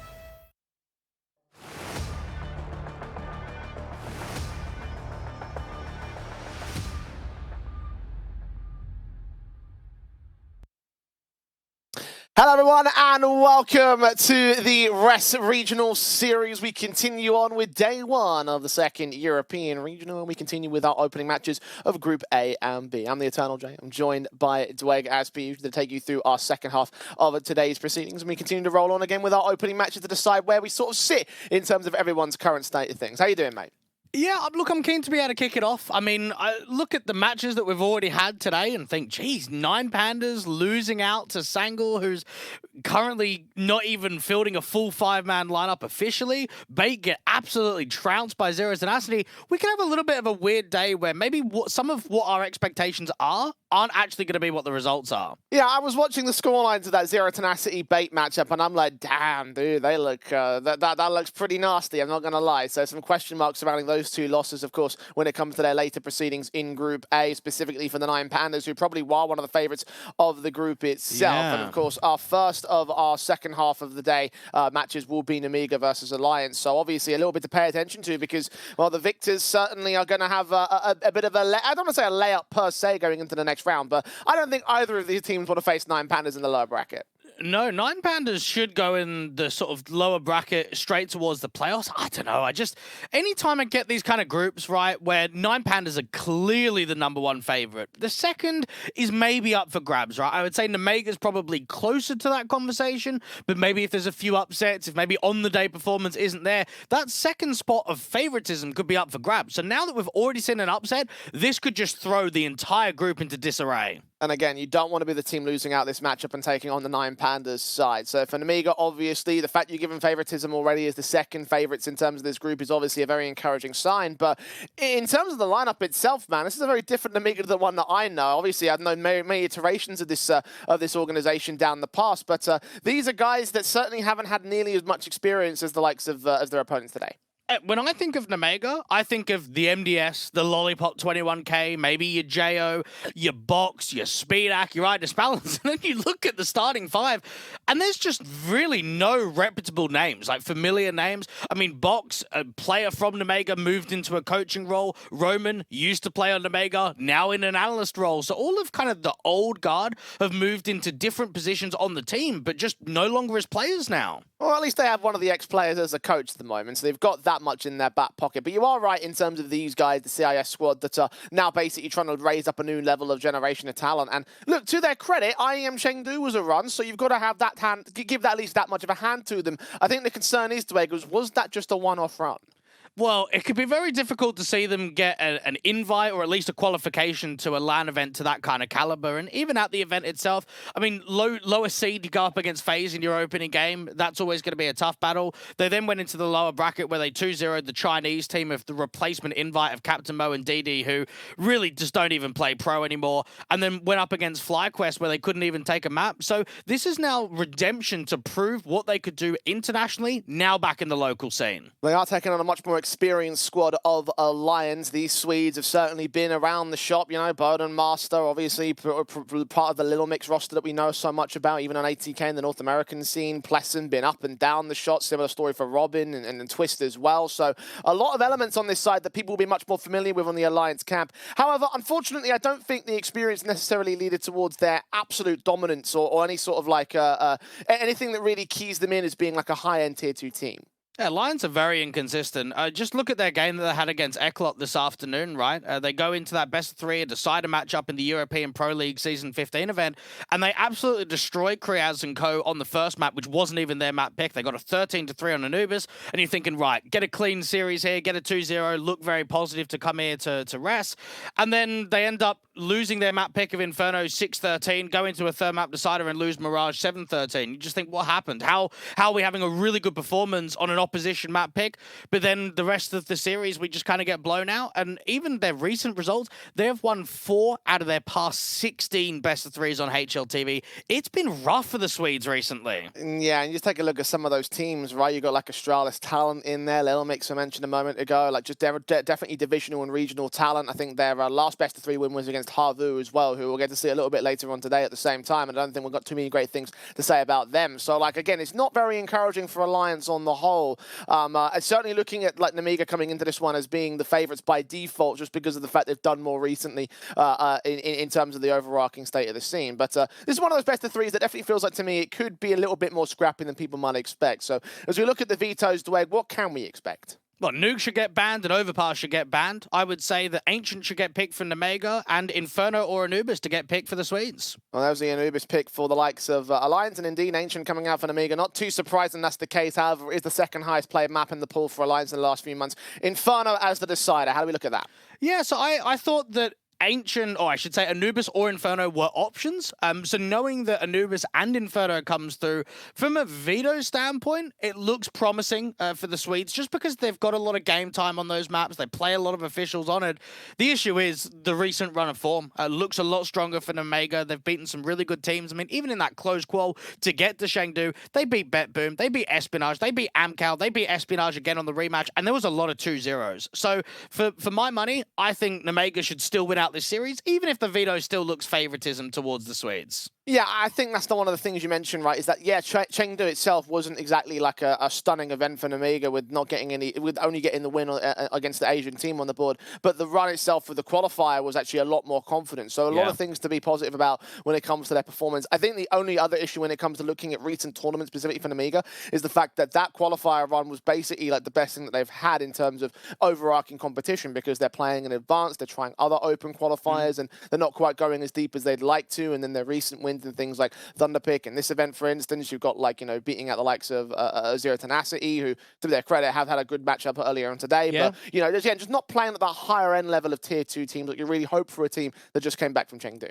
I mean, even for Nemega, right, the open qualifier to get into the closed qual, Chengdu, they beat Endpoint, Aurora, Nine Pandas, Sprout back-to-back. So we know at times they can actually play some higher-end teams in the Tier 2 atmosphere. You mentioned Advance. You think back to season 47, they only made top 16. Next season, they make top 3. Season after that is now the current season where they're yet to play a game. So there is progression being shown. I mean, for Nemega, they were ranked 198th on HLTV at the end of January.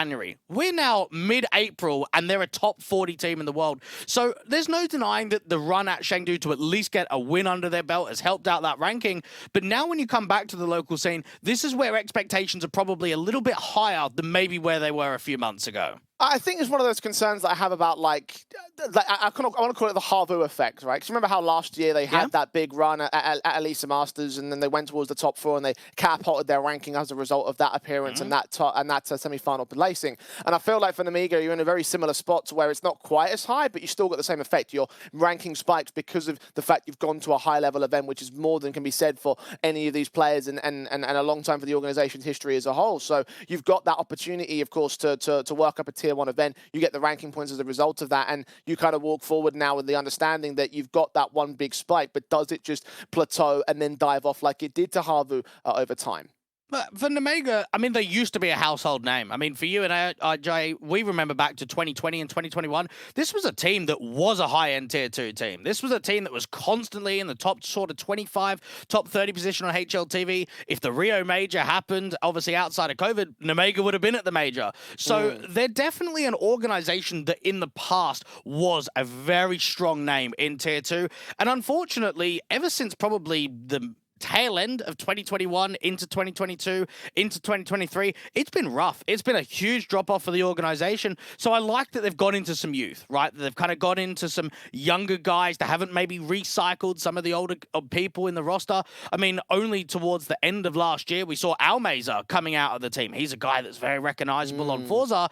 And then Xanta comes in and you're like, well, who's Xanta? We know Almeza, but we don't know this new guy. So it's definitely a new direction for Namiga. They want to try and progress in through youth. And again, that's certainly encouraging in terms of like the future, because that's how you build out a futuristic team, right? You focus on the younger guys, and certainly some of these guys are rather young, and they've still got hopefully a bright career ahead of them, right? And maybe the Chengdu run and the qualification to get there is a sign of what the potential is for this particular squad. But for the here and now is the thing I'm the most concerned about, and I think that's where most people will be concerned about as well, because again, you've had that spike. Can they maintain it? Can they improve upon that? Can they ensure they don't start dipping off over the next few months? A good run here in Rest might be plausible for them. And of course, with the group being where it is in Group A, you do sort of like hold the expectation they should make it to the playoffs, right? Yeah, you're expecting so. I mean, I look at Namiga, 10 out of the past 13 best threes on HLTV have kind of gone their direction. It looks quite positive. I even look at Sangal, that obviously won out against 9 Pandas. I don't rate this team very highly at all. LNZ and co have been struggling a lot recently. That might just be one of those games where on-the-day performance was pretty good, but consistently, Namiga should be able to beat them. So I look at Namiga thinking this is prime position to get top seed in the group, prime position to get into that first round of the playoffs, and give yourself as much of a deeper run as they can expect. Yeah, I mean, I think the wide results of the upset in the opening match of today certainly is going to prime up the likes of the Namiga side to do work in terms of, like, again, just applying themselves and getting that top-end position. Like, it certainly would be an encouraging state for them to be at, because obviously they want to go deep, they want to extend some ranking points here in the rest circuit, and for them, obviously, their whole focal point of just sort of like improving and building upon the statement that they've made over in IEM is sort of like their key goal from here on out. A good run in Rest would do that. Is making playoffs going to be enough for them in that regard?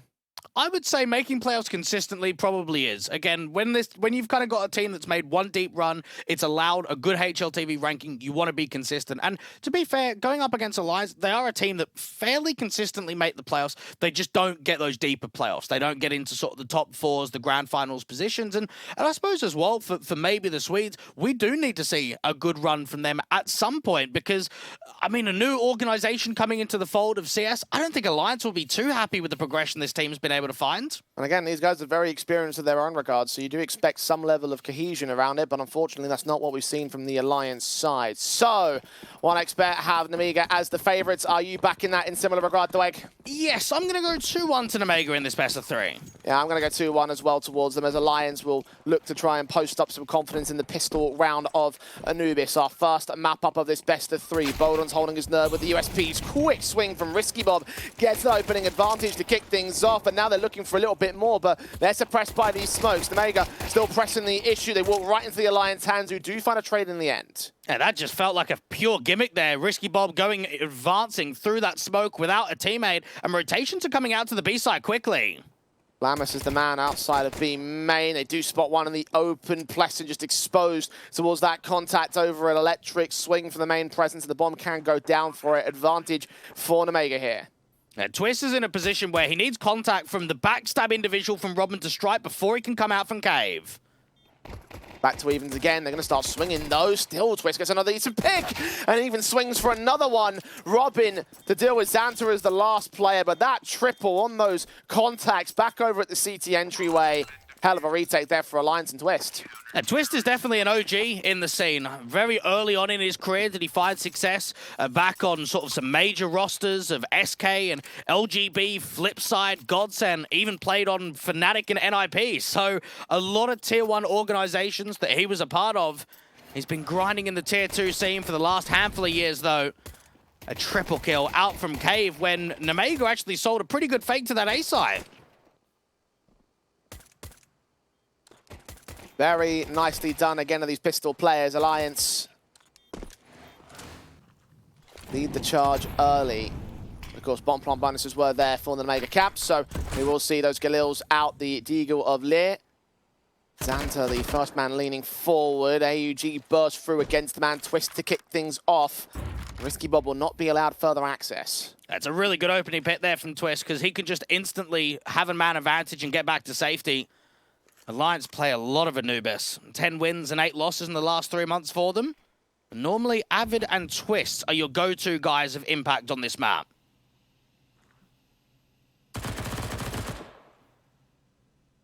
Opening start slows things down immediately here. Alliance, very good reads on Flammus here. Plessin, that HE got the info. He heard that body block. It's a very tidy HE that could do a lot in the next sort of contact to the bomb site. Bowden flashed into A main, but doesn't peek with it. Hear the footsteps over the electric, and there's a number of them there. Plessin allowed to strike on the first and the second. Third kill not going to quite get allowed. Khan with a responsive, but still two-man advantage here for Alliance. The bomb extends out, and they do struggle with it a little bit, but Robin is there to respond. Lear back on his Deagle, aware of the second player, eventually comes up good with the kill back on Avid, so Alliance will connect too. It's such a strong position, that sort of close tucked-in corner out there at Electric, where you can't be seen unless the teams actually widen up the angle and literally pre-aim to that left-hand side. So with distraction coming in with 3 on the B bomb site, it allows that wide swing, and Plessin just does so much damage with the MP9. Nemega, 2 rounds in a row where they've had sort of success with the trading game, but once they get into the bomb site, that's where it's fallen apart.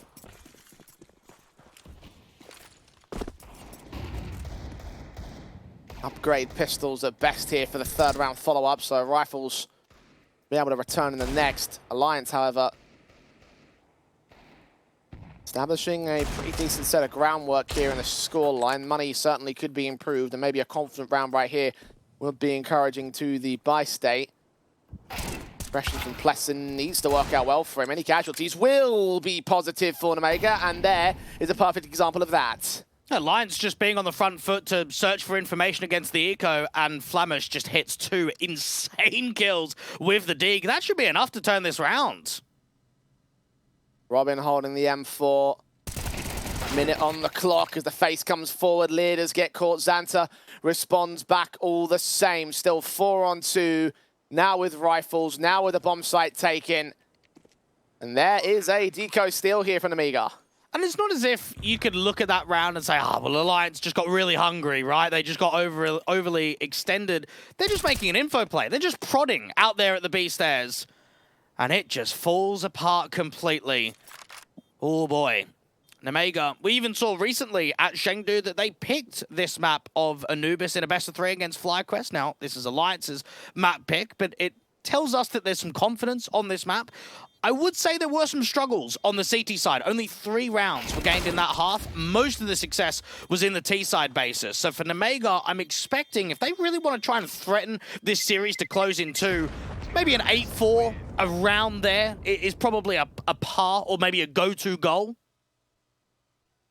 Well, they found their starts here on T side, so now it's a case of converting.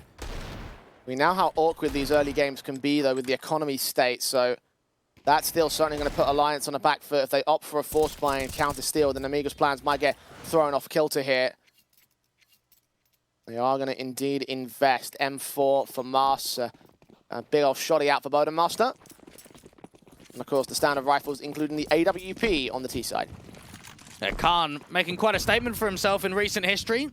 being one of the next up-and-comers from the Kazakhstan region on the big green. Him and Icy are the two sort of front runners, I want to say, out of the new development of young players.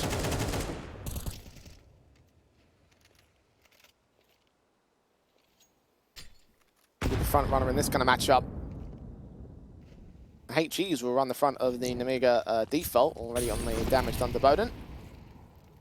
Very nicely placed utility in these early rounds for both sides.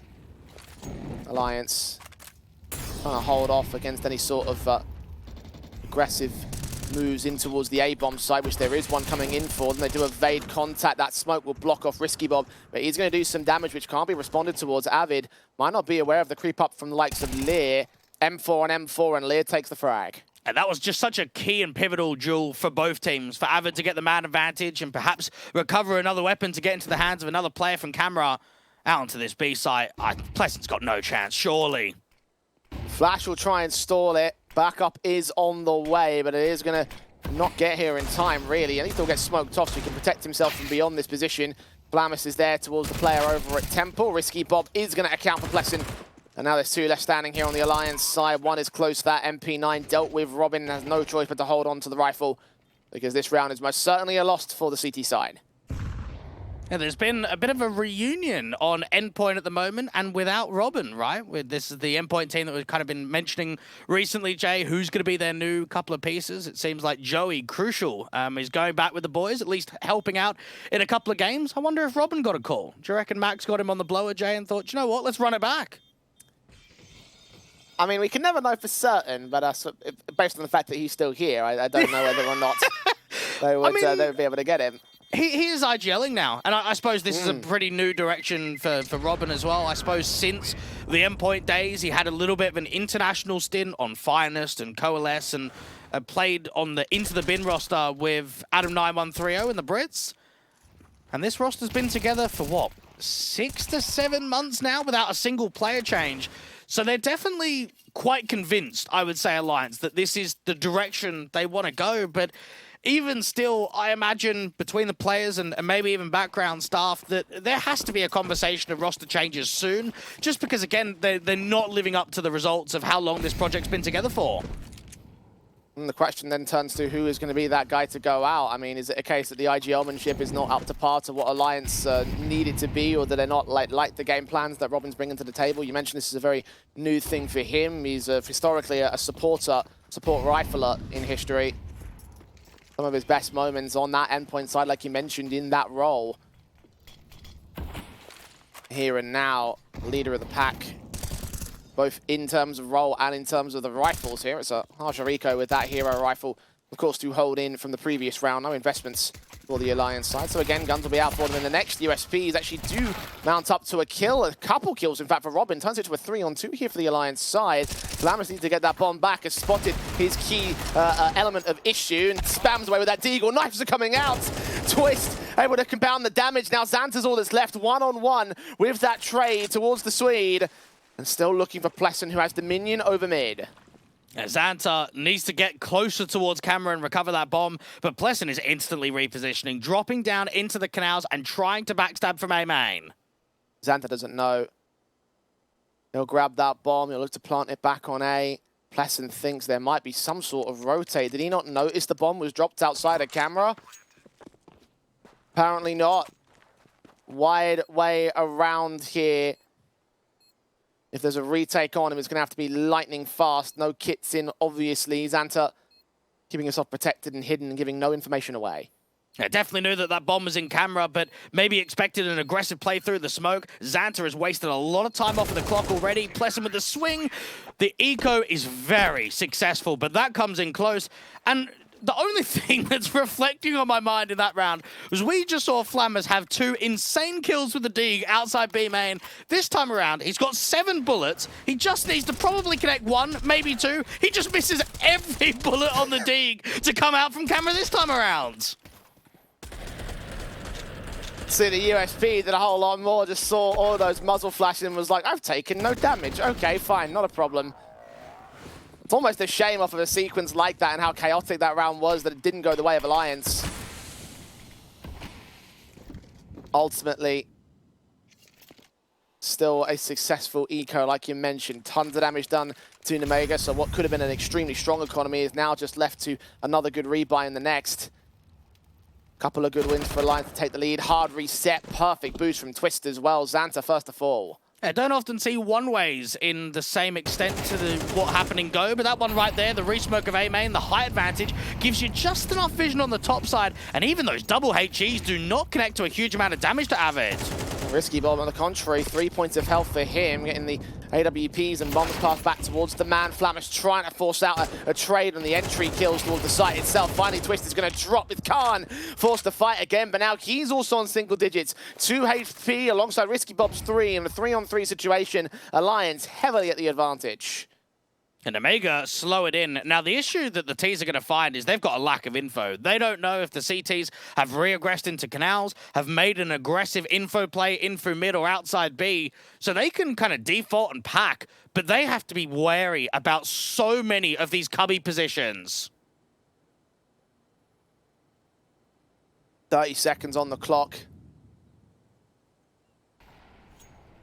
Khan, Lear, and Risky Bob get themselves into that A bomb site.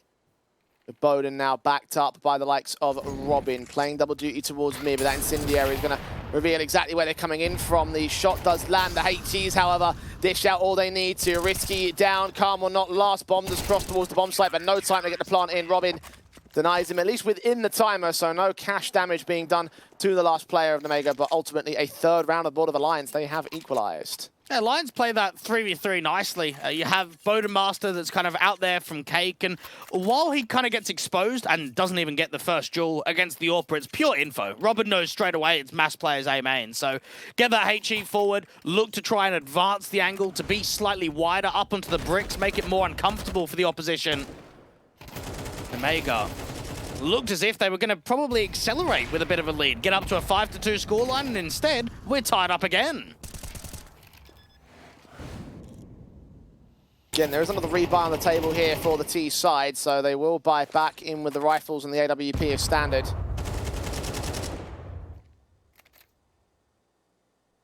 Alliance not out of the woods just yet. This is a swing round, one that could easily start to get a lead back of their own right, and as you mentioned, just take momentum off the back of that, just run away with a CT half advantage. And you mentioned that 8-4 would be when Omega would be the most happy. I mean, one more round and you have to go perfect from there. Alliance, pretty pivotal round for their overall game, honestly. Yeah, Plesson's been doing so much chip damage with HE usage out there into the canals and the electric. And this is going to be an A-pop into a split. You've got 3 in main with the bomb and 2 players that can come in from camera. Smokes up, Plesson moving his way forward. Khan has no idea. He is going to check for contact. He did see the man, and the shoulder was also given up towards the CT side. He might even get forced to fight and potentially draw a rotation back from that electric position, but in the end, they do hold their nerve. Meanwhile, Twist is going to wait for contact. The crack angle seen, 30 seconds. Incendiary off against the split. They're going to be stalled for time here. Bodemaster with the NWP. First contact, loses it, and now they have to start to slow it in. Rotations are cut off. They've got to hold their nerve, and Avid is good for the SMG kill, but close quarters counter flashes are involved in this, and Flammus is eventually going to get that pick back. 2-man advantage, making it 3 as Robin will drop, and Plesson is left alone. Good recovery from Amiga. That's an unfortunate miss there from Bodemaster, who's obviously started off this game quite poorly. 1-7, that was a must kill. That position, that sort of angle, not being blinded, he has to hit that duel, and it just doesn't happen. Nemega have now won 4 out of the past 5, and for Alliance, they had a pretty good read on that scenario. They had an info play into canals, they knew that there was players into mid, they knew it was going to be an A-split, but without that kill from the NWP, it sort of just denied any accountability of winning that round. Talk about a swing round then from the Alliance side. It also applies in opposite. Omega have put the economy back down to nothing on the CT basis. Hard stacking over at the B bomb site, which they have played pretty well away from here. They will get the A site access. They will get the bomb plant forward. This should be number 5 for the Ts. Alliance, again, just got to hope that they can do more damage with these pistols, try and keep the economy limited. But doubtful considering how far away they are from contact. And we were kind of talking about Box in the pregame, now a player moved into a coaching role. He played on Omega for 3 years and 4 months and has now been the head coach of the team for about 5 months or so. I wonder if his sort of insight, at least competing towards a higher end of Tier 2. I would never say that Nemega were one of the teams in our eyes, Jay, that was sort of a team that could make it to Tier 1, right? They had very few opportunities at Tier 1 events, but there is no denying that these guys in the past were very consistent at being at the higher end of a Tier 2 team. Yeah, no doubt about it. Omega beneficiaries of his assistance when it came to the online era, several grand finals and championships as a result of his efforts. It's a shame that we don't see that many sort of players from Belarus anymore. I know you got the Betra team, and Websters are still kicking about, but it definitely felt that Nemega were always that #1 in the region. And I mean, when Lollipop 21K was on that team, he was kind of the shining star, wasn't he? And now we got some newer players that have kind of come in for Lear. He played on Zorka, which was originally Nemega's academy team way back in the day.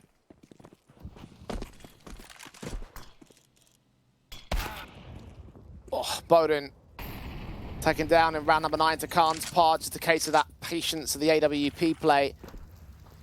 Found his shoulder, caught his shot. Alliance down by a man so early in these rounds with no signs of trade potential. All 5 players are grouped up on Omega in Twist, ready for contact. They do face around that corner. He gets 1.5 kills. Risky Bob with a responsive, and Xanta gets involved against Avid. The incendiaries will ensure they can't make their way directly onto the bomb site, and both those players are extremely low HP, but in a 2 versus 4, Alliance are out of this round. And if you are Avid, you're probably just fuming of why have they not cancelled. So you know that with the Org kind of in an advanced position where contact is going to come straight away from A main, Twist is calling out that he's done damage. He's got that first kill. He's tagged them up quite heavily. Avid's then putting incendiary down to A main. So they're already fairly low as it is, and they just run through the molly. They literally are just sprinting A main into the bomb side. Avid's probably expecting a cancel. Probably expecting, okay, this is a chance for me to reposition, get out to the bricks, play out from heaven, slow play the round. But Nemega have been very puggy in some of their executes and some of their mid rounds, and it's catching the Swedes off guard.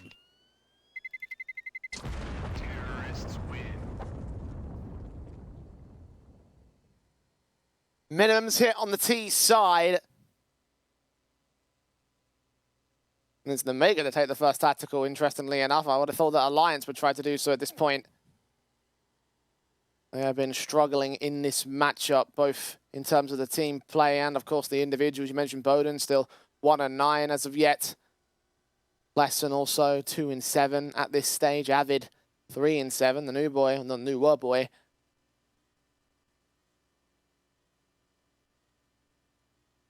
They cannot win the opening CT side half. Nemega very, very confident in their style of play, and that's to be expected on their T side of Anubis. Very disconcerting for the Swedes at this stage, though, because they have to get something on the board soon. Yeah, that eco really hurt them in the 3rd round, didn't it? 1 pistol, 1 anti-force buy, and then you've just got a Deagle round that comes through from Flammus out in B main, and it's changed how the start of this map has kind of gone down. And I suppose for Alliance as well, I mean, Bodenmaster's not a carry AWP. He's actually been struggling quite a bit recently. So, look, maybe his name is in conversation of being up on the chopping block, and he's an experienced player, but isn't holding his weight with the impact. There's a lot of strong Swedish AWPers in the scene. With Godsent falling apart, you've got Era. He's one that's around. You've got Draken that's also around. You've got Chauzy that's still playing. Hype, who went into a bit of retirement after the collapse of 0-0 Prospect. So there's definitely players, even that are free agents, that can come into this team and replace Bodenmaster. It's just, again, how much does he add outside of just the pure impact? Is he setting up his teammates nicely? Is he sort of allowing rounds to be one off of the communication and the prep? So there's a lot of things that you need to consider outside of legitimately just raw impact alone. But it has to be said that when you're 73rd in the world on HLTV and you've been together since, September of last year, you are expecting more. And for Alliance, I'm sure the players know that. They've been holding on to their their hopes for a fairly long time now.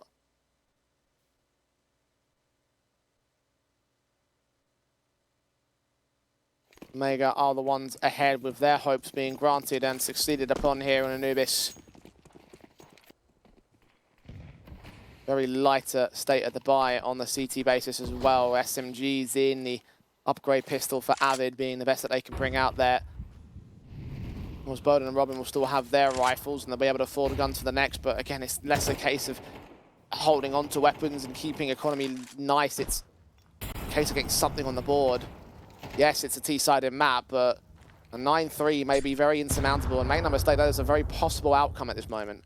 Yeah, even 8-4 would be a scoreline that would be tough to recover for the Swedes.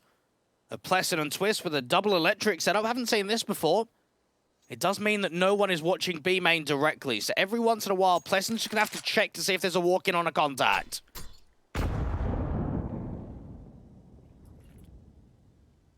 Just nades inserted upon, spray through Bizanta with the kill, not quite the second. Twist mows through two, Xanta trades back to a 3-on-3. Robin beyond the smoke is trying to hold his nerve and he is successful to get the man advantage back. Bomb to cross has been seen. M4 trying to look for the right engagement at the right time, and finally Xanta goes down. Lear a little bit too late to mark his man, and now has a war on two fronts in this clutch. Can at least grab that bomb, but the AWP is not ready for him. Now it's back to a winnable clutch and only a pistol for Avid.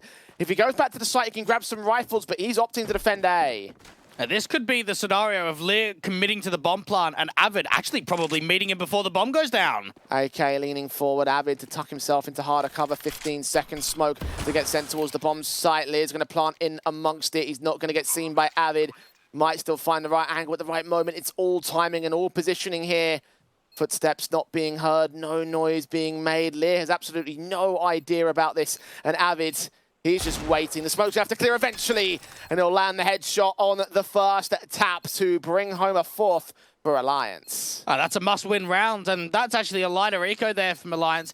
The MP9 of Twist, I want to say, at least gave him a chance in that round. The double kill in there from Electric. Obviously, Robin on the reposition to come out from sort of into Temple and out there to the back of default. He just stays alive and does as much damage as he can. Lear gets it into a 1vx, but cannot win it out. Avid wins a fourth. Now they've got to try and see if they can follow up a few rounds in a row.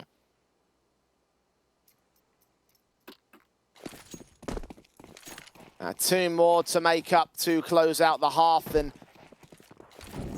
chance to equalize against Omega with that. Outside of the pistol and the conversion, there's been very individual rounds from Alliance with no real follow-ups. Omega should be aware of that themselves. Hefty damage done towards Lear by the early HEs. Slow to the approach is standard on this T default for an Omega. They are aiming towards mid. Avid in a position where he can jump up and spot out through mid just when the timing's right. Risky Bob and co are taking the doors and out there to the house position too. Xanta nades towards Bowden's general position will do minimal damage, but it's the block of vision that allows him to cross uncontested by the AWP. Straight kill. Avid can at least return to the AWP of the T side to make it a 4-on-4. But now they've thrown them completely off kilter for Alliance. They're going back into the A site when the play's towards B. And Pleasant doesn't really have nades to slow this down. Without a smoke and without an incendiary, he has to play passive on the bomb site. Backline smokes, Pleasant's HE well-timed against Lear, continuing to chunk away at his HP, but Xanta continues to make his moves. CT side players are working up mid, so there will be a backstab in later into the retakes. It's going to have to be that. Bombs down, uncontested, 4v4. And Flammers could drop here very quick on the backstab, but only spotting Avid.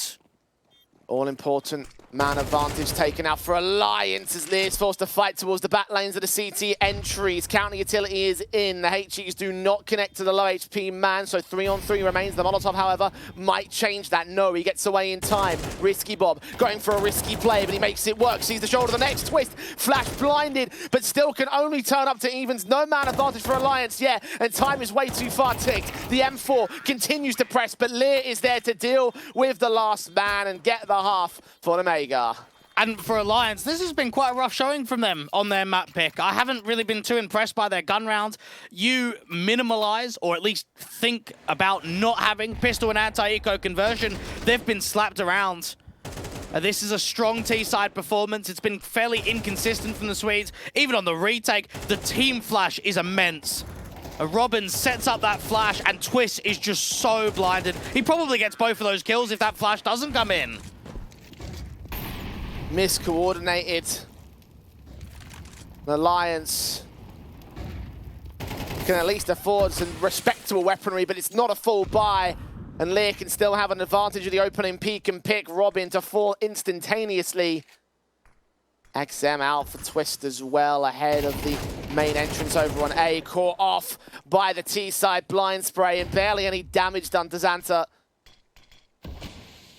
5-on-3 in the start of round 12, and this looks to be an 8-4 score to close the half. They're turning into a bit of a gamble, isn't it, for Alliance? Rotating mass players out to that A side. And Lear's waiting for some of that aggression to come through from the Canals. And this is all timing as both teams have gone past one another in-house. Avid down, 2 left standing in Bowden and Plessin. They lean further forward towards this. They try and contest, but Flammers is getting Plessin. Bowden surrounded, dealt with by Khan. And there is the 8-4 half they were seeking for Omega. Wonderful, wonderful T-side. And we're very familiar, Jay, with guys like Bodemaster and Plessin. They're experienced guys in the scene. They're guys that have been kicking it around in Tier 2 for a while. It's not good enough to have individual performances like that. Bodemaster finishes the first half with 1 kill, and his other teammate of Plessin gets 2. That is not on. Not on your map pick, not in a best of 3 against Omega. It's just not strong enough, and it's more to the conversation of why Alliance have looked very inconsistent, why they've won just 4 out of their past 16 best of 3s. I mean, they played Eklot on this map legitimately 3 hours ago. 3-4 hours ago, they played them on Anubis, and they had a 13-3 result. They had an 11-1 half. How does that happen? How do you go from that kind of performance a few hours ago to now this kind of performance on the exact same day? There is some deep-rooted consistency problems. That must be pretty obvious at this juncture. I mean, you can just see from the scoreboard, there's players that really aren't getting involved on CT side here. You have to hope for Alliance that T half is going to be just as strong as Omega's was, because you're going to need it. Well, unfortunately, it comes down to whether they can win one of these opening rounds. If they can't win a pistol or the first gun round, that's just it. They should just be done.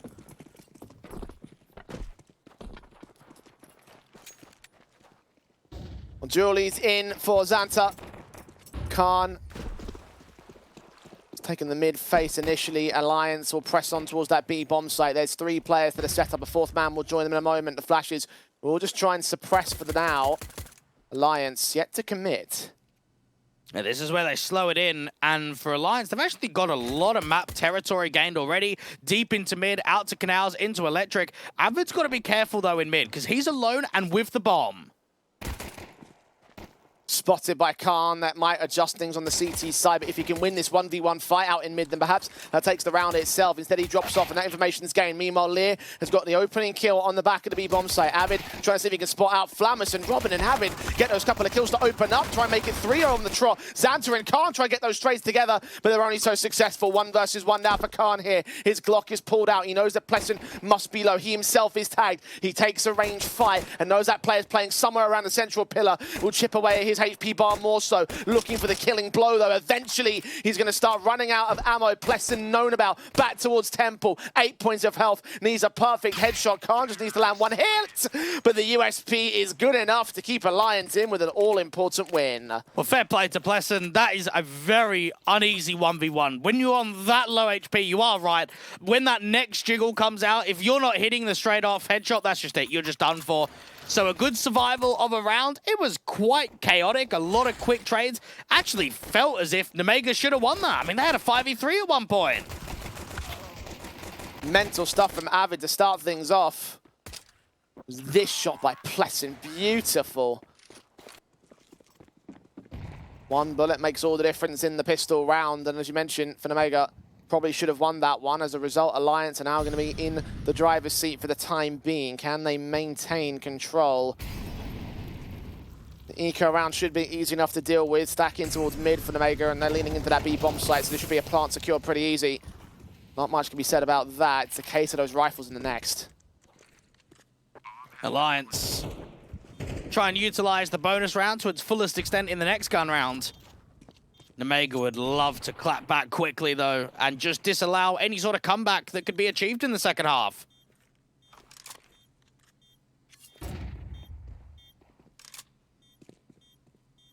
Exits in the name of the game from here on for Omega.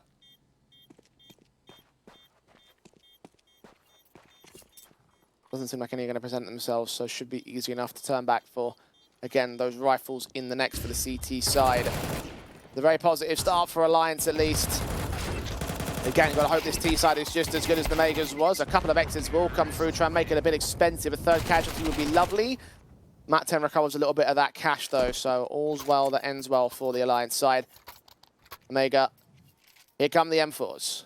And just to even make comparisons between these two teams, you've got 4 out of 5 players on Omega that have played less than 200 maps on HLTV in their entire career. You've got guys over on Alliance that are pressing thousands. You've got guys like Bodemaster, Plessen, Robin, and Twist that are all around 1,000 or more. And Omega are definitely the young kids on the block looking to try and prove themselves in Tier 2. Alliance win this gun round and tie it up to 8-8. And if we get to that kind of scoreline, I would say game is on.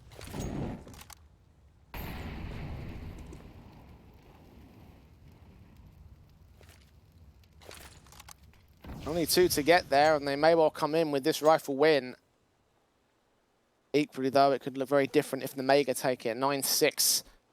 The advantage grows back again, and the CTs will have their start in this half. Momentum off the back of that shift will lead us to the end of map number 1. Alliance. Very important round once again, as the last rifle was in the first half as well. Is it because Khan's made the info play towards B and hasn't seen anything? They're going to stack up the A site heavily. They're going to keep 3 players on A and smokes at the ready. As soon as Xanta takes contact, he can drop that, and it's going to make this round very chaotic. They'll probably have to pop through the smoke. Counter mollies in, he takes a lot of damage, gets away with the kill to open up, but Twist Mac 10 can turn back 2. 3-on-3 as Lear tries to hold his nerve on a site, but he is going to get overwhelmed. Advantage for Alliance here. No access to the A bomb site for Omega.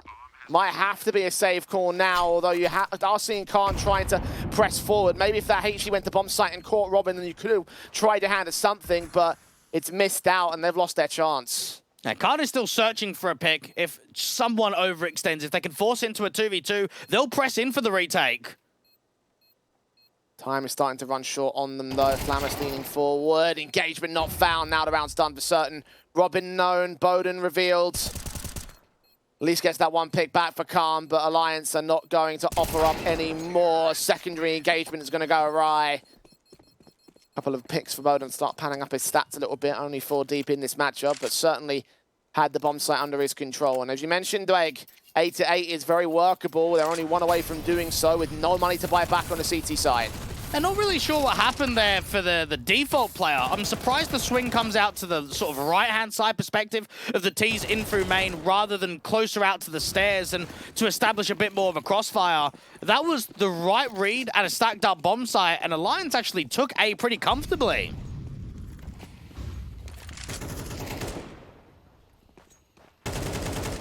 One round to the good.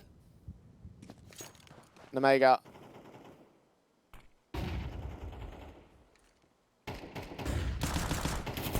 Facing the fight to Xanta. Robin looking to engage against Khan. That's a start. Does do some damage against him on those upgrade pistols. Xanta dealt with next 5 versus 3 situation. A site, of course, completely open, so this split will be able to get the bomb down, and Omega unable to do much to resist this. Their upgrade pistols have not been all that fantastic. You contrast that to the rounds in the previous half where Alliance were taking the economy game in their hands. Very, very different way of working out here. See if any exits can come through from these players out in mid, but it's very unlikely. Alliance are definitely giving themselves a fighting crack at this series now. Realistically, I don't think they're going to have much of a chance out on Ancient, so you have to be taking your map pick. Now, knowing that you went 2-0 in the first half and now 4-0 in the second half, question is going to be on about consistency in gun rounds. They've given them a decent chance of at least tying up the scoreline, but Nemega will get the AWP out on Khan. They'll get a strong buy, M4s, deep utility, and that's what Alliance are going to have to deal with.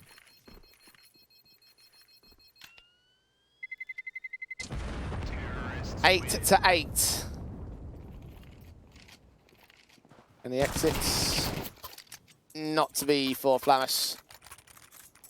The AWPs are in for Khan, however, and the M4s will follow suit. So here comes that second rifle that we're looking at the most. Alliance could take full control from here, and Amiga can find themselves back into this CT half. I mean, into the CT half in general, actually. They haven't won a single round. Alliance, meanwhile, taking their first tactical.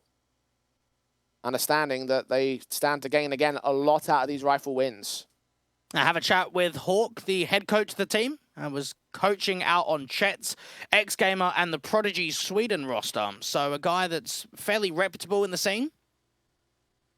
Nemega, they'll look at this position and say, okay, we're starting to get a bit of a test going. We're starting to get pressured. Let's show our quality of what we've been able to do recently. Let's show that we can close this series out in 2, that we can take Anubis, move into Ancient. Alliance, though, it feels for Robin, maybe Avid and Twist, they're going to have to do a lot in this second half. We still aren't seeing that bounce back from Bodemaster and Plessin in terms of impact. So maybe it comes to the other riflers to step up when required.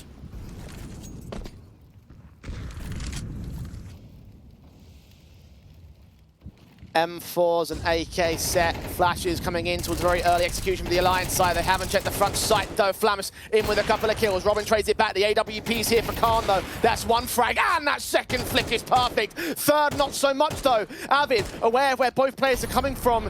Certainly got some information out of it, spotted at least one of them. It's 1 versus 3. Second kill comes in against Dancer, and now looks for the last. Can't quite tap it up. He's got 8 bullets in the mag. He's trying to tap his way to victory. The HG descent, and Lear just makes his way around the corner to grab the lead back for Nemega. So it actually seemed that Nemega had a pretty good read on that being a B-pop. Whether that just being an anti-strat or a gut feeling, anytime you get a player tucked into jail early into the round, that's a read. And that is 2 very quick kills to come in from Flamus. And then Khan puts up a very strong defensive, doesn't he? From the back of default, 1 kill to B-main. Second one wasn't easy to flick back down to Electric, but it was a kill that defined the round. Beautiful stuff from Khan. Defensive set this up, but Avid nearly knocked it all down.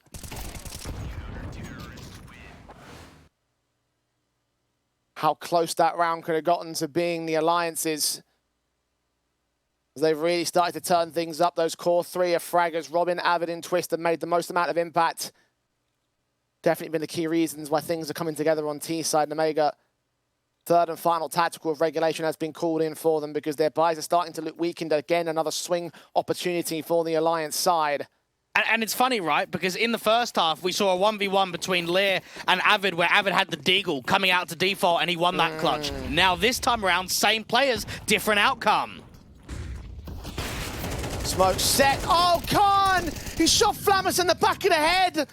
So focused on T's side, and already Nemega have bottled the man advantage. So Nemega put up util of an aggressive set. A deep smoke in through mid, another smoke down there from the T stairs to indicate Canal's press.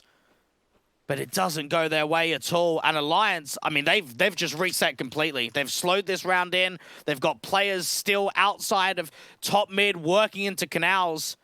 They are just freezing up and waiting for the next exploitation. Is this man advantage going to make all the differences for Alliance?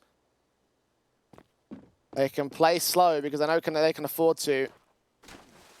They have the idea of the heavy-handed play towards mid off the back of the information they gained in the opening pick advantage.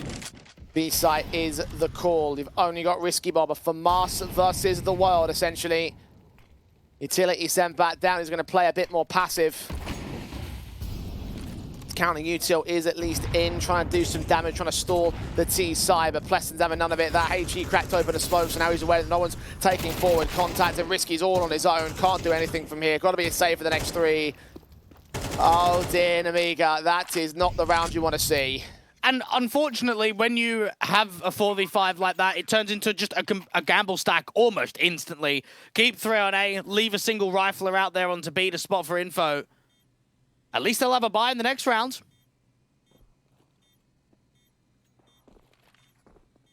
9-all. Alliance got their guns still all protecting. Don't need to focus on a buy because of the nature of the fact that they are the team in the driver's seat.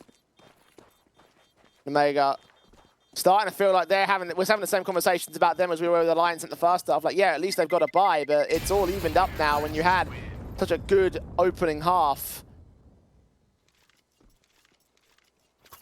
Drop those weapons about, bring forward as much of the rifle state as possible. Alliance, however, again, hunting for a lead. The first time they'll have a lead since we got the pistols and conversions. Oh, dear. That's such an unfortunate moment, man. So unlucky. Alliance.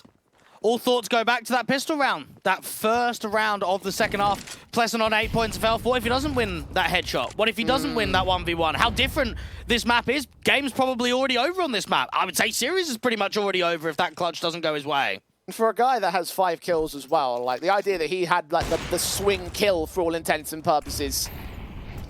Now Bowden's got the opening kill of round 19. Khan first to fall. The AWP peeked in from Electric. Didn't get anything out of it. Risky Bob does grab the AWP and rotate back out of position, but down by a man, no real mid presence, and starting to rotate away to try and look towards a gamble or just some other setup that focuses more heavily on the mid position. With that, Alliance group up outside at A. They can walk in, they can plant the bomb. No major concerns. Oh, I mean, there is. You don't know if it's going to shape up for an A fake, if they're going back into B. I mean, this is an info play towards mid that could catch players outside of A off guard. Bowden's keeping himself hidden. The tap of the AK will reveal at least a little bit of info, so you will have Flammus adjusting towards the A site defense. Santa is the man as part of the backstab. Counter HEs of Flammus will actually go completely awry. Fight from range on that MP9. Can't quite land the kill as Flammus has dropped on the defensive. Xanta has at least caught one of the rifles as Risky Bob's AWP turns it into a 3-on-3, but the plant has been secured. The retake is on. HE down towards the stairs will just deal with Twist. Risky Bob is waiting for that next duel and Twist is just not giving it. Meanwhile, Bowden's out from main, catching Xanta. That HE sails right past Twist. Doesn't do nearly enough. And they're out of there to hold on to their weapons once again. Omega have no money in the savings. No buy unless they hold on to these guns. So it's 10 on the board of Alliance. They are now up in the lead. It should be another rebuy here. I mean, Xanta can buy himself, Risky Bob can drop one, and Lear can drop as well. Alliance, though, a look off for the back of Bodenmaster of 2 impactful kills with that big green. Not an easy round with the backstab presenting out from the T-stairs, with the retake at least being successful from camera. Risky Bob getting that 1 AWP kill. If Twist goes down for that HE, maybe we're looking at a different round. A lot of what-ifs have been generated in this second half. But what we do know is Alliance have finally taken the lead, and now that you've come back from such a deficit that you're up 10-9, you've got to go and win it all. You've got to be able to take your map pick now.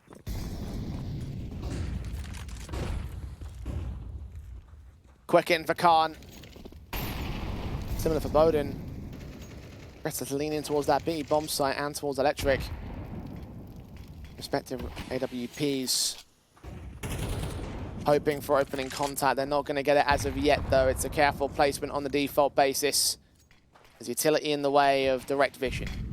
Yeah, that re-smoke up to top mid, though, is going to deny the T's. They get a boost up. AWP just misses that vision when the house smoke comes in. And Khan wins out one of those duels. He opens up the angle wider out there to the canals from Electric. Oh, Lear's heard a tag up against Robin. Flash time so well, he gets a kill for it. A double up, in fact, with Khan's double, reducing Alliance to 1 player. Bowden, bomb dropped in mid, versus 5. Can at least get that one exit, but an exit is all he was going to get. Omega continuing to fight back hard as best as they can. A couple of AK saved into this round as well. Alliance in for the rebuy. And that flash was just so quick that as soon as they heard even just a single cue of someone sitting in those flames, that flash is just insta. And for Lear, probably the easiest Wow. couple of kills that you're going to find all half. To think that Khan got the opening kill with basically a shoulder bait as well. Very difficult shot to hit. Situation once again gets a little bit messy for Alliance. A lot of saved money from the weapons that were recovered by Omega in the last round. So again, they'll have buy potential. Alliance will not. No loss bonus, no savings as they invest heavy into round 21. This could be a winning moment for Omega if they can convert it. A Pleasant flash around the corner, so completely blinded. Doesn't even have a teammate to peek on his contact. Khan strikes again, out to Electric with the big green. 2-0 on the trades. Avid just forced so far away, has got to basically vacate all B presence as Flammus continues to frag, peeks into the man as he refaces, down to 2 players.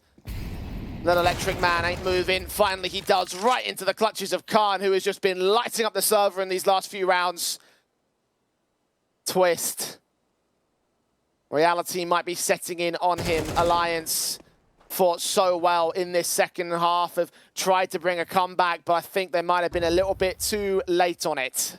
I had a podcast with Frog only a few days ago, the head coach of Endpoint, Jay, and he was mentioning Khan as being one of the guys for the future, a guy that's very talented on the big green and that we'll be seeing his name a lot over the next few years. He is playing his 51st map on HLTV. He really has not had a huge pro experience at all on previous iterations of teams, and even out here on Omega, he's only been here for a handful of months. But the more that we're seeing from him on just the raw multi-fragging ability, I'm loving it. As am I. This looks so good as well. Like, how do you hit a shot like that? That's just ridiculous. Insanity brought to the server by Omega Alliance. Second tactical called in. Best they can do is drop pistols on Robin, maybe make him a hero. But harsher eco outside of that, because there really is not a lot to work with. Alliance are in deep trouble now, and Omega are 1 away from taking map point, and with the way they're playing, I wouldn't doubt that they'd get round 23 as well. And again, when the Swedes fought so hard to get here. Yeah, it might end up being one of those fake comebacks, and unfortunately for Alliance, it's the lack of consistency in the gun rounds that have hurt them the most. 2-0 start, pistol, anti-eco, no gun rounds. 4-0 start, pistol, anti-eco, gun round, eco. 1 gun round. Anytime you want to take a map, anytime you want to threaten a series, you have to be consistent on the gun rounds. It's not just about winning pistol and anti-ecos.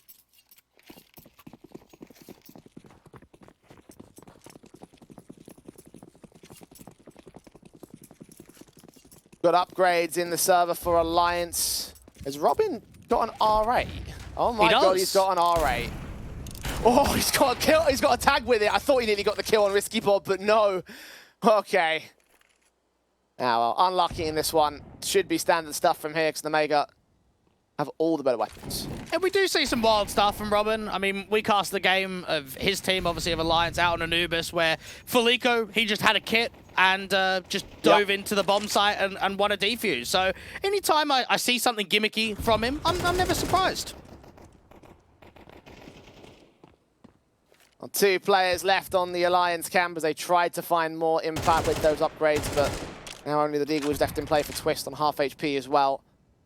Hoping that someone refaces to Electric, hoping that Risky Bob gets a little bit too risky for his trouble and he can take that AWP out of their hands, but just not going to equate to a round steal or just any damage of any worth with that 1 casualty. There's plenty of money available for Omega.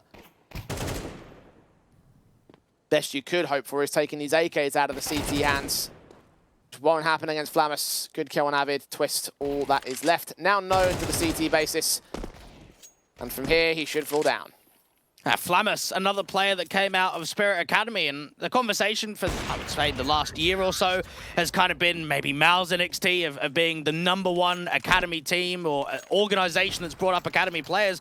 The more that we're seeing of players that have dipped into Spirit Academy and have either been promoted to the main team or have gone to other teams, we're seeing a lot of advancements in their career. Everyone's always going to pay attention to those core 3 that got called up to the main team. There have been rippling effects, as displayed here by Namiga's main man. 19 kills deep on Flamus alongside Lear, the 2 top fraggers of the server. Just look at the confidence they gain as a result of it. Flamus so far down at Canals. We've got Lear watching in from mid. The man pressed, but doesn't find anything yet. Alliance very careful about this approach. And this is a real strong looking crossfire. This is going to be tough to break for Alliance. They need to try and force the AWP off angle. They need to try and drop Lear further back. That molly's going to force him into a fight. Holding position, Flamus faced upon by Avid. 2 to line up, only 1 to go down. Bowden keeps the trades going for the Alliance camp. I could have seen a multi-frag happening there from Lear. That's a fantastic trade from Bodemaster. That's actually probably kept them in the round because of it. Risky Bob's so focused on the water entry. He doesn't know there's a player that's pressed up towards Canals. The multiple driving forward into a kill against Robin anyway. 3-on-3 gained. Captain of the squad not ready for that. Plessin doesn't know if he wants to dive out the window. Will try and catch the AWP off guard. He would have heard those dropouts. He'll continue facing them. He's going to hear all those footsteps. Another kill on Risky Bob, who does Khan things in server. Even a leg shot on Twist. He'll get that trade, but he'll get no more. 13-10 for Namiga. Eventually, they close out Anubis. And it's Risky Bob with the big green. There's not even the AWPer. This has been a very good performance for Nemega, and unfortunately for Alliance, this hurts because it was a pretty good comeback in the first few rounds of the second half, but it's not enough to be able to win your map pick in the series. Yeah, and that's unfortunate because, again, they fought so hard to get it back to a winnable position, right? But that 8-4 scoreline, as you mentioned, Dwayne, was very difficult to come back from. And it's not just because of the half advantages, right? Because going on to T-side, you would have expected some competency to return back from the Alliance camp, but it was just too little too late in the end. And for Nemega, this is where you close the series in 2. You're going into a strong map in the pool next. Yes, okay, at least Ancient gets played quite frequently from the Swedes, but that was your chance. That was your in this best of 3. And once more, Alliance disappoint. They go down 1 map in the series. And those inconsistency problems continue to roll on. It may seem like you can't have much faith in them now in the opponent's map pick. It is Ancient coming up next after this short break. It might be a relatively quick one for Nemega, so don't go anywhere when we return with the rest of the best of 3.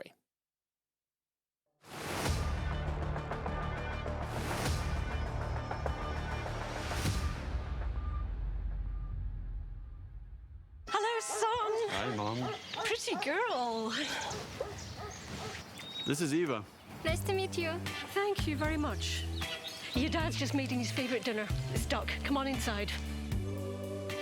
They're all probably too gruesome to tell you while you're eating at the table. How's your food? Is everything okay? Good, good.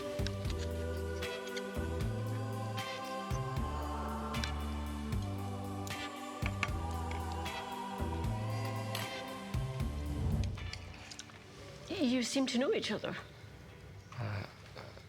Yeah.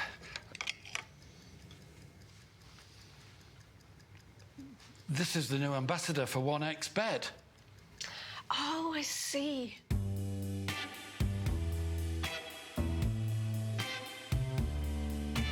Everyone felt good when Eva Elfie became the new ambassador of 1xBet.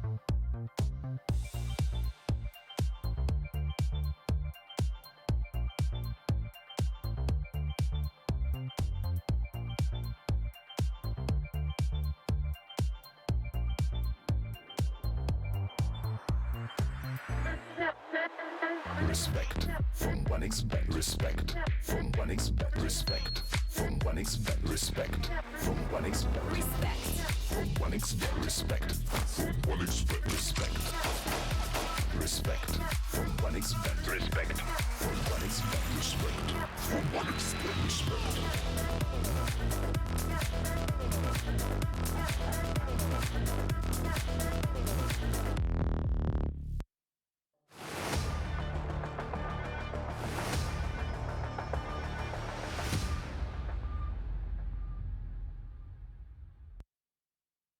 Not a very encouraging place to be right now for Alliance. Their own map pick of Anubis falling out a favourite to a stunning T-side half, of course, there from Nemega. And they did equalise. They did have a lead towards that comeback break, but it wasn't enough to take the map win. Now we go to Ancient. Now we go to Nemega's home territory. And unfortunately, this is where things do fall down for Alliance, right? You mentioned before the break, this is the opportunity for Nemega to get their 2-0 on the board, and that feels like the most likely outcome right now. This is just the go-to map. In all the best threes for quite some time, Ancient is just the one that Nemega lean towards. And for Alliance, their Ancient can be very shaky. They've had some okay results in the past, but they've also taken some losses and some really one-sided losses against teams that really shouldn't be happening. So all in all, for Alliance, it's been an underwhelming start to this series. I hope that they can still keep it close and they can at least give us a bit of a fight, but I'm sitting here saying 2-0 for Nemega for sure. Yeah, I'm just looking at the history that we have for Alliance on Ancient. I'm just thinking that there's nothing encouraging really there that makes me think, okay, they're going to make it competitive, unfortunately. One win out of the last 5 maps. It was against Havu, we talked about already. The other results have been 7-13s, 5-13s, 4-13s. And, you know, you got some bigger names like Bet Boom and Bleed in there, for instance. But then there's guys like Eyeballers who, that was actually one of the more one-sided losses. So it's just one of those things where it's like, that was their chance on Anubis. It was their opportunity. We mentioned the 2-1 series off the basis that Anubis was going to be that map that they would take here for the Alliance side, and they haven't done it. So, by all accounts, this should be a 2-0 affair, unfortunately. It should be. And for Nemega, they obviously showed a lot of quality out there on Anubis. For you to lose both pistols and the opening gun round in the second half and still come away with a fairly one-sided victory. I mean, 13-10, I say fairly one-sided in taking into account the rounds that you lost of not the rifle rounds. So with that in mind, Nemega obviously played quite well out there on Anubis. And once more, I mean, Pleasant and Bodenmaster, just underwhelming performances from them individually. I'd like to see a little bit more from these guys out on Ancient to almost rectify the series as much as possible. Yeah, the silver lining for those two is the fact that they had those moments, those little rounds of impact, right? The 1v1 in the pistol, for example, right? Where Plessum got that one headshot on 8 points of health. But those were only so few and far between, and the numbers weren't there to make up for it, which is something that's definitely going to have to be improved because both those players ended map number 1 on single digits at a 23-round game. Very much not encouraging. I mean, it's not encouraging in any capacity in a CS map. So you have to sort of look at those two as being the ground floor that needs to raise up a little bit more here for this team. And for Nemega, they'll obviously look at this group with a bit of an upset in the opening game and just kind of see the potential and say, yeah, let's get a 2-0. Let's get into that winners matchup. Let's give ourselves first seed. Let's show that we could probably make a top 4 at minimum, right? You'd maybe expect that if they get a 2-0 here, going up against Sangul, probably should be able to beat them. Okay, get yourself at least towards that quarterfinals and start getting some points under your belt, right? Start seeing, okay, well, if we're kind of sitting here saying it's probably going to be a little while until they get to go to another LAN event. They might not qualify to another IEM over the course of the entirety of this year. Well, let's see if they can qualify to this circuit. Let's try and see if they can get into one of those top 2 positions in Europe. And the idea as well that they aren't really within the rankings in the European series right now. Obviously, a playoff run would certainly be encouraging to get them involved on the board. I mean, the deeper you go, obviously, the better it is. And there are still 5 more series to go, including this one. So you've got plenty of opportunities, of course, to get points on the board. And their key thing would be right here and now to get points started above all else right here. So, again, building into that land, building into that chance, and just continuing to maintain online presence within the Tier 2 environment and try work your way back up to the higher end of the Tier 2 scene. So it's a positive start. I think there'll be bigger challenges later down the road, obviously. I do agree with you the fact that this group probably looks like it should be Nemega's now with how confident they were playing on that first map, with the way that they should walk up to a 2-0 and considering the future competition. So I have to, just again, I have to agree that it looks like it's going to be a comfortable time in Group A for them. And we were talking about it earlier, the recent lack of form that we've seen for Alliance, winning just 4 out of their past 16 best of 3s on HLTV. The 4 victories that they've taken in that time span was an unranked Little Mix side, an Astralis Talent at 167th on HLTV, a Zero Tenacity at 99th, and Harvu at 104th, right? This could be now another series where they're getting 2-0'd, another series where they're not holding weight, and it does make you kind of at least rectify, can Alliance even get out of the group? Can they even win a game in this group stage? I mean, certainly you aren't looking at many encouraging factors to their favour, right? I mean, you talk about the many best-of-3 losses that they've had and the number of teams, the kind of teams that they're beating as of recent. It doesn't really mount up to the kind of game that you were playing against right here against the Mega. And the inconsistency issues, obviously, we've seen the worst of it in that last map, but we have seen those moments of respite and those moments of return.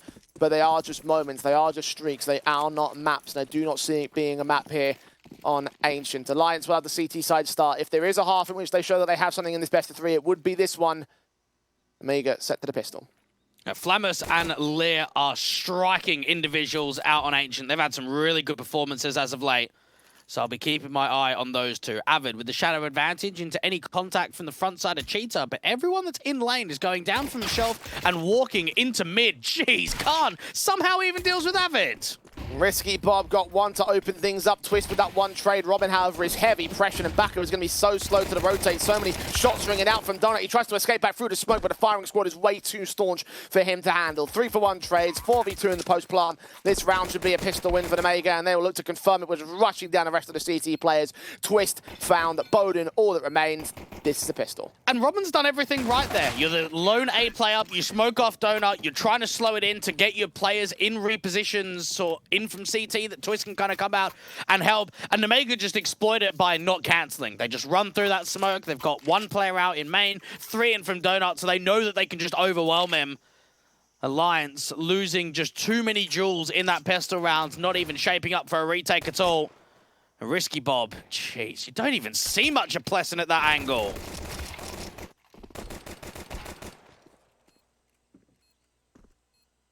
Overwhelming start again for the Mega. Can't be too surprised. Pistol confidence, map confidence, T-side confidence, all established in only a couple of blows. Should extend to that 2-0 start with Alliance again, not having the funds to go for any forced buys back here. Basic pistols, a couple of Zeus's on Robin and Twist. That's it. Alliance have at least got a bit of a B stack involved, and that spam is getting closer, and eventually Avid just drops on the off angle from default. No further confidence to establish here for Alliance. The Mega are all over them in every capacity. Nice try at the Zeus, Robin. Not going to happen. And the rifles return for the Alliance side, contrasting to the last map where they had the pistol and conversion kickoff in the opening half. But will trends remain the same? Will Alliance be able to return? I want to make it just hold on to confidence still. And it has to be noted in the current day, the Swedish scene from Orgs is actually looking really weak. The main NIP roster's not even Swedish anymore. The Academy roster's more international. Fnatic's exactly the same convo. Prospects, they disappeared, right? Godsent, they've disappeared. So it's pretty much Eyeballers and Alliance, and that's kind of it right now. That's the only Swedish orgs that are representing Swedish teams. Unfortunately, they're not having the best of times here. Both squads, but Alliance more specifically, you saw those 1xBet odds continuing to get more and more skewed to the favor of Nemega. And it's so surprising, because if we go in a time machine only a few years ago, Swedish CS was at the peak, right? Yeah. We had tier 1 teams, we had tier 1 orgs in the Swedish scene. It's so different from the glory days in CSGO to where we are in the current day of 2024. Fast execution in from the Mega, who want to take all the glory for themselves, and they do actually lose the opening frag. Twist does get traded back, though, so they will concede the opening advantages and maintain a 4 versus 4 for the retaking positions of the Alliance side. The players outside the Temple are pressing in very early, but Khan is still going to find that opening kill. Robin will be able to return fire, but tagged up so heavily by those incendiaries, those HEs and flashes will keep him at bay, so he's forced to retreat for now. And Omega have got full A main and full temple. Xanta out here from default has got to try and protect himself from Donut and from CT. And Smoke's going to clear in a moment's time. Swing on Pleasant, right timing. The blind sprays back at Avid, revealing himself with the traces. Robin is still trying to frag, but Xanta's having none of it. Neither is Risky Bob. 2 kills apiece. 3-0 start for Omega. Xanta was one of the only guys on the recent pickups from Omega that I was actually familiar with. All of sort of Flammus, Khan, Risky Bob, hadn't seen much of them previously. Saw a few games and a few tournaments from Xanta out on that Incilio roster with Polt & Co. Had a little bit of a pro career before joining up on Omega. Very good sequence for him to then even sharply reposition back out from CT on what was kind of like a 180, and then back into the kill.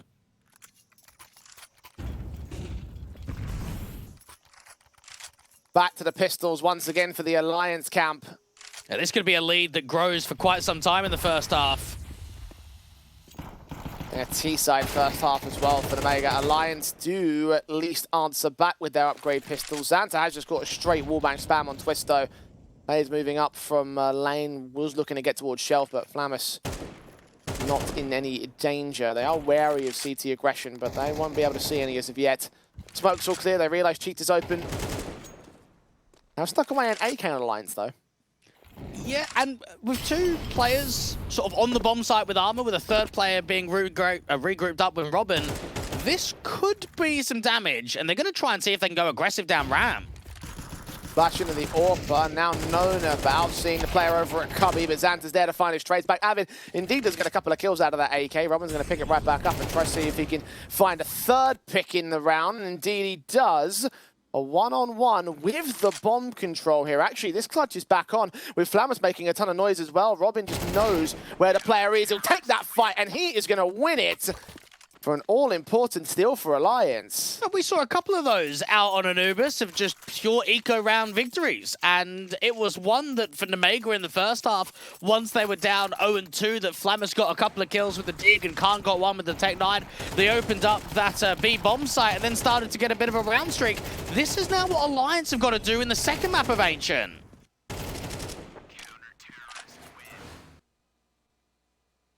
Tactical taken by Omega. Losing that first round and decidedly opting to take a knee. Rethink strategies, rethink how they're going to disallow that from coming in again on the Alliance side. I mean, even that molly from Lear, who was out in sort of the cubby corner, missed out to bottom ramp, so didn't do tag damage onto Robin, which obviously made that 1v1 more difficult. Number of things to improve upon, and they're taking their time to discuss it. Now they have to go towards the rifle round with the bonus AWP, of course, for Bowden. No AWPs for Omega. Have got these standard AKs, however, so they're more than happy to work in those T-side weapons once again. Incendiaries up and about, counter flashes, and blind sprays of Flammus, lining up the headshot on Robin to start. No clutch for him this time. Yeah, that is just unfortunate. That is just a pure spam out from elbow. Avid has to respect that molly, fall back. Flash does not allow Lear to go too wide. Bodemaster's got a bit of an off angle with that big green to ramp. Yeah, Lear was considering it, but he recognized he had the bomb on his back, so probably best not to give that up to the CT side. Did try boost Khan up with his AK, but he missed the jump, so that's information gained by the CT side, and they are working down the HP of the Omega for now. They're turning into a complete gamble stack, literally leaving no one on middle A. Xanta's got the vertical crossfire to deal with. Tough asking against Avid and Plesson. He's watching out, sees what's going on, opts not to stick around for it. Again, will tank some damage, but not concede his life. That's a lovely info play for Xanta, not even to commit towards that fight. Even Bodemaster giving info that there's one out towards ramp. So this is the tell of 3 on B. That's a really good read. They start to dismantle it, though. Noise is being made by the A main players. Flammus and Risky Bob are out there. Smoke's down towards red as well from the Shelf players. They're going to run right back into the counter-rotate stack. A re-smoke of the CT side will block them away. 25 seconds do remain. Twist just waiting for them to make their move in. And that bomb will be the first port of call here. Flammus and Risky Bob taking their time with this. Blind sprays. Gotta make a move now. M4 and Plesson gets caught off guard by Lear. Twist tries to hold his nerve. There's so much damage down towards the T-side line. 4 seconds, and Avid can't seem to get the bomb planter. Bowden watching as his teammates just capitulate on the site defense. He's now in a 1-on-3. NWP misses, and I'll put it this way, Jay, that is abysmal. That is a shocker of a round for Alliance. There is 17 seconds left on the clock. A main is still smoked, and they have 3 defenders on A. This round should be a sitter. I do not know how Nemega can trade out here, how they can even get the bomb down. That should just not be happening. Oh, dear. Oh dear, oh dear. That is... I think that really highlights some of the concerns we've had for Alliance. I mean, I think the last 2 rounds, probably the steal of the eco was fantastic, but the follow-up, the polar opposite. Consistency issues round per round. At least Avid has caught Xanta to start. That's 1 frag to pick up, but they've gained map control in the meantime, and they can backstab this B site. And the way that Alliance have played across this best of 3, they don't strike me as a team that can make the playoffs. They don't even strike me as a team that can win a best of 3 here in the group stage, which is underwhelming when you look at the players on the roster. Nemega have felt comfortable out here on Ancient, even with the clock being run low, even running into some of the stacks. Lear does get traded 1 for 1, but the walkout on B is going to create a lot of open space. And smoke off both entries on long and short. Plant will be secured in a moment's time. They are just going to work their way up ramps slowly. They have time to play with for Omega. Safer Plant will come through. Counter HGs will be able to catch some more damage, chip away and take some slight advantages in these duels back for the Ts. But the concern is the man advantage. Now backed by an AK. Pistols coming in close. Robin. Undetected. Risky Bob. Off angle held as Plesson does get caught. Risky Bob there to deal with Robin of his own right. 5 bullets left in the mag. Has got to force a reload soon enough. And Twist is happy to sit pretty and wait for exits because they know that this round is a loss here for Alliance. Good efforts on these pistols, but it doesn't seem like it will be enough to have major impact. Ooh, and there's at least that 3rd pick in the round. So actually damage is going to get done to the economy state. AK being saved for the Alliance side as well. This will be a 5th for Omega though. Twist does get caught, and the AWP of Khan actually removes that AK from play. And I actually do wonder whether it's a stagnant conversation of the Swedish scene in Tier 2 over the last few years, that it's incredibly difficult to raise that ceiling. I mean, outside of Metasport, you try and name me one team that sat towards a higher end of Tier 2 consistently for longer than 2 or 3 months across the last 5 years in the Swedish scene. You'll find it difficult to name just one of them. We've seen stints. We've seen moments where teams have kind of got to that level and dropped off. But Metasport are legitimately the only ones that have held their ground. And even them, they're struggling recently.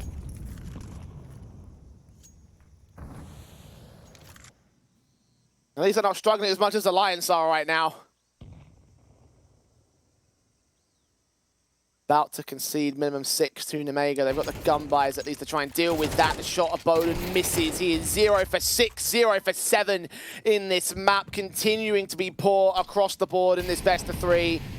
A site's been lost. Smokes and Molotovs will ensure that no one from the CT side will press the issue, and from beyond those smokes, they will try and fight to their detriment, to their demise. It's 6 to 1. Bowden Master has tried a lot of advances in his career, a lot of risk, I would say, as well, to make the journey of going out to North America and playing with ATK, boot camping and living in Mexico for many years on that stint of the organization. Now, that's not an easy decision to make, to literally move your entire life to a complete new region without any friends or even real belonging, but you do it for the game. But you are right, he's struggled. He's found it incredibly tough to find any form in this best of 3 today. Again, Alliance will make these rounds expensive. Potential of resets could be inbound, but that M4 staying in for Avid is the only thing that will be there to crutch up the buy for Alliance. Might have to be an investment to try and reset Omega, because that might be the only way you get anything out of the CT half. We are at 6 to 1, so cannot win the half for Alliance. The best they can do is even up. And even that might not be enough. Yeah, this looks rough. Alliance have really only come through with an eco round, remember, the round they won was a 1vx from Robin with an AK recovered from bottom ramp. Outside of that, it's been very difficult to even conclude a lot of winnable situations that have occurred. Alliance are 1-6 down, and I would normally say in this position, the game's just done. The game's just over. Nemega look very comfortable. They've looked very consistent in the defaults, and I can't see much more life here for Alliance at all.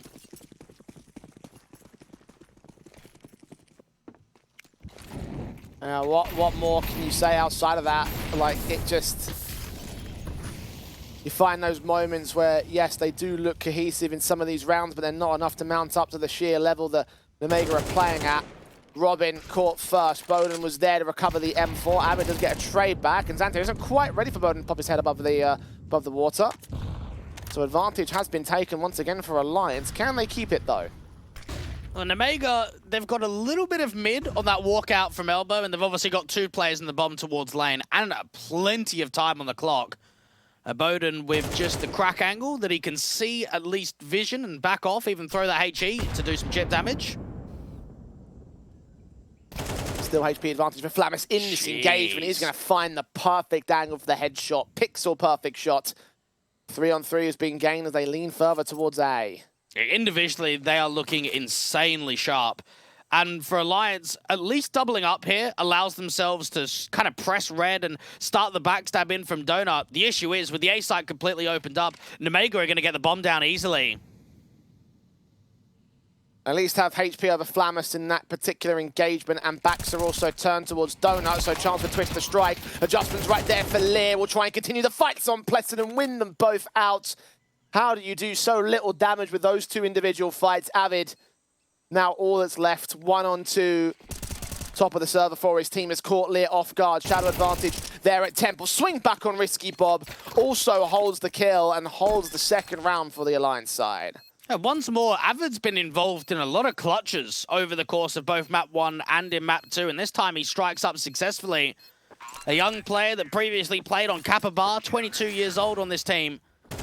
Very good 1v2 when all looked pretty much over in that round. A very good recovery from Nemega. Couple of really strong refrags in there from Lear when that backstab in Donut felt as if it was going to end all.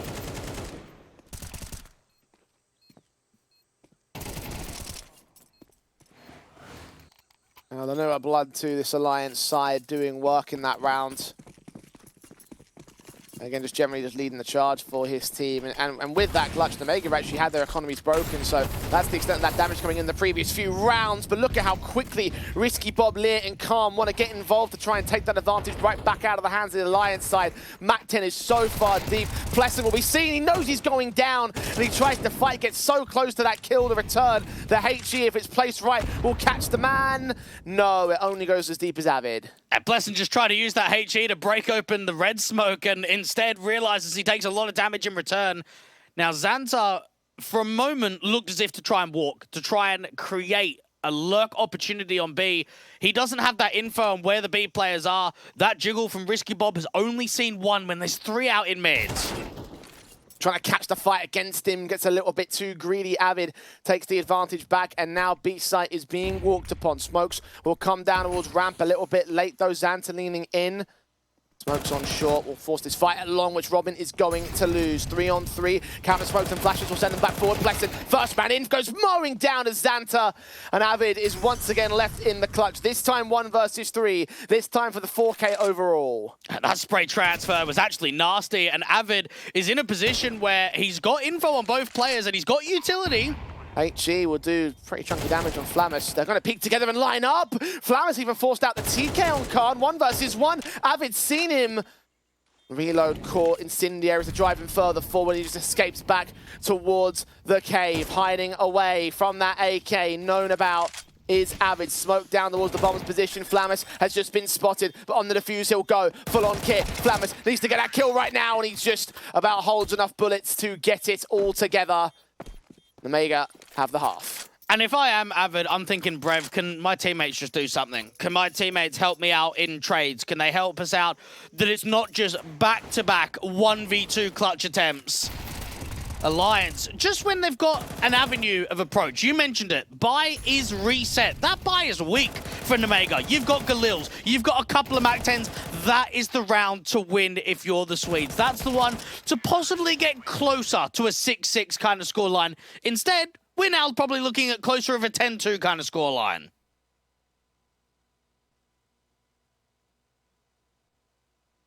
Yeah, and Omega are just overwhelming them. Alliance back to this bad habit of just individual rounds without any conversions, without any follow-ups, without any streaks, without unable to build their own economy state. So yes, they do damage to Omega's money and their buys, but just look at what they return with as soon as the T's clap back.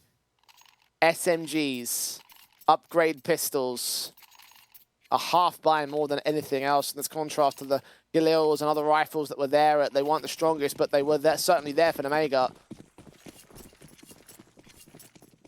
For Masters, they aren't on Alliance. Round number 10, indeed, could convert more so for the Omega camp. Plesson just charging his way down ramp. Flash keeping him blinded, giving Lear actually his own death demise. Plesson getting caught up by his teammates, allowing Xanta to mow through both those players. One player over at Cheetah, detected by Flammus, takes some damage, but ultimately wins it out. Robin is all that's left of his B-side defense. Twist is not going to help him.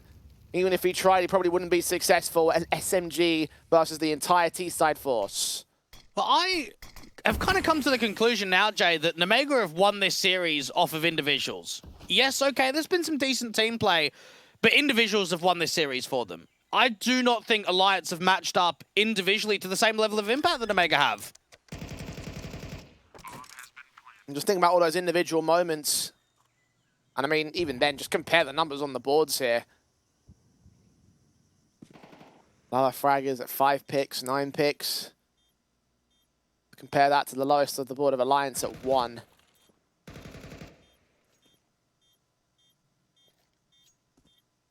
Swedes need to raise that basement up, raise that lower bottom floor, and that hasn't happened from map 1 to 2. The Mega will get to number 8. Alliance do at least have cash in reserve.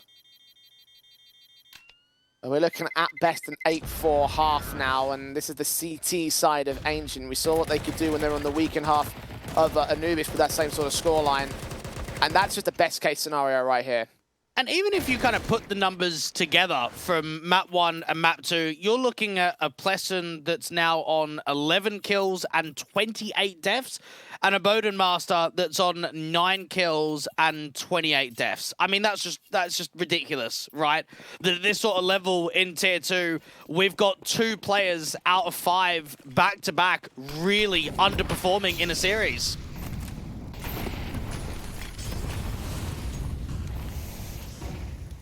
Heavy utility sets in over at lane. Robin's going to be able to get that kill on Xanta to start things off here. The M4, good to start. Lear trying to hunt him down, though. Does find that engagement. Avid is good to trade it back, though. Bowden trying to extend that man advantage. He's out in the open, completely isolated here.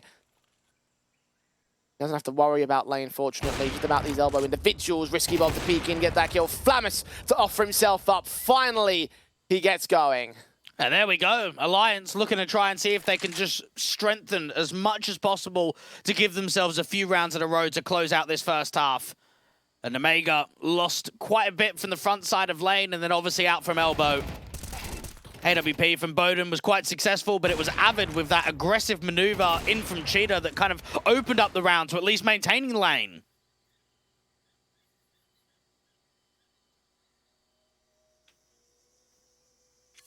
Alliance will go hunting for this last rifle.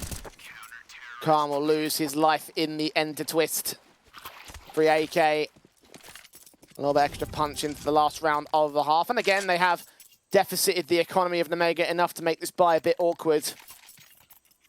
We've seen what they can do with awkward buys over the course of this T side, so... Rifles back, Galils of Lear, Xanta. The pistol involved this round, and kind of curious that he's the man of the pistol when he's got the top frag position. He has got 2 teammates around him who are just as similarly good. Charge up mid for Robin and Twist. Khan evading the nades over at ramp. Brought forward a lane to the CT side. They do get one. Khan there with an instant responsive. They do catch Xanta on the way out and drop that bomb. Bodemaster on the big green, shadow advantage, repositioning away. This might just give up the avenue for a 1-for-1 trade. Risky Bob. Barely been seen. Bowden catches him. And Khan is all that's left. His teammates picked apart. Alliance finally come together at the very tail end of the half. Still Khan wants to fight on here. Needs the ace in this clutch. 1-on-4 overall. Seeing the heads, the lineups! Boys, not like this. Do not concede this round to Omega. He's on 39 points of health. But it's Bowden coming in. Still lowest on the board. Khan has no idea. This could all come down to timing. Will he turn at the right moment? No, he won't. The round stays the favor of the CT side. Another 8-4 half, however, for Omega. Now, Alliance won 4 rounds in that first half, Jay. One of them was a 1v2 from Robin. Another one was a 1v2 from Avid.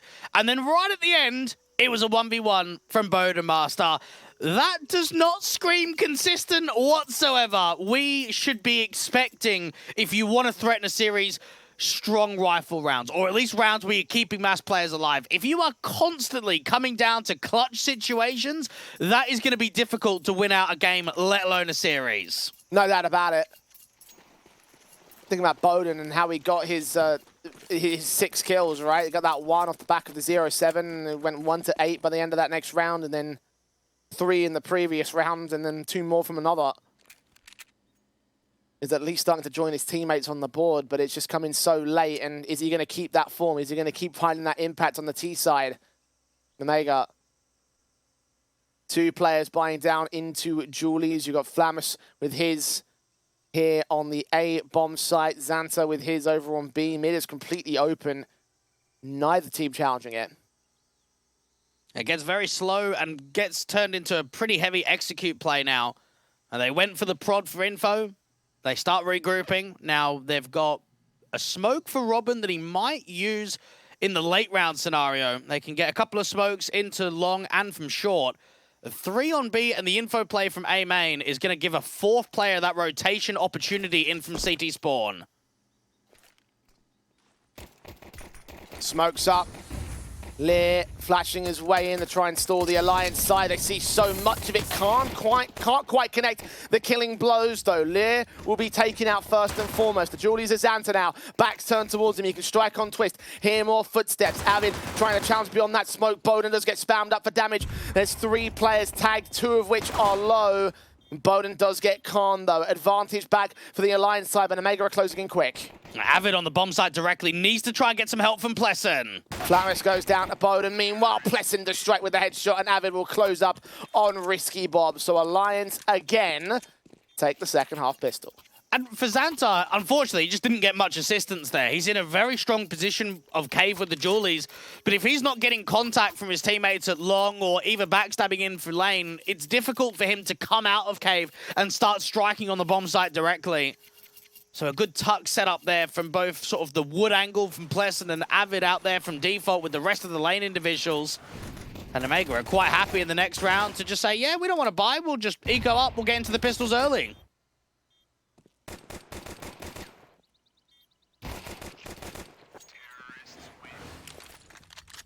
Second half shifts. Still seeing the stacking towards that B bomb site. Bowden should be up for a bit of a payday here. Mac 10. 2 kills, 3 kills, 4 kills in fact. The ace, probably not. Can't caught out in mid by Plessen, but still money built very early for Alliance. And Omega may continue to face economical difficulties in the CT side, but the gun buy is here and now. And very different for both of these squads with the grinding mentality. In the last 3 months, Alliance have played 30 best threes on HLTV, whereas the Omega have only played 13. So I wonder if that's possibly a difference that we could entertain the conversation of less tournaments, maybe less invites on Omega. Again, without the Chengdu run, they haven't had a strong HLTV ranking. So that might also be a difference why we're not seeing them play that many officials. Could also be a reason why we're seeing quality here in this context. The match sharpness versus the prac and the prep. Mac 10s still available for the Alliance side. Bonus weapons and a bonus rifle round. Robin doesn't check all the way around the corner for Lil. He doesn't check in time. Smokes ahead for Avid and his Galil. Taking a fight, did also burst fire, so he's revealed himself to be close. And Omega happy to play this one careful. And they've got Khan out on Donut, who's just spotting if there's a mid-walk aggressively. Now, because he hasn't seen anything, they're allowed to keep 3 on B. Alliance probably have to lean towards a bit of an execute, and Bodemaster's actually given away the bomb information. Keep 3 players over here on the B-bomb site. Lear is known about, and they should be aware of the boosting individual as well. So that's 3 total. Smoke set, rotations will be slow, but the execution is inbound. Matt 10 first in. Nades of Avid can combine with Plesson's damage down to protecting the likes of Risky Bob, who gets his 2 kills in. And Nemega respond with, once again, the opening rifle round. And Nemega have obviously had to work very hard over the last few months of the tail end of last year and obviously moving into this year, because you can just tell by the way that they're playing that they've got very good cohesion of playing off one another. That round on B, not only have you got the vision of the bomb outside in the doors, but it's that smoke down to coverage towards ramp, and you just know Alliance are going to pop. They can't cancel. There's no way they can stop there. They have to commit. So you set up a strong crossfire on a little bit of an off angle. A teammate out there from short is watching players coming up from ramp. Another teammate in short is watching for the entrance out in cave, and they make that crossfire on B look easy.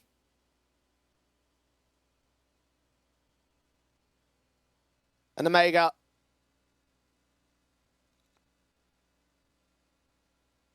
once again insert themselves into this match, get started on the CT side, and Alliance are forced to dip back into the savings. No bomb plant bonus. All from the money they built in the previous rounds. And you can see the limitations of the utility sets as well. They've already used quite a hefty amount of their initial starting. They get set up into this this early round basis. Only a couple smokes remain for the execution. And this time they're heavy-handed on the A site here. 2 players on the defensive. A smoke comes in from Flammus at just a little bit beyond the right timing. Khan struggles with that engagement, but they combine to get both those kills in the first 2 exits. 5 on 3 for Omega. And for Alliance, you try the prod into A and it's very much unsuccessful. Now you've got to worry about lane being taken. Smoke down towards the doors kind of tells you that they should have taken lane here. There might be a player in the cubby. There might be someone out from cave, bottom ramp. Risky Bob, though, falling away because he's playing the man advantage and now just jiggle. As soon as he sees contact, as soon as he sees nades raining over from the doors, that's when he can smoke down ramp. Bowden trying to catch Khan, but not able to hit the shoulder shot.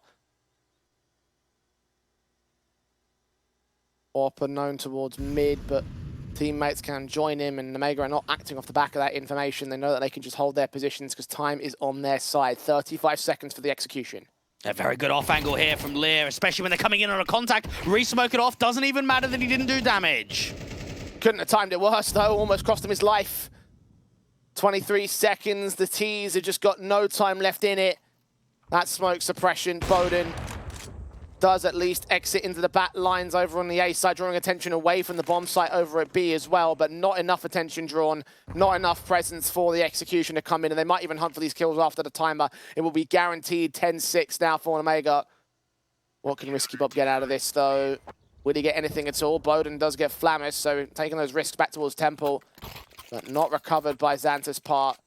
Those 3 players maintain their lives. And we can look at that and say, obviously, it's an off timing, right? That smoke comes out just when the peak comes in, but probably for the better. I mean, if that's a 1-for-1 trade for the M4, I would say Alliance starts sending it into B. They start at least trying to initiate that crossfire, start allowing that presence to come in.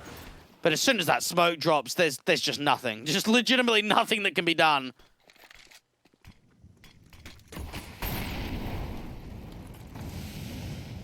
Omega on double digits. 4 to the good against Alliance.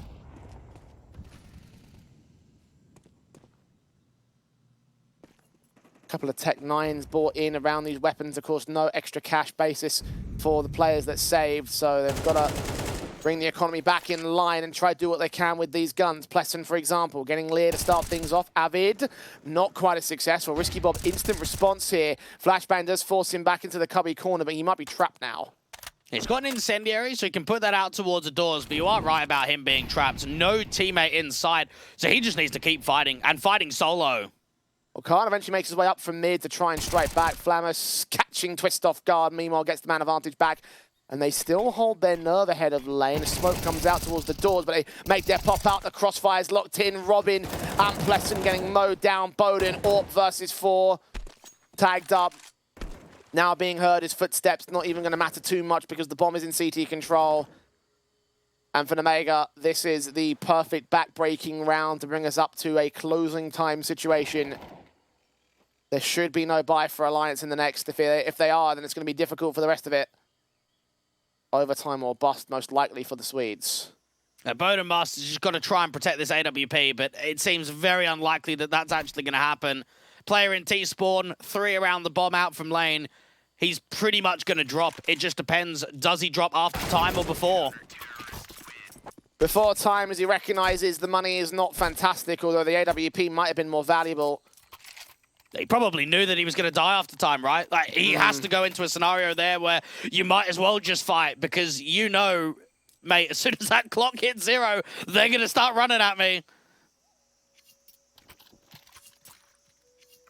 Definitely wasn't aware of the player that snuck into the backstab, but he may have had those thoughts, the idea that Omega are just pressing, and they have all the info, so we might not be able to get back towards spawn or anything safe like in that nature.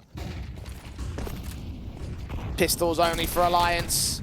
Tech-9s do face, and Bowden does catch Risky Bob off guard. Twist will try to swing back in towards Donut, and will get caught off by a couple of taps of Flammers, but it's not a trade back for Omega yet. Alliance need a bit more. Now, they've got some deep territory in from red, so if there's distraction being pulled elsewhere, we could see a bit of an insertion from Bowden Master. Lear is watching. The catch players off at Tetris burst through, seeing the bomb. Bowden not revealed. Pixels away from doing so. Xanta was ready for it. AK to adjust, man advantage to game. B-site is open, but it can still be watched by this M4. Hearing those footsteps, Robin does turn one pick back. Xanta still holding the cross. The plant should be secured from here. Abby drops, Robin drops, and Plesson takes his fights and won't get any cash bonus now. He should just about sneak the bomb plant in, only barely though. Mega still find the retake and find the round. Map and match points for the CT side.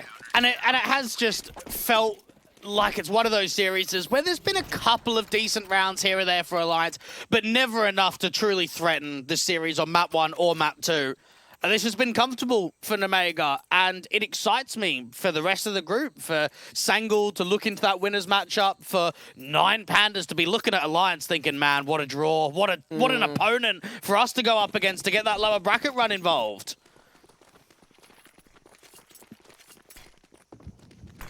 The idea is that you probably have a weakened team that you can adjust against in Sangul in the decider match as well, with the way that Omega are playing. Looking so good to win that upper bracket match in a couple days' time. For right now, however, they just need to get one more to win this opening game against Alliance. There is no way back in for the Swedes except just to grind 6 in a row. Utility set as standard, mid-control established. A fight from Risky Bob opens things up. Robin and Bowden Master can try and work an incision out from Donut, even Twist out from A-Main. But they need a pick. They're desperate, and Twist loses it again. 5 on 3. AK of Robin trying to make a play, but he can't get further than the 1 kill. Flammus responds, Bowden, Avid. At least grouped together, at least moving up to the bomb site, but Flammus is ready and raring to go, but Avid still turns it back. Risky Bob swings ahead of that same position, leaving it all on the Bowden Master. 1v3, he is in one of the top frag positions, which is contrast to the way he started this map up with. Can get that first kill. Can he get that second? Can he sneak away? It looks like he will make that call to go towards the B bomb site. Khan will close and realize that no one's here. This is definitely workable for Bowden Master. Get that bomb down open and kind of make it very uncomfortable for the CTs to recognize where you've kind of repositioned to. And Khan going to start rotating over quickly, but they're not going to go together. They're actually going to separate. With that bomb plant coming down, they'll realize now Khan, Orp, unscoped. Bowden will not be seen yet. He will be seen by Risky Bob with this aggressive fight, and Risky Bob's on 32 HP. Player seen, spray back, the Orb closes, and there you go. And Omega will get their 2-0 series. Looking comfortable on Ancient, look comfortable for most of Anubis as well. And they do have themselves a flawless matchup against their opponents. They move forward to the upper bracket game of Group A. A good victory to come through from Nemega, and I don't think there's many surprises across the board. I would say from the Alliance POV, it's underwhelming, right? I would not classify Nemega as a high-end Tier 2 team. You could look at their ranking and say, oh, well, they're in the top 40. They're not there yet. So the idea that you can't even hold a contest, you can't even take a map in the series, that is underwhelming for the Swedes. I expected this to go at least 3. Yeah, it should be noted that Nemega's ranking is definitely inflated by the IM Chengdu run, right? And not on the appearance of that event. So you've got to give that to the idea of adjusting where your expectations are for Nemega at the moment. I mean, they do look like a team that are now going to take the top position in Group A, right? Like, if it was 9 Pandas in that upper bracket match, I would have had my doubts about it because of the nature of Nemega in the wider face. But based on what we saw in this series, based on who Sango are as well, again, the team not even sporting a 5th, with Nemega looking white hot in this match, I think they are going to take Group A now. Yeah, I think so too.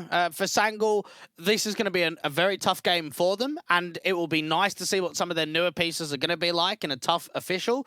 9 Pandas, they'll look at that game against Alliance in the lower bracket and say, this is a good draw for us. This should be a comfortable win. We should get away without even dropping a map in that best of 3. Yeah, most likely I have to agree on that respect. 9 Pandas licking their lips at the moment, expecting to send the Swedes out in last place here in the Rest European Series. So that is, of course, matches to come for day number 3, of course, in our proceedings. For day number 1, we've got to get on with the rest of our opening games. Now, we're starting to get a bit more sensibilities about this. No more one-sided stomps, no more massive upsets. We get our 2-0 for Nemega, but the next matchup should be a little bit more crazy as Parivision take on Harvu, 2 teams that have certainly struggled in the last few months. Well, it's funny, right? Because for Parivision, they're actually playing an official right now against Permitter, and map 1 went all the way to 22 to 18. So depending on maybe how map 2 goes, maybe even map 3, that can give us a little bit more judgment, I think, to at least on-the-day performance in Parivision today. We'll come back with that matchup after this short break as Harvu will take on Parivision to close out the night. Who is going to come out on top? Who is going to get their own opening victory in Group B's proceedings? We'll find out when we return with the Rest European Series. 1xBet and Eva Alfie present betting on all esports events on the website and in the 1xBet app. 1xBet. Play with Eva.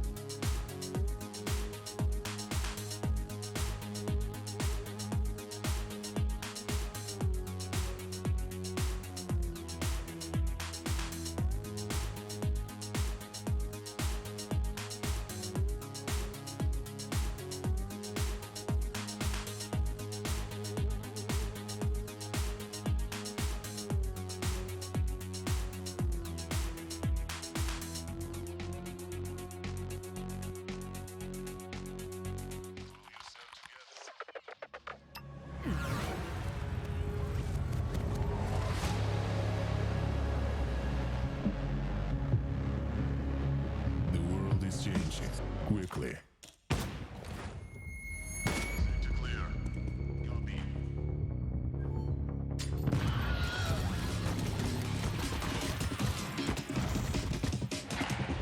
Sector clear. Copy. Shoot it.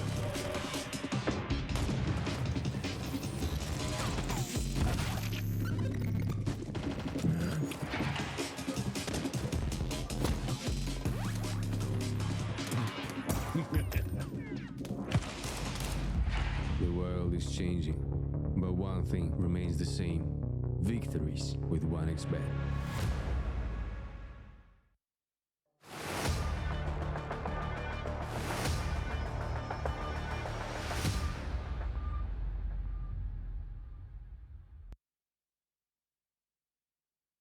Welcome back to the RES Regional Series for Europe. We continue on with our opening day to close out the day with our final best of 3 out of the 4 that we've seen so far. Final opening game of Group B is about to unfold, and I have to say, I have to dub this one the Battle of the Scrap Fest. Barry Vision take on Havu in one match that definitely feels like it's unpredictable, more so because of the detriments of these two teams, Dwag.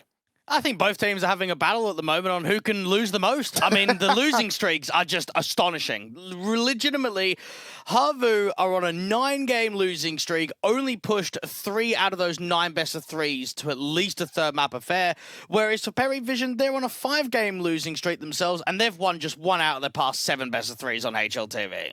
Yeah, lots of things to have to consider when it comes to the way that this opening match is going to work up for Group B. Of course, winner will take on Zero Tenacity, loser will take on Bait. Of course, Zero Tenacity looking pretty fantastic when it comes to their opening match. I have to say that Group B is probably one of the weaker of the fields overall in this regional series, Dwayne. So in terms of who takes that top spot, certainly Zero Tenacity have set themselves a pretty high bar, but the victors may be very, again, unpredictable in terms of where we go with this one. And it's so surprising to me to say stuff like Paravision is sort of not really holding their weight. They're unable to get series victories as of late because on paper, this is a roster that should be doing something. You'd expect so, but maybe it shows the instability of roster changes. I mean, you take into account this entire group stage. This is a fairly new-looking Paravision roster with even their last best of 3 series, they played with Blix, but then you kind of come in, half an hour later, and you're playing with Belchanok. It's like, what's even happening? How are we having different 5-man players from tournament to tournament here for Paravision?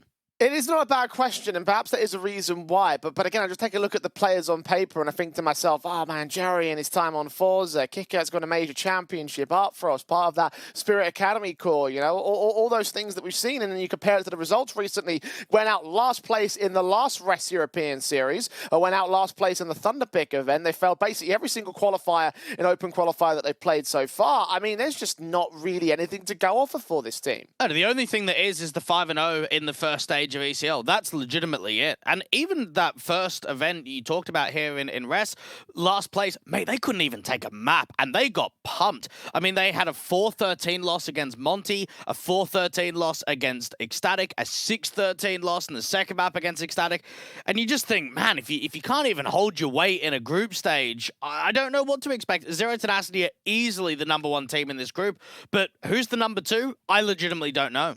Well, Havu are going to make a bit of a statement of their own if they can get this victory on the board. But just to compare again, compared to the last regional series, Dwayne, both teams went out in last place. Both teams have taken some pretty staunch CIS opposition. But for me, I don't really know who had the weaker of the runs from last time around. I mean, Havu certainly haven't been all that impressive. I've talked about the Havu effect earlier on in our third best of 3 today, about the fact that they have that one good run at Elisa and it's just been petering off and diving down. Their rankings dissipating.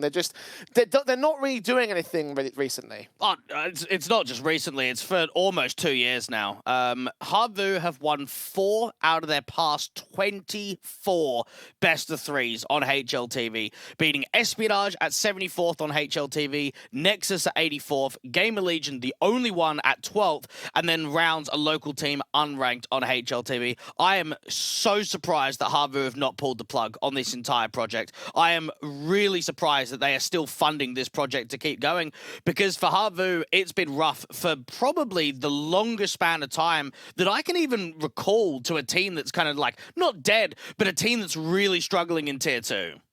Yeah, I have to agree. Like, I mean, I don't know what the direction is at the moment. I think they don't know the direction either. I mean, obviously we saw the departure of Banjo, which I have to say doesn't do them any favors, if I'm being honest, at the start of the month, and since then they've got Yellow in as the new fifth man. And to his credit, he's been playing really well. But you are losing a guy that certainly has made his name in terms of rising Finnish talents, and especially in the international space when he's part of all the academies teams and such. So I have to say that in terms of the moves that they have made, it hasn't been encouraging. The moves that they can make, I don't really know where you go. So in terms of pulling the plug, it wouldn't shock me if that was to happen. I am holding out hope that they continue to hold their nerve, because they are at least trying to compete within the Finnish scene, and they do, you know, on the very rare events that they do get them, they do manage to make relatively deep runs. But on the international stage, there really is nothing to account for here for the Havu side. So a lot of work needs to be done against Paravision. Map vetoes, Dweg, like, how do we feel? Well, it should be an Inferno ban from either team, and both teams don't like the map. Both teams quite like their Ancient recently. For Paravision, maybe Mirage is also an opportunity. So, yeah, Mirage and Ancient come in straight away. I like the idea that for Paravision, they recognise that Ancient can be a pick for the Havu side, and you've got that sort of second best map in the pool. I guess the second most played map. Obviously, Paravision haven't been winning it as of late, so got to consider that. But the idea you have two maps that you play quite frequently, and one of which is, of course, your standard map pick. I feel like those first two ones in terms of the series do look pretty decent for them. Anubis is the decider, Dweg. Who favours that one? Well, I don't think we're going to a final. I think this is a 2-0 for Paravision. Even after what I've said about them, we have currently got a losing streak of 9 maps in a row on Ancient and 9 maps in a row on Mirage for Havu. And that's legitimately the first 2 maps of this veto. So I think it's very unlikely that we go to a 3-map decider of Anubis. I actually think the Paravision should take this in 2. Yeah, it definitely feels like it. I certainly see no real way of winning any sort of Mirage for Havu, because they don't even play it that often. In the last 3 months, they've gotten a single map, which is against Passion UA, which was, you know, a 13-8 loss. So even just considering that basis, it is already just sort of like, at least you can say, oh, for Ancient, they are playing it. But that's just playing it. That's not winning it. And that's going to be the key concern for both of these teams, the fact that they are playing a lot, but they're not winning a lot. And for Havu, they're winning a lot less than Paravision. I'll give you that. And this could very easily be the kind of group where one of these teams do just make the playoffs. Because again, while Group B is very weak, I only look at Zero Tenacity as one that I can believe in, a project that's been together for a very long time. They don't have instabilities with the roster. So one of these weaker teams are going to make the playoffs. Now, we can be under the assumption that whoever that is going to get just wrecked, just going to get absolutely destroyed. But it does mean if you are a Paravision, if you are a Havu, getting yourself to a top 8 could really just help kind of turn the team around and at least show some positive results under your belt. I mean, I don't know about... typically, I talk about, the fact you get top 8, you get ranking points in rest. I don't even know if that's really going to be a relevant discussion for these teams because of the nature of just where they stand overall. But the idea you're making playoffs of online events when you've previously gone out in last place of basically everything, that's always going to be a positive for them. And for one of these two teams, they obviously will make it out of, at the very least, in 3rd place of the group with a win right here and now. The question is, who is going to be the ones to take it? You're definitely backing Paravision in 2-0. I have to say the exact same thing, but this is a match that could get very wild on the basis of both these teams needing to prove a lot in the world of Counter-Strike. Mirage will kick things off with Havu on the CT pistol round start. Yellow has got his dualies set in. HE's down. A fight is taken, but Jerry is going to win out the opening engagement as Artfrost also follows suit on Airax. A site is open for business. And one aspect that we didn't really talk about much in the pre-game, Jay, is that Paravision, they have Artfrost. He's been farming. He's been so unbelievably strong for them in the recent history, and he's going to be a defining factor for this entire game. 2 left standing now on Havu, making it 1 as Jerry just rushes down through CT spawn, and Pua will drop next. Otto caught out in the open, dealt with by Artfrost, who indeed does farm. Doesn't get the top frags in the opening pistol. That one goes towards Jerry, but it's still a very confident opening pistol for Paravision nonetheless. And, I mean, isn't it so wild, right, where obviously we're looking at the run at Alyssa Masters Espo in a different, I suppose, light to maybe what some of the other people are. But for a team like Havu to beat Fnatic, to beat Gamer Legion, to make the stage, and then what, a handful of months later, they've now only got a core 3 that actually made that happen. We've seen so many changes since that point happened. Slowy's gone, Banjo's gone.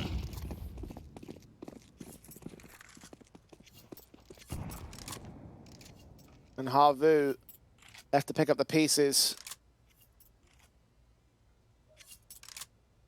Paravision obviously off to a stellar start in the opening map of this series, kind of expected again.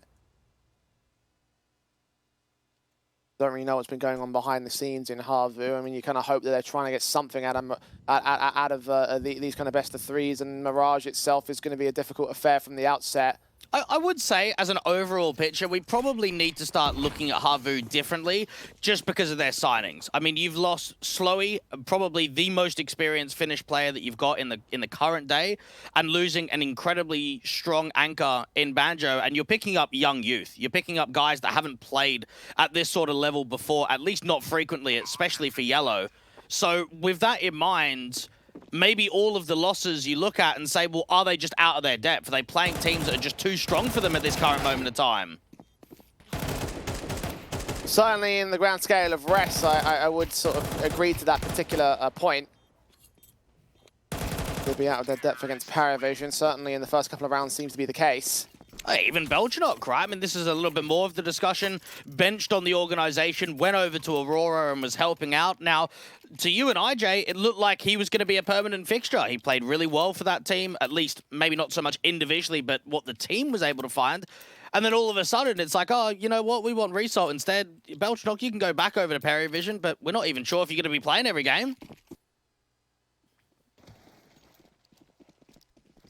Well, he's here on the server now. We'll discuss those if and when he makes his move out of the roster, if they start making stand-ins, because while he was there on Aurora, they did have to sub in 5th players and figure out what was really going on. For now, they are at full strength for all intents and purposes, and they have full strength for the guns as well. Galil's still limiting on 3 players, bonus weapons more than anything else, as Havu try and get started in round 3. And Havu making a slight info insertion here from Yellow. Solo out towards A main, not with a teammate and no one to flash him in. Clear out that close tuck-tan position on the right-hand side. Now, you and IJ, we casted Paravision only a few days ago out on Mirage against 500, and we saw a very, very slow T-side from them. Not a lot of contest, a lot of late-round executions. They only managed 3 T rounds in that game against the Bulgarians.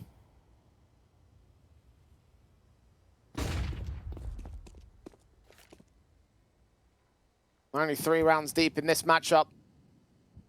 Plenty of time to try and pick up the pace. Right now, it's a very slow affair from Paravision, and they're going to pay the price for it initially on Jerry's opening casualty. Patsy responds towards him, and Yellow's going to get the bomb carrier, so all-important man advantage and positional plays in from the CT side as they remove the rest of the attemptive trades, and Artfrost is left to just save. Now, Artfrost is in a position where he was meant to be cutting off the rotations from the B player out from short into connector. Yellow, very strong hold on sort of a bit of an off angle from Tetris and A-Main to drop that bomb and then to refrag up to the Palace position. It was a 1-for-1 trade out to connector, but that A-split crumbled at the seams.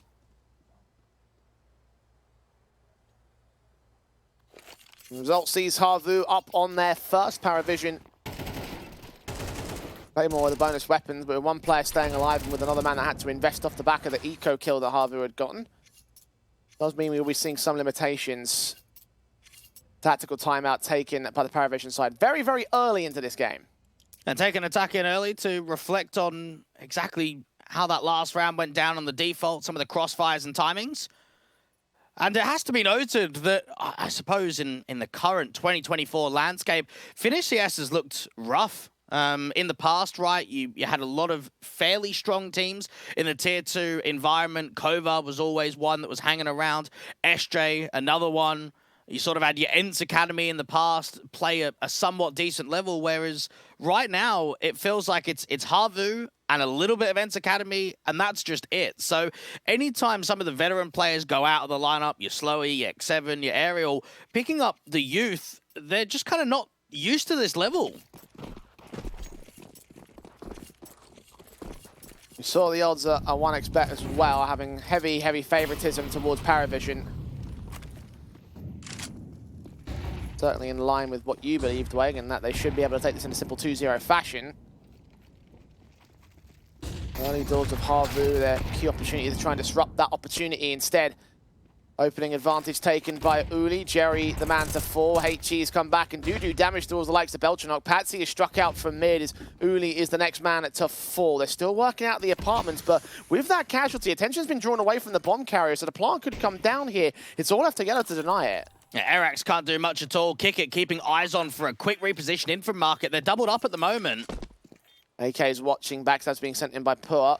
Patsy going to try and deal with him. Missed out his chance. Jump face, pixels away from spotting the M4. He makes his move up, and Patsy will go dropping. There's still quite a bit of time as well for Harvey to make their move in, but Artfrost is going to strike with Belchanok, who swings back. Otto and Arax get those trades all on Kicker. 1 versus 3. Most achieved player in this roster at the moment. He gets that first kill. Pua faces into another good 1 versus 1. He's got the kit in to hold the rest of the defuse and bring in the second for Harvey. And that is actually probably the most unlucky jump spot you can ever have. That is insane that he's jump spotted twice and still not seen Pua down there at underpass.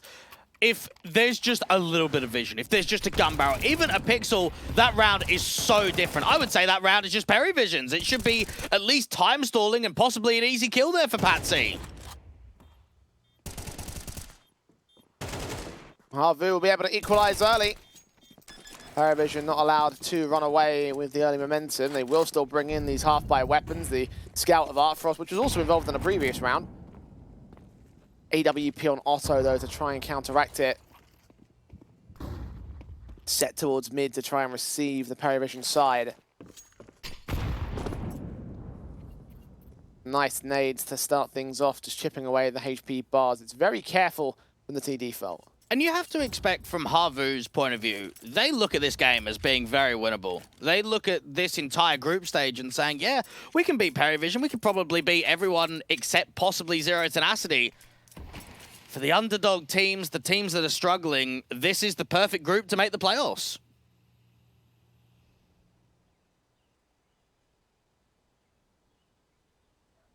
At this point, you have to get the wins. 55 seconds on the clock. Paravision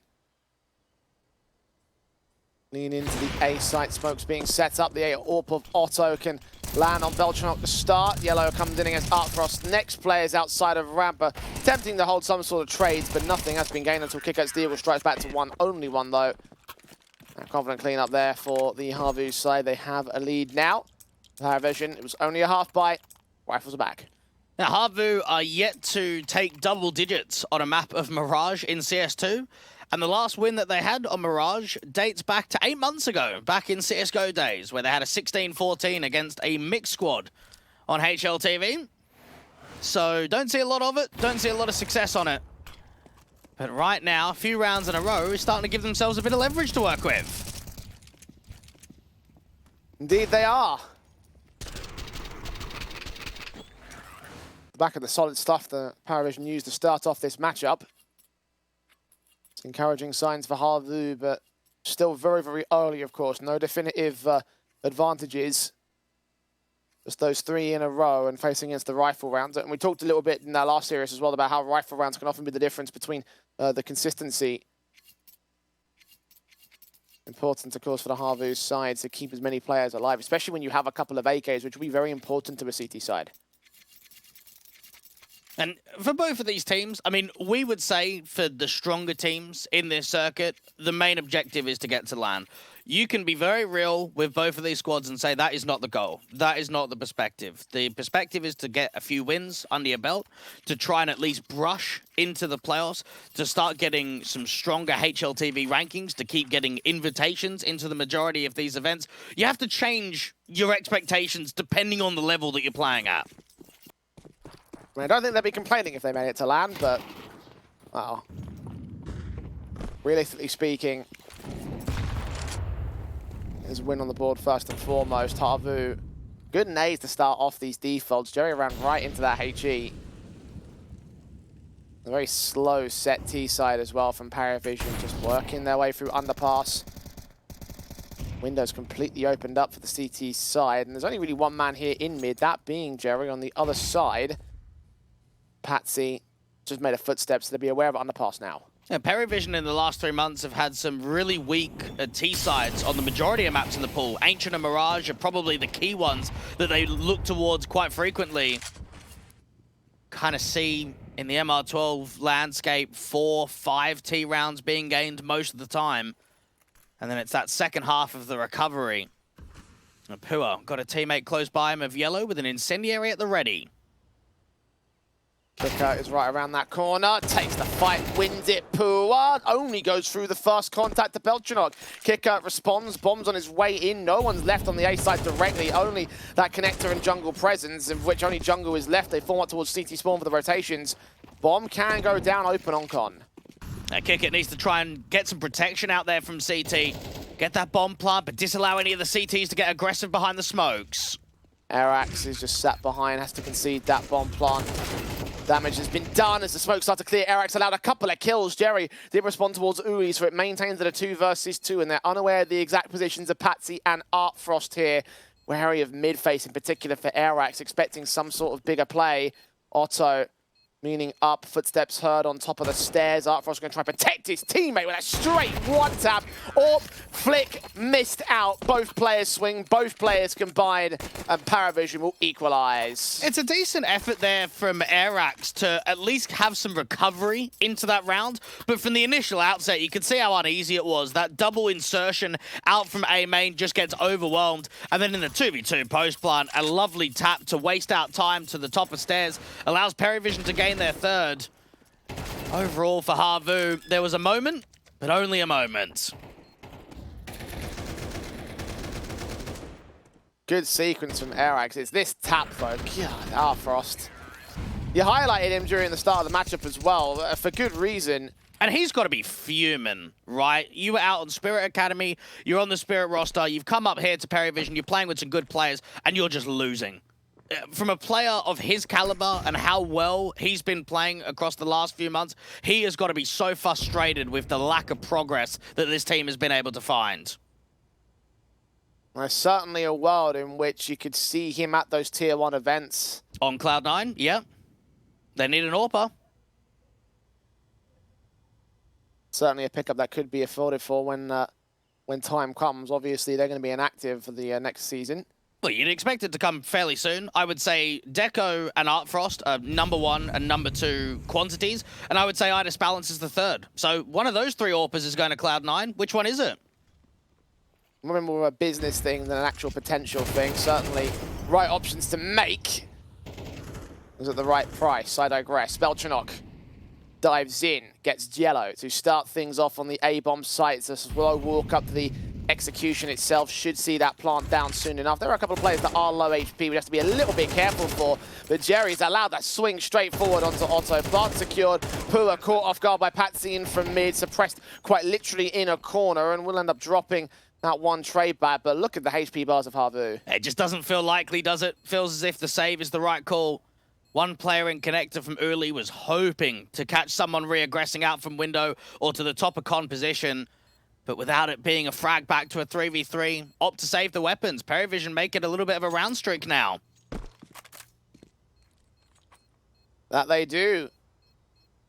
They also reclaim the lead over Havu. Couple of rounds in a row. At least these weapons stay back for the CT side, the AK especially for Pua. No hunts will be able to reach them in time for the Paravision side. Can be some drop weaponry if they wanted to try their hand at this. It would be very weak if they wanted to drop those weapons, though. Either way, Paravision back on track off of their initial pistol and conversion starts. Some of the fights that they're winning do look pretty sick. I think another surprise to me is the lack of a coach for Perivision. When you kind of consider the players on this team and how much of a new project it is, you would expect that there would be a coach at the helm to maybe assist the likes of Jerry to try and work with some newer pieces, but they're kind of doing it solo at the moment.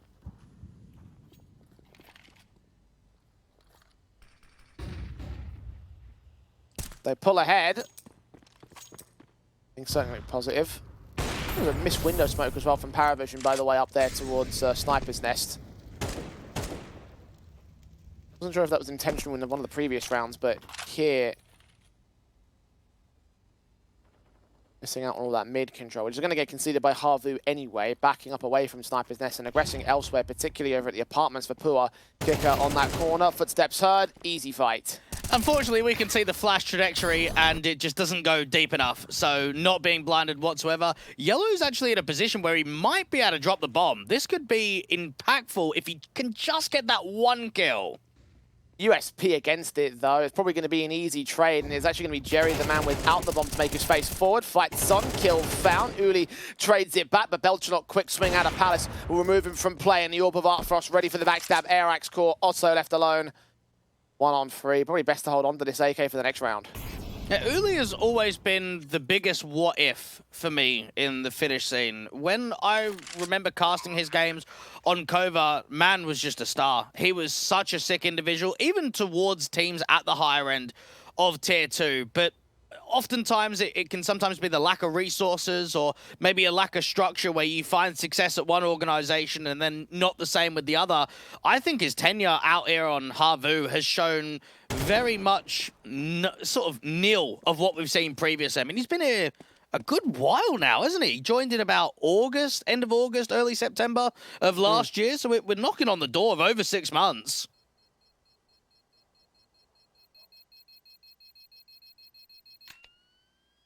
He must have felt like he finally found his rhythm as well when only a couple months in he hit the Elisa Masters Espo and that top 4 again. You are right about him, though. What a performer he was for Kova all those years ago. Yeah, he was their best player by literally a country mile, and no one even came close to Uli. And right now, he is the top fragger of the board of the Havu side in this matchup. But still sat at the evens with Artfrost, and he has less deaths and conceded by Jerry. The AWP straight in from mid on Artfrost of Paravision side will try and extend his numbers even more so. Uli, one of the 5 rifles to play with. At least the kill spread's close enough for the Havu camp, but they need to find some impact. And Paravision just aren't giving them any real opportunities to find that impact. If Havu are going to find these opening kills, they're either going to have to do it in the very late stages of the round when the execution's coming in, or they have to charge forward and take fights themselves. Yeah, well, they, at the same time, can challenge map control to be disallowed. I'm surprised that we're not seeing more mid-takes from Havu in the opening portion to sort of have a bit of a triple crossfire where you look underpass, con, and up to top mid. I mean, that's actually what they're getting into right now, and this is what I was expecting more of. Just at the minute marker, though, even then, only one player. We're watching the lower underpass position. Arax will peek up. The AWP wary of players that might make their moves in. Footsteps heard. Engagement burst through from Otto. Doesn't connect kill shots. Just tickling away at Artfrost's HP.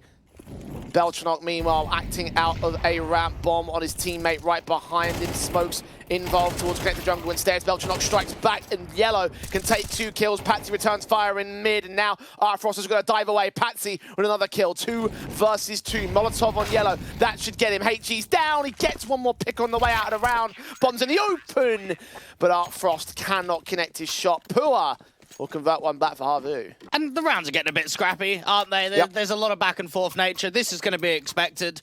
For Paravision, they probably should have lost Artfrost out there to top mid when Otto got that aggressive, but not to be out into the bomb site. A lot of chaos in some of those trades, but right at the tail end, Patsy works in from connector, gets a bit of a multi, but not enough to be able to rectify the entire rounds.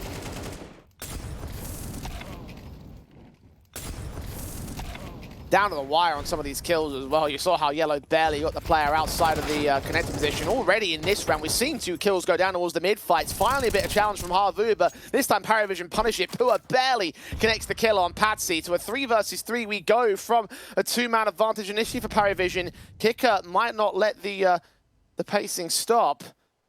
Advanced in the apartments. Not seen by the M4. M4 not seen by him. The jump face getting the reload in. Kicker takes the fight. Pua still wins it and does dive back out of the way. Jerry is trying to charge in. Force him out in the open with that Molotov.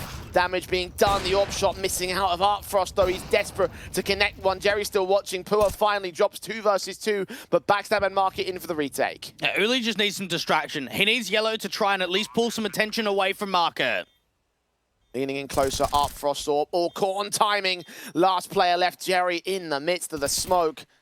Center of the bomb site, burst through from Yellow's M4. It will clear, he'll swing, he'll get his kill back, but where's the second man? Over on short, Joey's got a good read.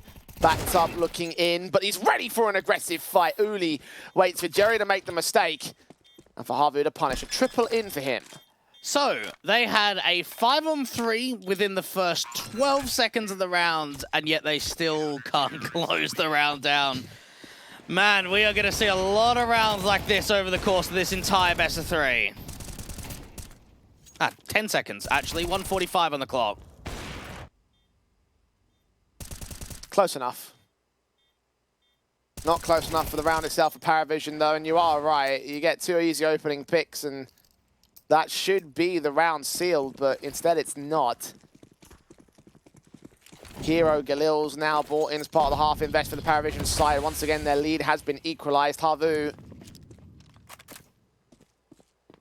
setting Airax up, charging into the apartments of that M4 kicker. Patsy seen, pistols lined up and mowed down. Bomb also caught up in the mix. The smoke will not bloom in time to protect that M4, but they still have the man advantage. Now, they need more off of just this entire round. Belchnok going in extremely heavy with the Hero Galil. So because of the investment, you're kind of looking to do economical damage of taking rifles away, but also prioritizing a plant. Uli not getting away with a massive amount onto Belchnok, nearly that double kill to open up mid. 3-on-2 still maintained by Havu. Both of the remaining Paravision players are separated, isolated. Jerry runs into the orb of Otto. Again, a missed shot on that flick. Artfrost slowly moves in from short. Is he ready for pull? He's going to check all the way around the short presence. But running into the ladder room, he's not going to be able to catch the man off. The Tech 9 from range is never going to hit that. Otto connects the kill. It's minimums hit by Havu as we go into the last round of the half. Paravision, last chance to equalize. And you mentioned the Passion UA matchup that featured a Mirage for the Havu side. That was actually a Havu map pick. They tried to go in for a little bit of a punish against the Ukrainians of Fear and Cone and didn't come out to their success. They had a fairly good-looking T side. It was the CT side that lacked. So, looking at 6-5, possibly 7-5, probably should be with this kind of buy state, this could actually be Havu in a fairly decent position.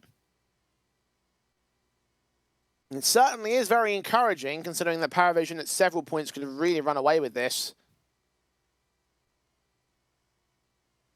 2-round start, then the rifle to convert back for the Havu side. They didn't let it go to individuals. There was no responsive from Paravision, despite heavy damage sustained. Another 3-round streak, and still Havu shut that back down to convert a streak of their own, and by extension, the minimums of 6. Paravision have one last chance again to equalize, but still not going to be fantastic for it. Despite their confidence at certain points, they haven't been able to build the economy state over the course of this first half. So these 3 AKs, plus a Deagle, plus a Scout. That's it. Airax is in a very strong position in the mid-round to be able to work. Otto with the AWP is going to have 2 players out from ramp. Seen the first, but does get baited. Reface does connect the shot on Jerry, however, he puts his utility out before he does go down. Belchnok would love to get a hand on a rifle, he's only on a pistol. Patsy involved, but Yellow gets 2 back of his own. Deagle, Belchnok trying to fight out a Palace. Dives back down towards Firebox. His teammate, a kicker, beyond that smoke at Sandwich, is able to get his kill in and plant the bomb, but 2 players are closing in with the retake. And this feels very unlikely, unless Belchnok can strike with a kill towards CT, that this round is recoverable for Paravision.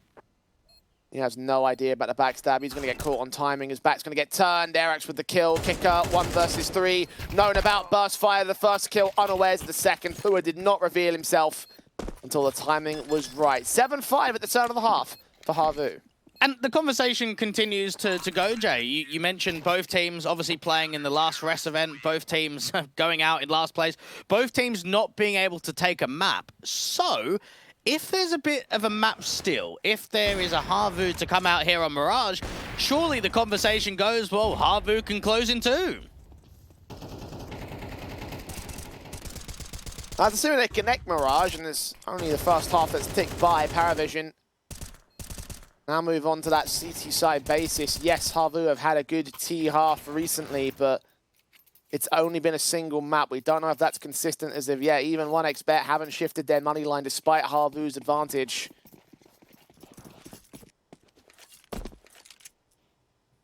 Paravision camp.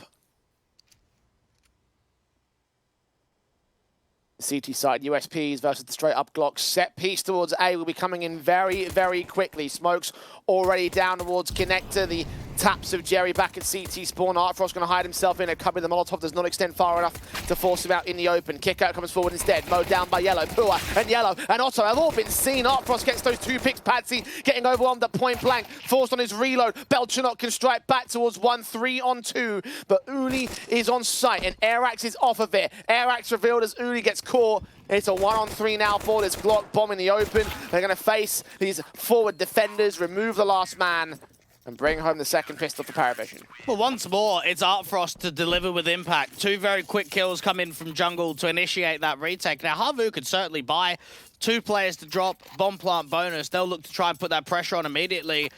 And it honestly might come down to, if Artfrost is performing well, Paravision win the series. If Artfrost is maybe having an average best of 3, then Harvu win the series. He, to me, is legitimately a game-defying player in this kind of matchup. Well, in that round, he certainly defined the pistol win for Paravision. He has defined many rounds over the course of this map-up. Fast execution leaves the onus on Patsy instead for this round. A Scout able to get some damage in, setting Patsy up for the triple overall as they start mowing through all. Patsy gets 4 kills in the end. As Harvu tried to buy in, tried to harsh invest, didn't get much out of it. 7 apiece for Paravision, and this should be a lead as well. And we've always spoken about, Jay, that international new projects are very difficult to kind of hit the ground running with a lot of success. I'm reflecting over CS2, and this is not just international projects, this is just any new build rosters, any rosters that have legitimately not had a previous core that have come together. Who's found success in CS2? Bleed? And that's it, right? I think every other new project has struggled to find success towards a higher end of Tier 2. And even then, Bleed is shaky at times. Uli, great deagle shot on Patsy. Harvu try and clap back. Jerry, however, involved with his trade count. Pua's going to get held back by that Incendiary. He was probably heard there by Belchanog. Galil facing up for Artfrost, trying to get a kill. And some damage certainly comes in against 2 players. Eventually, Yellow is going to drop.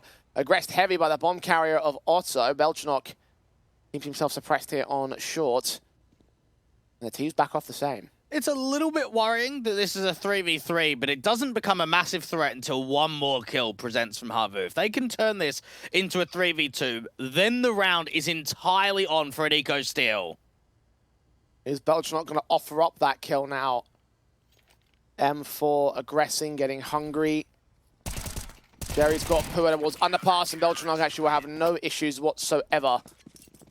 Very nicely held together by the Paravision side. 8 on the board. They have the lead on CT. Harvu have their guns back in round number 16. Including the AWP on Otto. Only 7 kills for him. Now, Paravision definitely had the tougher teams in the last FRES event. I mean, Monty and Ecstatic, 2 teams within the top 30 on HLTV. Harvu had Aurora at 42nd and Sangul at 108th. So just even the comparisons of teams versus teams, it was a lot tougher for Paravision.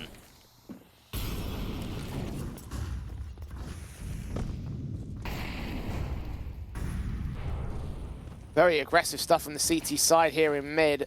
Belchanok trying to support Patsy. HG sent roughly to the right place of Airax, who will fire through that smoke and reveal himself, trying to catch Belchanok. Patsy, a chance to strike, but Airax lands the headshot to start. And now they start coming out of the apartments quick. Kick it pressured.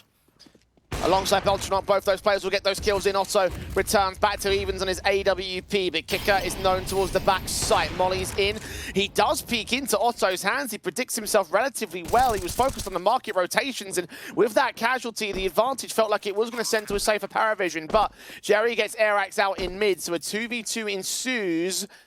But it doesn't feel like they're going to go for this read. I mean, it's a little bit confused as where Artfrost is doing here. Yeah, maybe a bit of hesitation with the call. Otto seen 1 out from market, and now this is on. Uli in the clutch, aware of Jerry, sprays him back. The AWP unknown. I think Uli's got a good idea about this. Did Artfrost scope in? He's fired away instead. Nade sent, revealed now. Pistols pulled, AWP back in his hands, trying to scope up the engagement. The spray still just stalling for time on Uli's part. Artfrost is well out of time. That hesitation took too long on Paravision.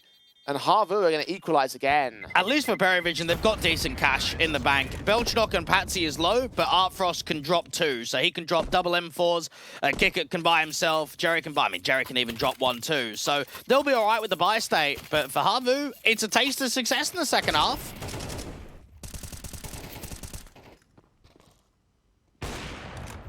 Set to evens. I think as well, that fight from Kicker, if he stuck around there, maybe he could have stalled out for a bit more time and changed the complexion rather than going into that AWP casualty. High pressure environment, high pressure situation. Not many right answers in that exchange. Harvu, despite winning the round, still have a slightly broken by with Galil's out. The M4's struggling to get these opening picks. At least Patsy's good for a trade. Yeah, Arax is doing very well to continue impact at top mid. Now, kick it out to the jail position. Doesn't have a teammate in sight, so this is onto him to multi. Flash turned away. Pua faces in jail. Kill found for Kicker. Swing back into 2 more individuals, though, unaware of how close Yellow was. So 3 on 3. Paravision forming up. But again, stalling out towards mid for the retake. Yeah, this doesn't feel all that likely until a kill presents itself quickly. And at the moment, the 2 players on B just aren't even facing. No need to. All sorts of footsteps being heard by Uli as well, so he can call out to his teammates. They're going to spot every individual. Jerry with 1 trade back. Otto is low, but he's caught Artfrost for 22 himself, so pretty even stances. And Jerry unawares of a player in apps with his casualty. The round is off the table for Paravision. Artfrost has to save. And the Finns have another lead. And I was watching the rest of that Permitter series that Paravision had just earlier on today, Jay, and they were, especially on Nuke, they were just losing rounds that they shouldn't be losing. They were struggling against some of the lower investments, and this is now kind of categorized to a similar extent where they should never be losing Mirage against a team like Harvu. It can't happen. This is a team that's never even won it in CS2, never even gone to double digits in CS2. And this is now shaping up for a Harvu that could put a lot of threat in this series. Very possible at the moment.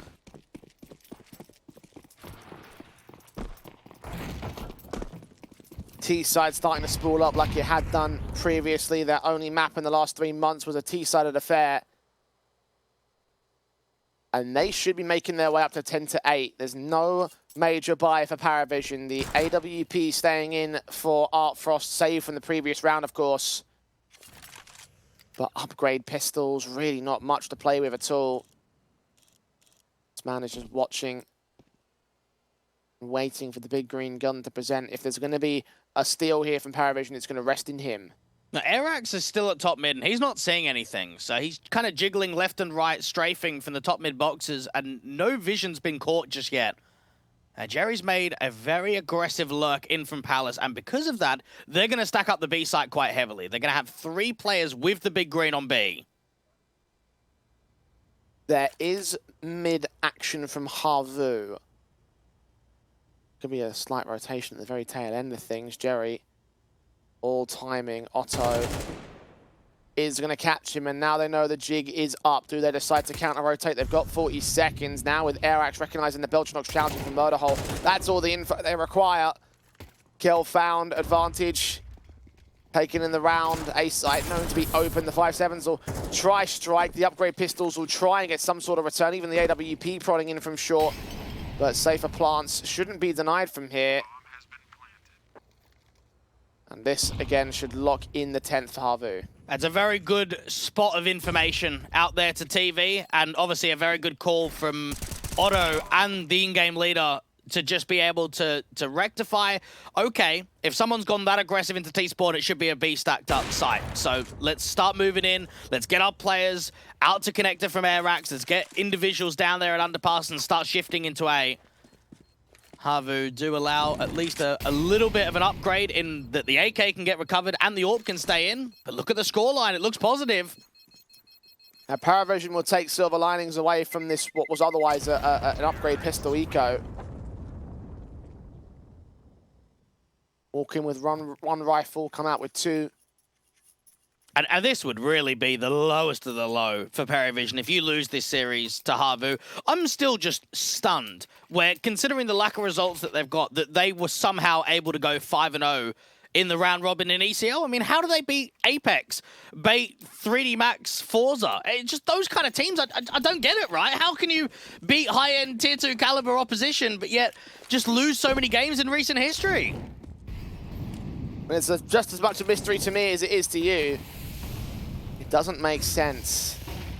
Certainly on their own map pick, one they should be confidently taking. They should be the ones at 10 to 8 or more so up. Instead, they're down on that margin as Yellow takes Artfrost back to the start. That was gained by Patsy, though. He gets involved with his double spray. Jerry with 2 of his own, and finally Paravision finds some confidence again. And unfortunately for Havu, the funds actually aren't looking that great.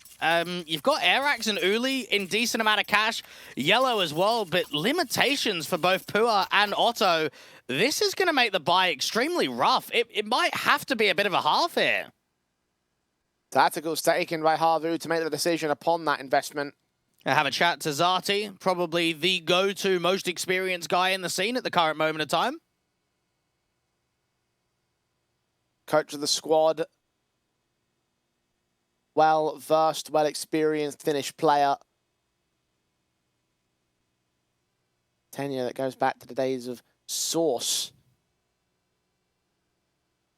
A man, of course, on many different Finnish rosters, including the early 2013 editions of the likes of Ents, the 2015 edition of 3D Max. And, of course, played for Havu for a period of time. Mm-hmm.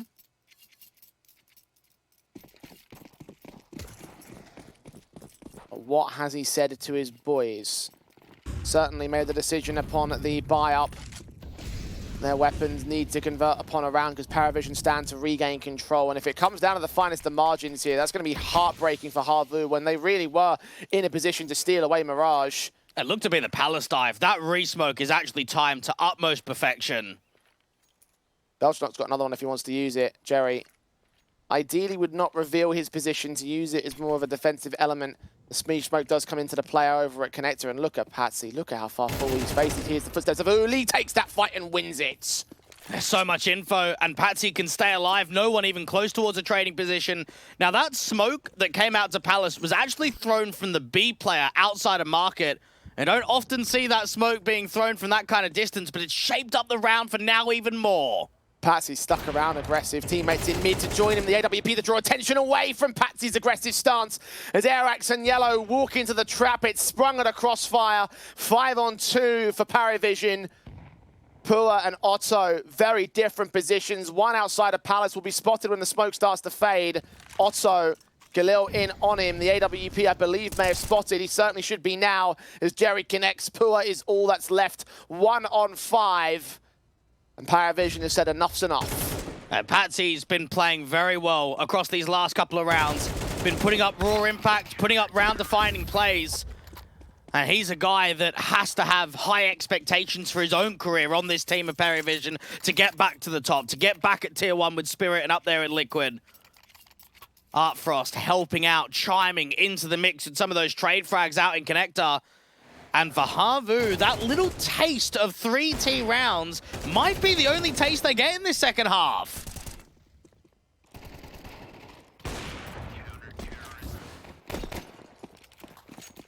Down to the pistols only. The harder reset has come in. Paravision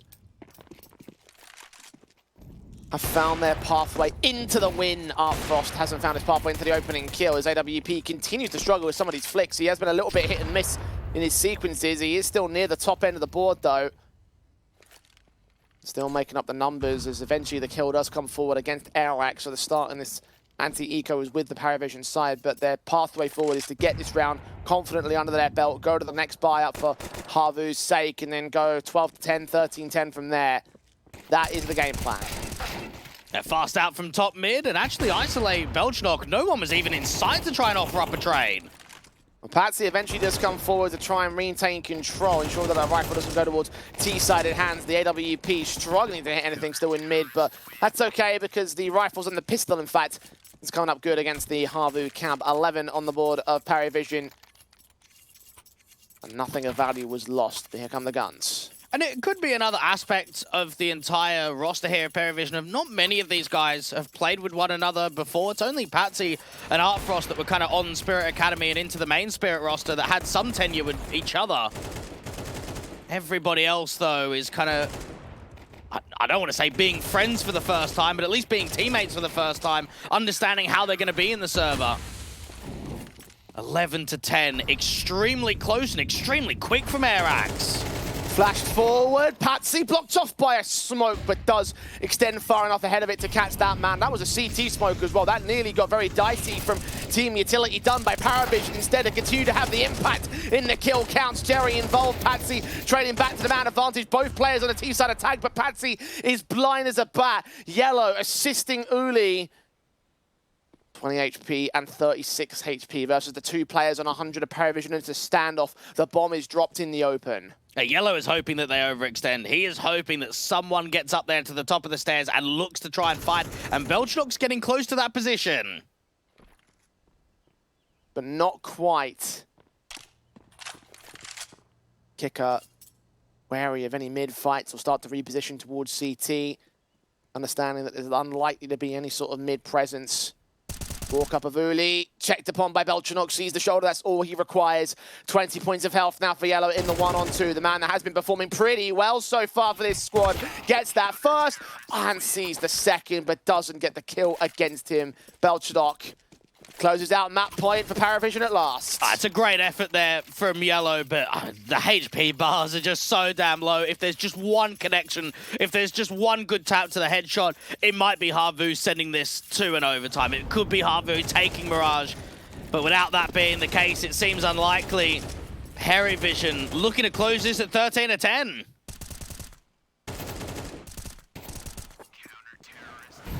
Two map points to do it. Harvu investing heavy. Forced back with Galils alongside the AKs that they can afford, but already Artfrost has caught Airax with the AWP, which is something they cannot afford. Jerry gets involved in Uli, and that's a bit more like it.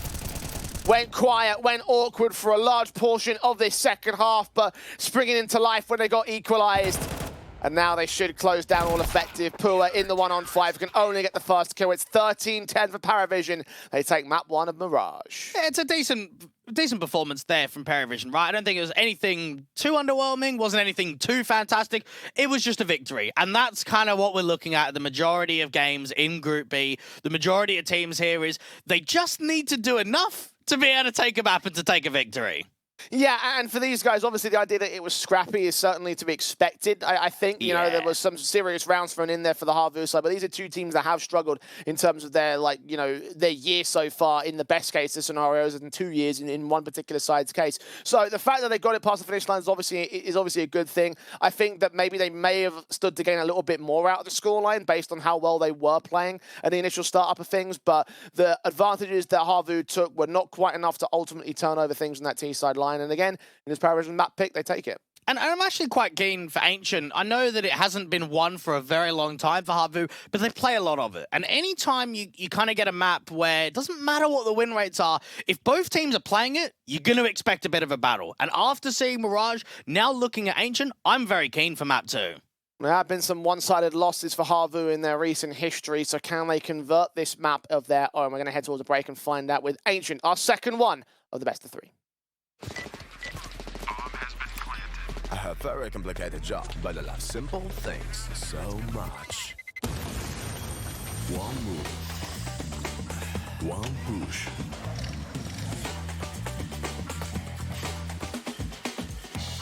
One touch.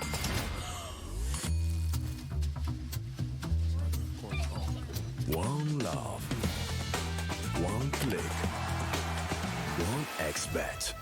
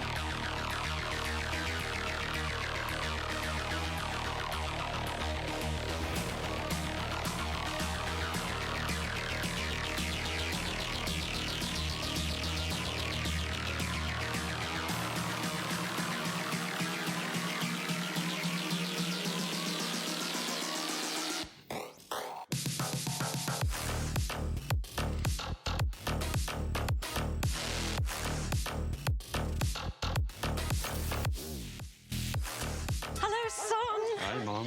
Pretty girl. This is Eva. Nice to meet you. Thank you very much. Your dad's just making his favourite dinner. It's duck. Come on inside. They're all probably too gruesome to tell you while you're eating at the table.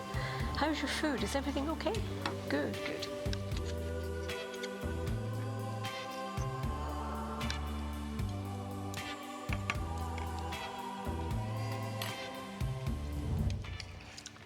You seem to know each other. Yeah.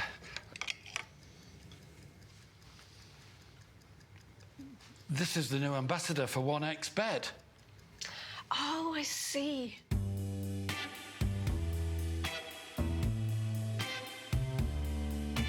Everyone felt good when Eva Elfie became the new ambassador of 1xBet.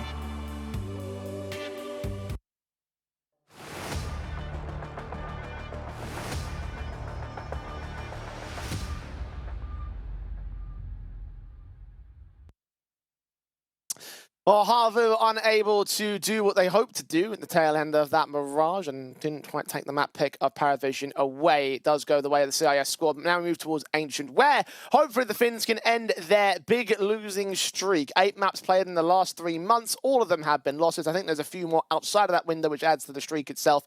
So, yeah, things still not encouraging when it comes to the map stats, but it is their pick. They're playing a lot more than what Paravision are.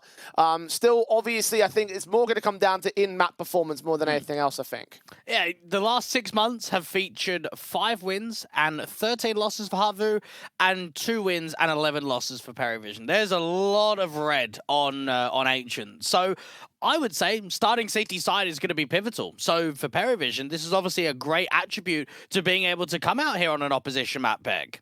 Yeah, they do have the one win in the record at the very least, so just that notion that you've got that Forza result back in the back pocket and you have proven that you can do some work is obviously an encouraging sign walking into this particular map up, but it is a case of the well-rehearsedness of the Havu side. I do have some key concerns though, because we have seen them lose this out time and again, Dwayne, so I feel like it is just a case that sometimes those individuals that pop off on the opposing teams can often make the difference, and we've seen a little bit of that over in the last map up at the same time. I mean, I'm just kind of thinking about, obviously, it's not been the most confident performances from the likes of Artfrost, but he was still near the top end of the board. Patsy, 26 kills, the key star and the key MVP in my eyes of that last map up. But I do think the Orb got a few more impactful ones at certain periods. But in general, there are a lot of performers right now for Paravision that are going to cause some serious issues for Hardu. Yeah, I don't think this map's going to be won just off of individuals. I think it's going to be won off of who takes the key rounds, who takes the pistols, who takes maybe the eco rounds. Is there a bit of a steal involved in the mechs? Who's going to be more consistent on the gun rounds? It's legitimately going to come down to a couple of rounds here or there. And we saw that on Mirage. I mean, we got into a position where Havu probably could have taken it, right? It got into a position where it started to get a bit threatening, and it didn't happen. So I look at this last, or it should be the last map, and say Paravision should close in 2. Starting on the city side of Ancient's obviously going to be a big leg up. And for Havu, it's going to be tough. Bouncing back on a map that has really had some one-sided losses recently is never going to be easy. Yeah, they've lost 13-8, 13-3, 13-6, 13-4. Very, very difficult scorelines to come back from. There have been a couple of throw-ins in there in terms of, like, you know, the two, like, closer results were against Rounds, which is a Finnish team, obviously, within their local scene, and Passion UA, who we've talked about as well in the last map of Mirage, was also played in that exact same best-of-3 series, where they were 13-10 results, but still all of them being losses, right? So it's that, might be that finishing element at certain points, even they do find that confidence. I think you mentioned the CT side start things. That might be something to consider for Havu, is that if they do lose early control, and then obviously you are expecting that to be somewhat confident for your opponents when they pick into that side, then that's where things are going to go off the rails in terms of momentum. The key rounds certainly are easier to win on the CT side, and I think that even individual performers could actually have those moments in those key rounds, could be the ones that make the difference in those swing opportunities and in those steals and in those rifle rounds above all else. And I mean, for Havu, this is now 4 maps in the pool that they've had a losing streak of 3 or more. Mirage is now up to 10, Ancient is on 9, Overpass is on 7, and Nuke is on 3. So things can't really get any worse for Havu, right? So with that in mind, they just need to kind of treat these next few officials, this group stage, of just pressures off, right? We've obviously just sucked, we keep losing. Let's go out here, we put on a fairly decent showing on Mirage, and let's try and at least end some of this, like, map losing streak. I know that there was a portion of time, I think it was 6 best-of-3s back-to-back without even taking it to a 3rd map. So I'd like to at least see if they can come out here and rest and get a map victory. At least send a best-of-3 to a final map decider. That certainly would be nice. Obviously, Paravision have taken a map in a rest tournament for the first time. Obviously, when both teams you mentioned not getting maps at all in terms of their last placements during the last Cup. So this is a chance, obviously, for Paravision now to turn that into a best-of-3 series win. And for Havu, again, just end that streak. Still the 1xBet odds have Paravision as favourites. I still believe we're going 2-0. You do too as well, Dwayne. So let's see how far Havu can take this on the T-side start. Paravision set with the Julies on Patsy and the pistol. Quite aggressive out to lane, and no contact coming in from Cave at all. Instead, the double donut set up for Belchdog to try and drive into some distraction. Drawing attention towards himself. Puro tried to flank around the outside, though. Right call to make Belchdog. He's still going to hold his nerve, though. Triples on the pistols. USP. He's tapping heads for all sorts of days. The last man doesn't fall. The yellow is all alone versus 3 more. Bomb out of control. And Paravision look to stun the start in the pistol. And fair play to Belchdog, right? In that setup, he's there to drive distraction. He's there to put that smoke down and keep attention on him. You're setting up the Julies. Anytime you got a double donut set up, the Julies is going to be the one that does the majority of impact. But as soon as he loses his teammate, it's onto him to step up, and I would say probably required to get 2 kills. Probably doesn't need all 4, probably doesn't need to be on for the ace. He just needs to get a couple of kills and wait for the rotations to come out from CT, and he's just done one better, hasn't he? God damn. What a round. And rightfully on one of the 2 M4s for this, Havu don't have any rifles to play with. Eco basis, because they do not get bomb plant bonuses. They do not get any leeway against Paravision here. Flash in is at least well timed. These pistols might overwhelm the rifle player, but Jerry and Arthros swing forward with their SMGs, get $2,400 worth of kill bonus. And the 2-0 start for Paravision with all 5 players alive. They can play this as a bonus round in round 3. Tarvu bring in their first set of rifles. And for both teams, just a best-of-3 victory here ends their losing streak of 5 games in a row for Paravision, for 9 games in a row for Harvu, just to be able to kind of kick yourself off with at least a little bit of positivity. And we saw in the ECL run for Paravision, while they had a really good first group stage of the round robin of the 5-0, they instantly lost out to Rushby and Aurora to put themselves in a poor seeding for the playoffs. Harvu have a couple of players out from elbow, and Patsy extremely aggressive with the MP9. Belcher not finding Thor. Jerry keeping himself as hidden as he possibly can. Behind that smokes, the nades will open up a bit of vision, but Airax will be able to get that kill back. SMG up close for Patsy. Gonna have to escape the ire of Airax because he is moving in close and got a ton of damage with that exchange. AK in Patsy's hands. The M4, however, takes note. Kicker and Belchernot combining in opposite ends of lane to get the kills on Otto and Airax, and Uli is once again left in another 1vx clutch, this time a 1 versus 4. Damage to half HP by the Incendiary and 2 CTs on the site defense. He's got no real viable options. Yeah, just looking to keep fighting, look to at least trade out the likes of Belchenok. And for you and I, Jay, we've casted a few Paravision games, and I'm kind of yet to see a really strong performance from them. I know that they've obviously done it with that 5-0 in ECL, that they've at least taken victories against the higher end of Tier 2, but I haven't seen it personally. And I get the vibe that you've come into the pistol round, you're on the CT side of Ancient, Belchernok's had an insane moment, okay? Then you go into the next round, anti-eco, pretty clean, go into the first gun round, and it's a 4v1, and 4 players stay alive at the tail end. This could just be that momentum, right, where things start really positive, and then you explode and get a really one-sided scoreline on this map, at least in the first half. And just to add to your point, 4 players stay alive, 3 of them recover AK-47s on Paravision. SMGs even got plenty of kills out of it, so continuing with those bonus weapons just to get a few more extra dollars out of that round. Perfectly played bonus. Harvu down at only pistols once again. Haven't really been able to get access to the bomb sites to get these bomb plants in, so this might become a bit of a pattern unless they can break it soon.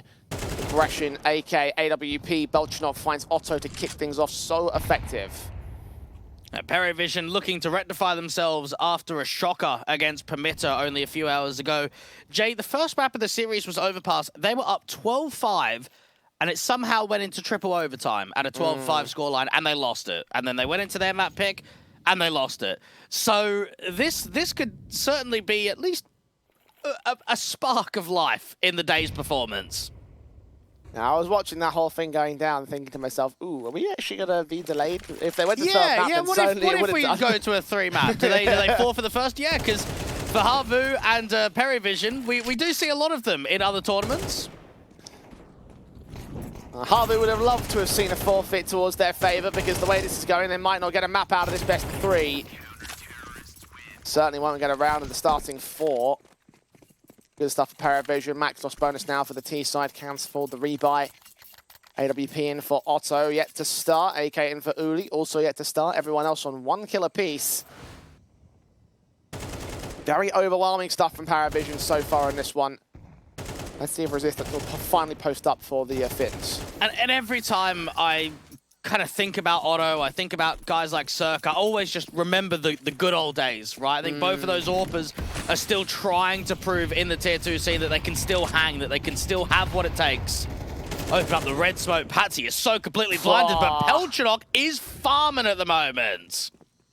11 kills deep for that man. Overwhelming stuff. The mid control established. The man advantage extended to 2. You know this is his first game, Jay, for Paravision in the last 3 months? Because obviously he was playing out on Aurora, and all of the games that they've had a stand-in of recently, they've used Blix. They have not used Belchernok.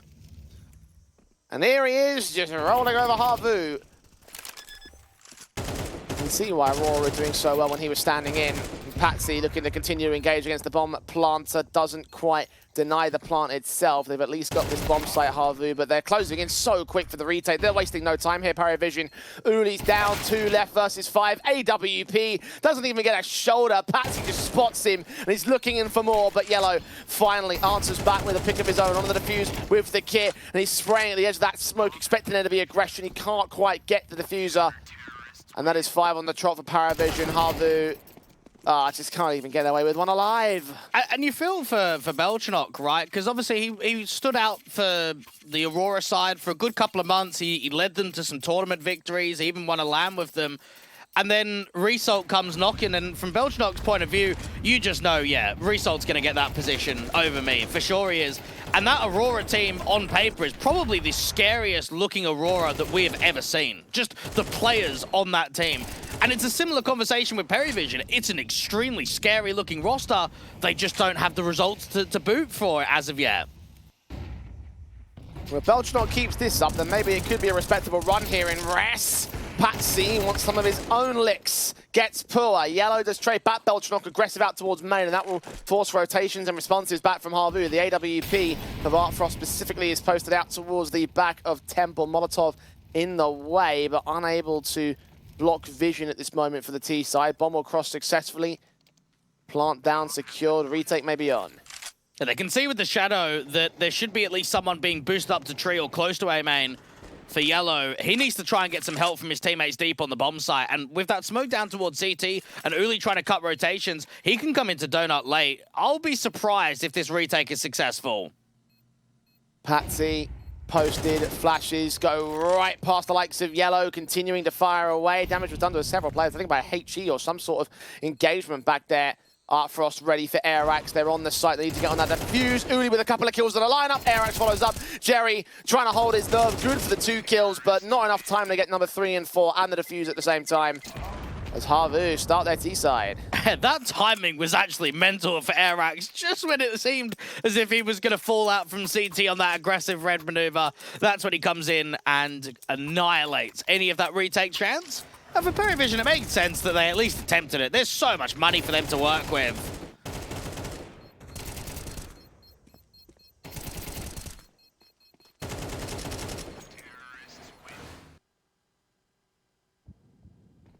Early streaks broken.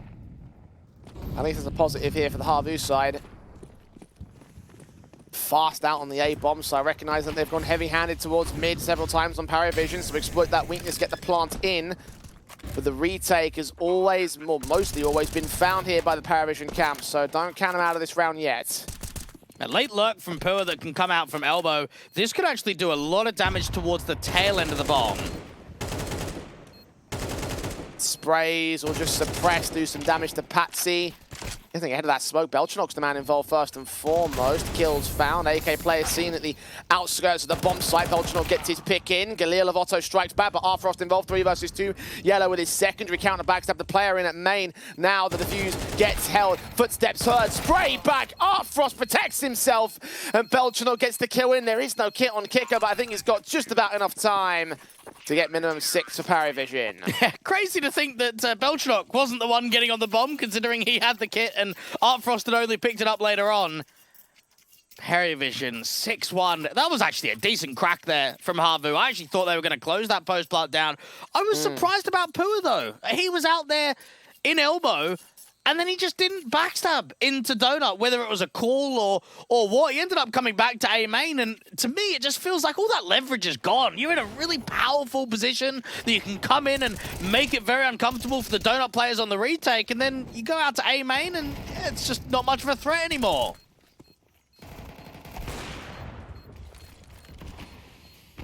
Wonderful stuff from Paravision to fight back from that basis. Wow, Artfrost. Full on 180. And Harvu suffer for it alongside all of those retaking players. It's a very, very staunch scoreline. The streak may be broken, but Paravision could set another one up. And no matter what you've rated the CT side of Harvu, this scoreline grows. It's going to become more and more difficult to try and bring it back. So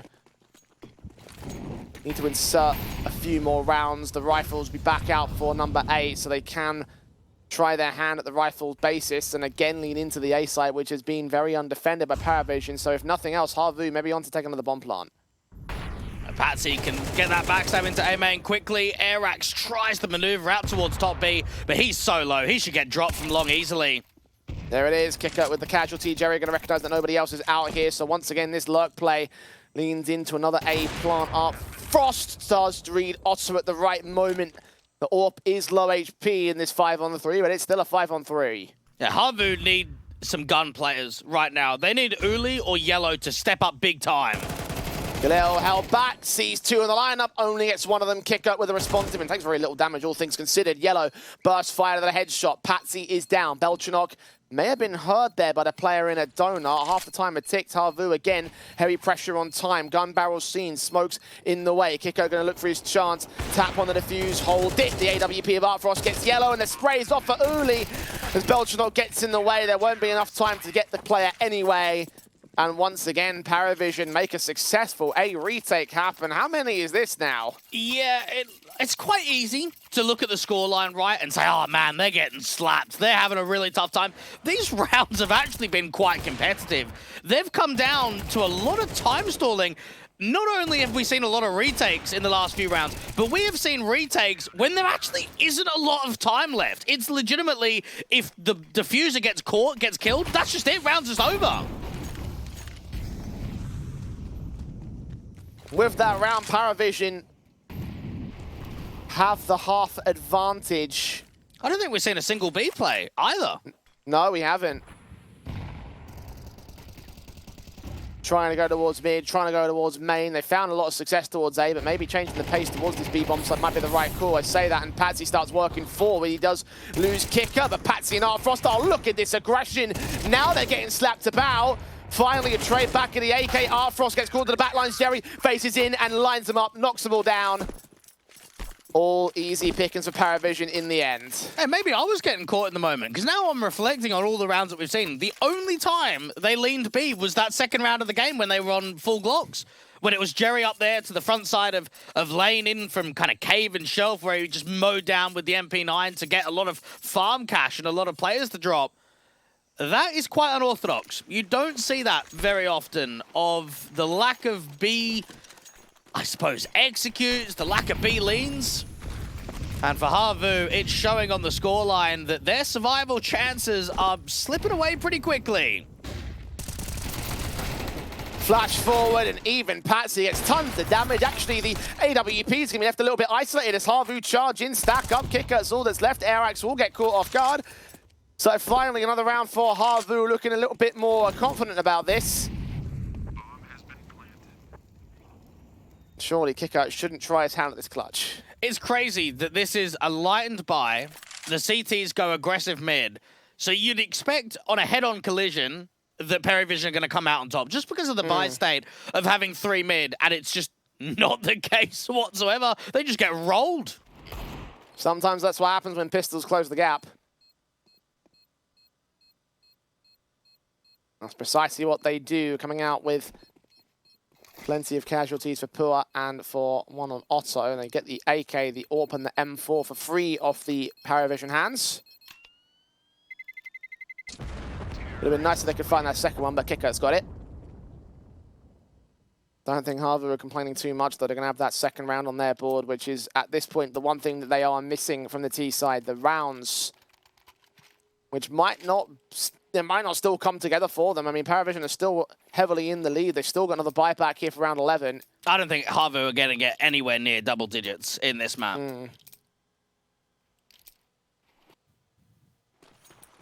And we're asking the question of the double-digit half for Paravision. The round win right here may well do it. Harvu, best they're looking for on T side is 4. AWP and M4 will press from main. Artfrost and Belchanok expecting yellow or some sort of effect to the T side. They are going to get a couple players around this corner. Is Yellow going to be ready for this flash sent? Belchanok forced to turn away from it. Engage does take the player behind him. Yellow with the trade. A fair play to Belchanok again. That's actually a sick hold. He is solo in A, and he's been able to get one, almost a secondary kill just with the damage alone.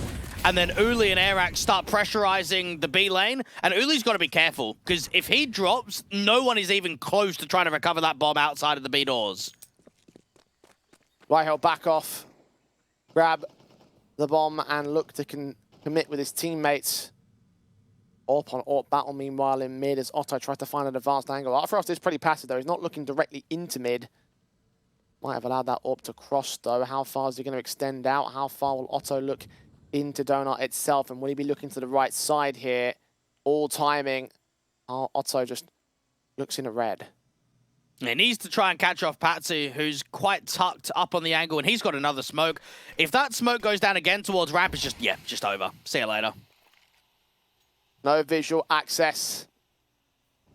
T's backing away. They are setting up Molotovs towards the bomb site, though. The AWP of the T side starts to move. Uli does get Artfrost overwhelmed, and the AWP of Otto misses. That allows a chance to defend, allowed to deny the bomb plant here. 11 seconds. Uli's got to fight, and he's got to win that fight. Otto drops in the meantime. 2 versus 2. Site secured. Kicker's pressing on. Fights Yellow. Yellow wins it. M4 adjust of Jerry isn't good enough. And down to the wire moments on the Paravision and Harvu side. Harvu were the ones that come out on top. Yeah, I don't really know what happened there. I was actually expecting a save call for Harvu. I legitimately thought there was no chance in that round. First off, for Artfrost, why is he aggressing? I don't know, with the time being that low. Was he sold on it being a B hit? I don't know. He over-aggresses Donut. At least if he's passive and he loses that fight, he can reposition. Right there, you can't fall back if you miss.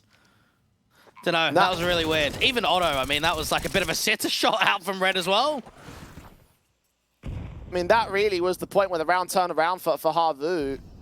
Then Kicker aggresses through Molotovs, HP disadvantage in the fights. They got so close to winning them, but Harvu got the final bullets. And now Paravision have problems in their buy states. Last round of the half, we'll see them force into SMGs and FAMASs and a Scout, no M4s to speak of. Complete contrast to where we were at the very starting portions of this half, about the mid-half marker.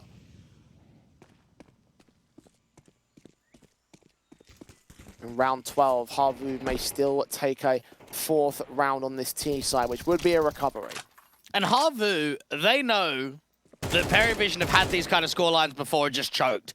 So they've got to look at the notion of 8-1 and going 8-4 and saying, we've got a chance to start bringing this back. We've got a chance of really putting up a good fight in the second half. Airax, aggressive, out from ramp. Pua in here from Red, just trying to toy with the MP9. Wasn't it 12-5 they were up against Permitter earlier on, you said, Dwight? Yeah, and lost that. Well, just let that add further to your point.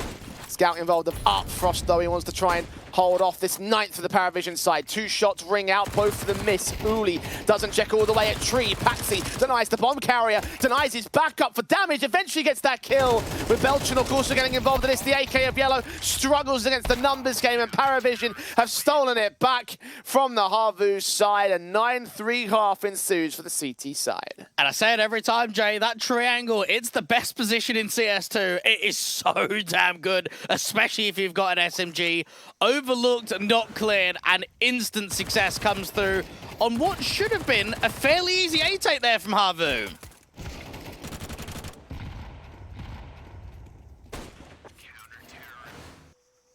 And the 8-4 denied on the Harvu camp, down 3-9 instead, and Paravision, it might seem like only one round, but it makes a world of difference. A double Julie should go donut here for both Otto and Uli.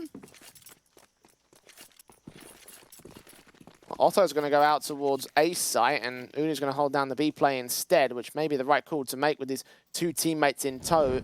Hearing footsteps towards lane, the execution going to come in very quickly for Paravision. USPs will be the first defenders. The Julies can come in eventually. Quick swing out from Pua, and it's actually Yellow blind by the flashbang. Gets his 2 in. Artfrost with 1 pick. Jerry with a second one. Pua continues trades, but Jerry's alive in a 2 versus 2. Plant can be secure, but they are taking their time with this one. Down at default, Uli continuing to watch his Julies. They get flanked upon. Patsy taps his way forward. Jerry provides support. Otto, his set of pistols come in, trying to get the kills back, but missing most of the kills, killing blows. Damage done only to the last two as Parry Vision take the pistol. What am I watching, Jay? What's happening? What's going on? How is this a pro game? I can't believe Yellow's legitimately got 2 kills completely through the smoke, out in long, and they've not closed that round down. Some of those bullets and the Julies as well from Otto just look so rough at the end there.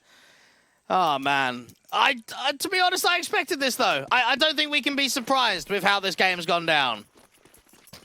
Yeah, I called it the Battle of the Scrap Fest. And that certainly is what it has turned out to be. I mean, a little bit more solid than that. But this was always going to be a weird match to call. Parry Vision have at least found the dominance that they were hoping for here on CT of this map. Now the T side converting 11-3 up. Rifles out for Havu. And that, if it's lost, will be the end of it. Parry Vision to win this round should win the series 2-0 to close out the night. And it's another one of these situations where you look at the group and the seeding, and there's legitimately no high-end Tier 2 teams in Group B. So one good surprise, one good on-the-day performance, and bang, you're in the winners matchup. Bang, you're in the playoffs. And Parry Vision can look at 11-3 and say, we need to close this. We need to get this done. Extension of the AK straight through the smoke. Pula is down at information of the mid presence. At least Arax trades back his backup a kicker, but Mill is completely established by Parry Vision. They're hunting for this FAMAS. Uli is detected. Wallbang spray through the headshot through the smoke on Patsy. And Otto challenged by Belchanok, losing that fight to the Galil. 2-man advantage for Parry Vision as they just take each of these fights, and Havu just left battered and broken over Ancient. Even Artfrost with a swing. Arax had the jump on him, but couldn't connect the casualty. Yellow, there's nothing he can do. And Belchanok's making a decent case for himself to allow a second chance. Right now, we know and we can expect that they'll probably be looking at another 5th player. If you bench an individual and you bring him back, you're not going to utilize the bench player to be your 5th. You're going to make him help you out in a couple of tournaments, maybe help you out to just wait to see what the next signing will be. But if he comes back, right, after that form on Aurora and he starts delivering, he maybe starts showing a level of consistency that you didn't see before, then you make a statement to say, do you know what? That benching was for the right call. He's learned his lesson. He's come back. He's stronger. Let's see if we can build off of that. And if we're not looking to build up on a 20-8, like Parry Vision certainly must be convinced, because I am. 12-3, in no small part to his efforts. Havu, 9 map and match points to bring back. AK Patsy does get forced out by the SMG, so that's the one lurker taken out, but 4 players out of lane, ready for the B-site hit whenever they want to. Jerry can maintain the pacing of the round on how quick they want to maneuver up to B. With the re-smoke down towards ramp, they'll certainly not dive themselves in just yet. Might be able to take the front side of cave. Another re-smoke comes in. Now 3 on B. This is a decent setup for Havu, considering the investment.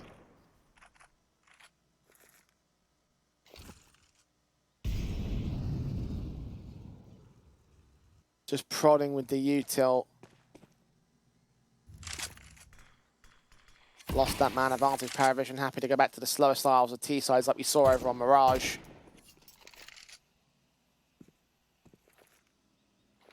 Got all the time in the world, including the 9 opportunities they have to close out this matchup here. They will look to form up towards that B execution.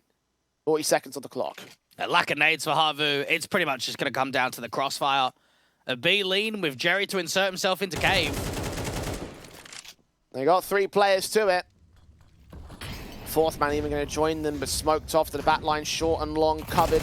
Central side defensive, low HP on Uli. Artfrost and Belch not get those kills back. The XM of Otto, good for a pick. A 2 versus 2 does ensue, but the next man forward, aggressing. Flashbang on Pua. He's undetected. He can find Artfrost. Artfrost escapes. They've escaped the ire of the CT man.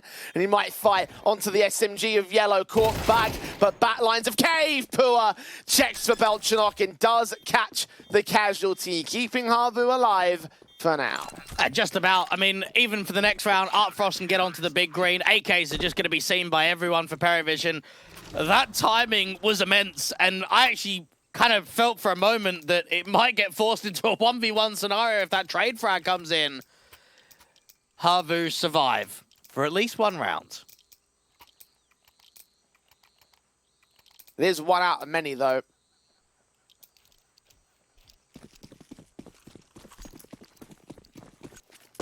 Eighth to the good still on Paravision. AKs, M4s. Nade set up against Pua, 60 points of health. Come back against Patsy to 54. Belchanok.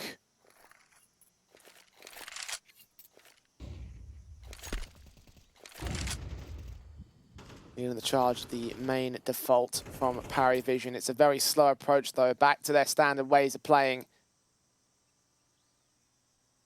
Only one man to find on A.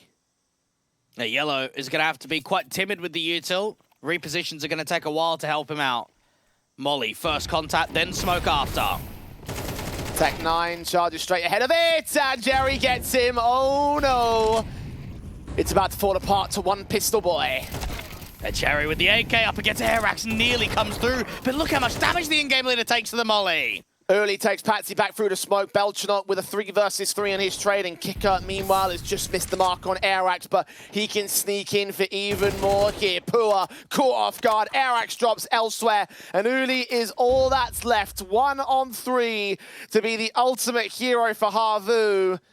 At 100 HP, a couple players tagged, Belchanok especially at 15 points of health. Those will be his key targets, but Kicker is the first port of call here from Donut. And Paravision are taking their time with this. And they're just slowing it in. They're trying to bait in the mistake of the overextension. And Uli is trying to hope for just a contact somewhere. Belchanok will get that plant in. Artfrost playing Overwatch. Uli. No access, no vision. Gun barrel has finally been seen. Belchanok can drop. Where's the second? Unawares of Artfrost. The most OP position in the game. Strikes back once again, forcing him away from the defuse. HEs reveal themselves, and Paravision is there for the closer. A 13-4, a 2-0 series. They move on to the winner's game of Group B. Indeed they do, and unfortunately for Havu, the losing streak just continues. 9 losses turn into 10 losses on Ancient and Mirage in their pool. This now is them just winning 4 out of the past 25 best threes on HLTV. I don't know where this can pick up. Like, I look at it from Havu and say this is probably the best draw that you could get. You look at any team in this group and there's weaknesses. If you're Havu, this is a gold mine to be in Group B, and they just can't even hold their weight. They just can't even perform on their map pick. I don't know what to think, Jay. Neither do I, honestly. I mean, I guess because there are weaknesses across the entire board for this Group B, this group in general. Like, maybe you could see a world in which they can try and work some decent lower bracket run, but I just think about the history of it. What are we up to? Like, was it, you said 9 best of 3s in a row coming into this match that they lost? Yeah. It's now up to 10 best of 3s in a row lost here for Havu. Like, I just don't even know how you recover from that.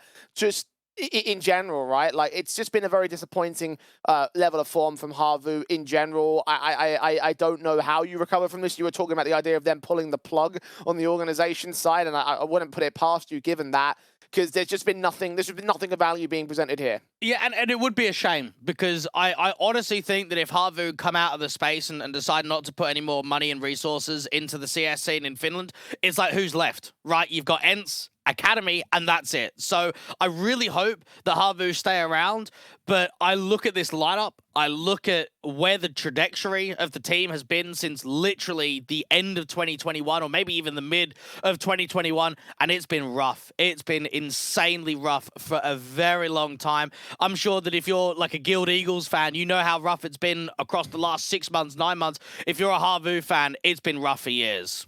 Yeah, indeed it has. And a team that as well at one point had a top 20 rating on HLTV and before this major slump had really taken a hold. I mean, it's disappointing. It is for me, in my eyes. So, but that's the way it crumbles, right? Sometimes you're up, sometimes you're down. In this case, you're just down all the time on Havu. So maybe there is a lower bracket run. Maybe they can do something against Bait. I doubt it personally, but we can only find out about Group B in terms of their elimination games in a couple of days' time. But for us today here on day 1 of the West European Regional Series, that is it. Our opening games of Group A and B have concluded. We look towards our opening games of Group C and D tomorrow, Dwayne, where there's plenty of action and plenty more significant teams trying to make their runs. A lot of storylines to follow in those two groups. Yeah, indeed there is. Always these opening games give us a little bit of an idea of, is there going to be an upset? Is there going to be a 9 Pandas down at elimination? Is it going to be one of those higher-end Tier 2 squads struggling to make the playoffs? So, yeah, I'll be keen to keep my eyes on tomorrow.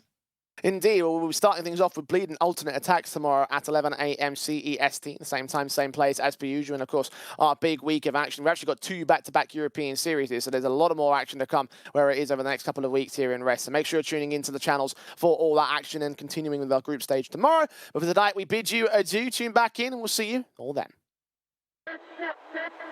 Respect from 1xBet. Respect from 1xBet. Respect from 1xBet. Respect from 1xBet. Respect from 1xBet. Respect from 1xBet. Respect. Respect from 1xBet. Respect from 1xBet. Respect from 1xBet. Respect.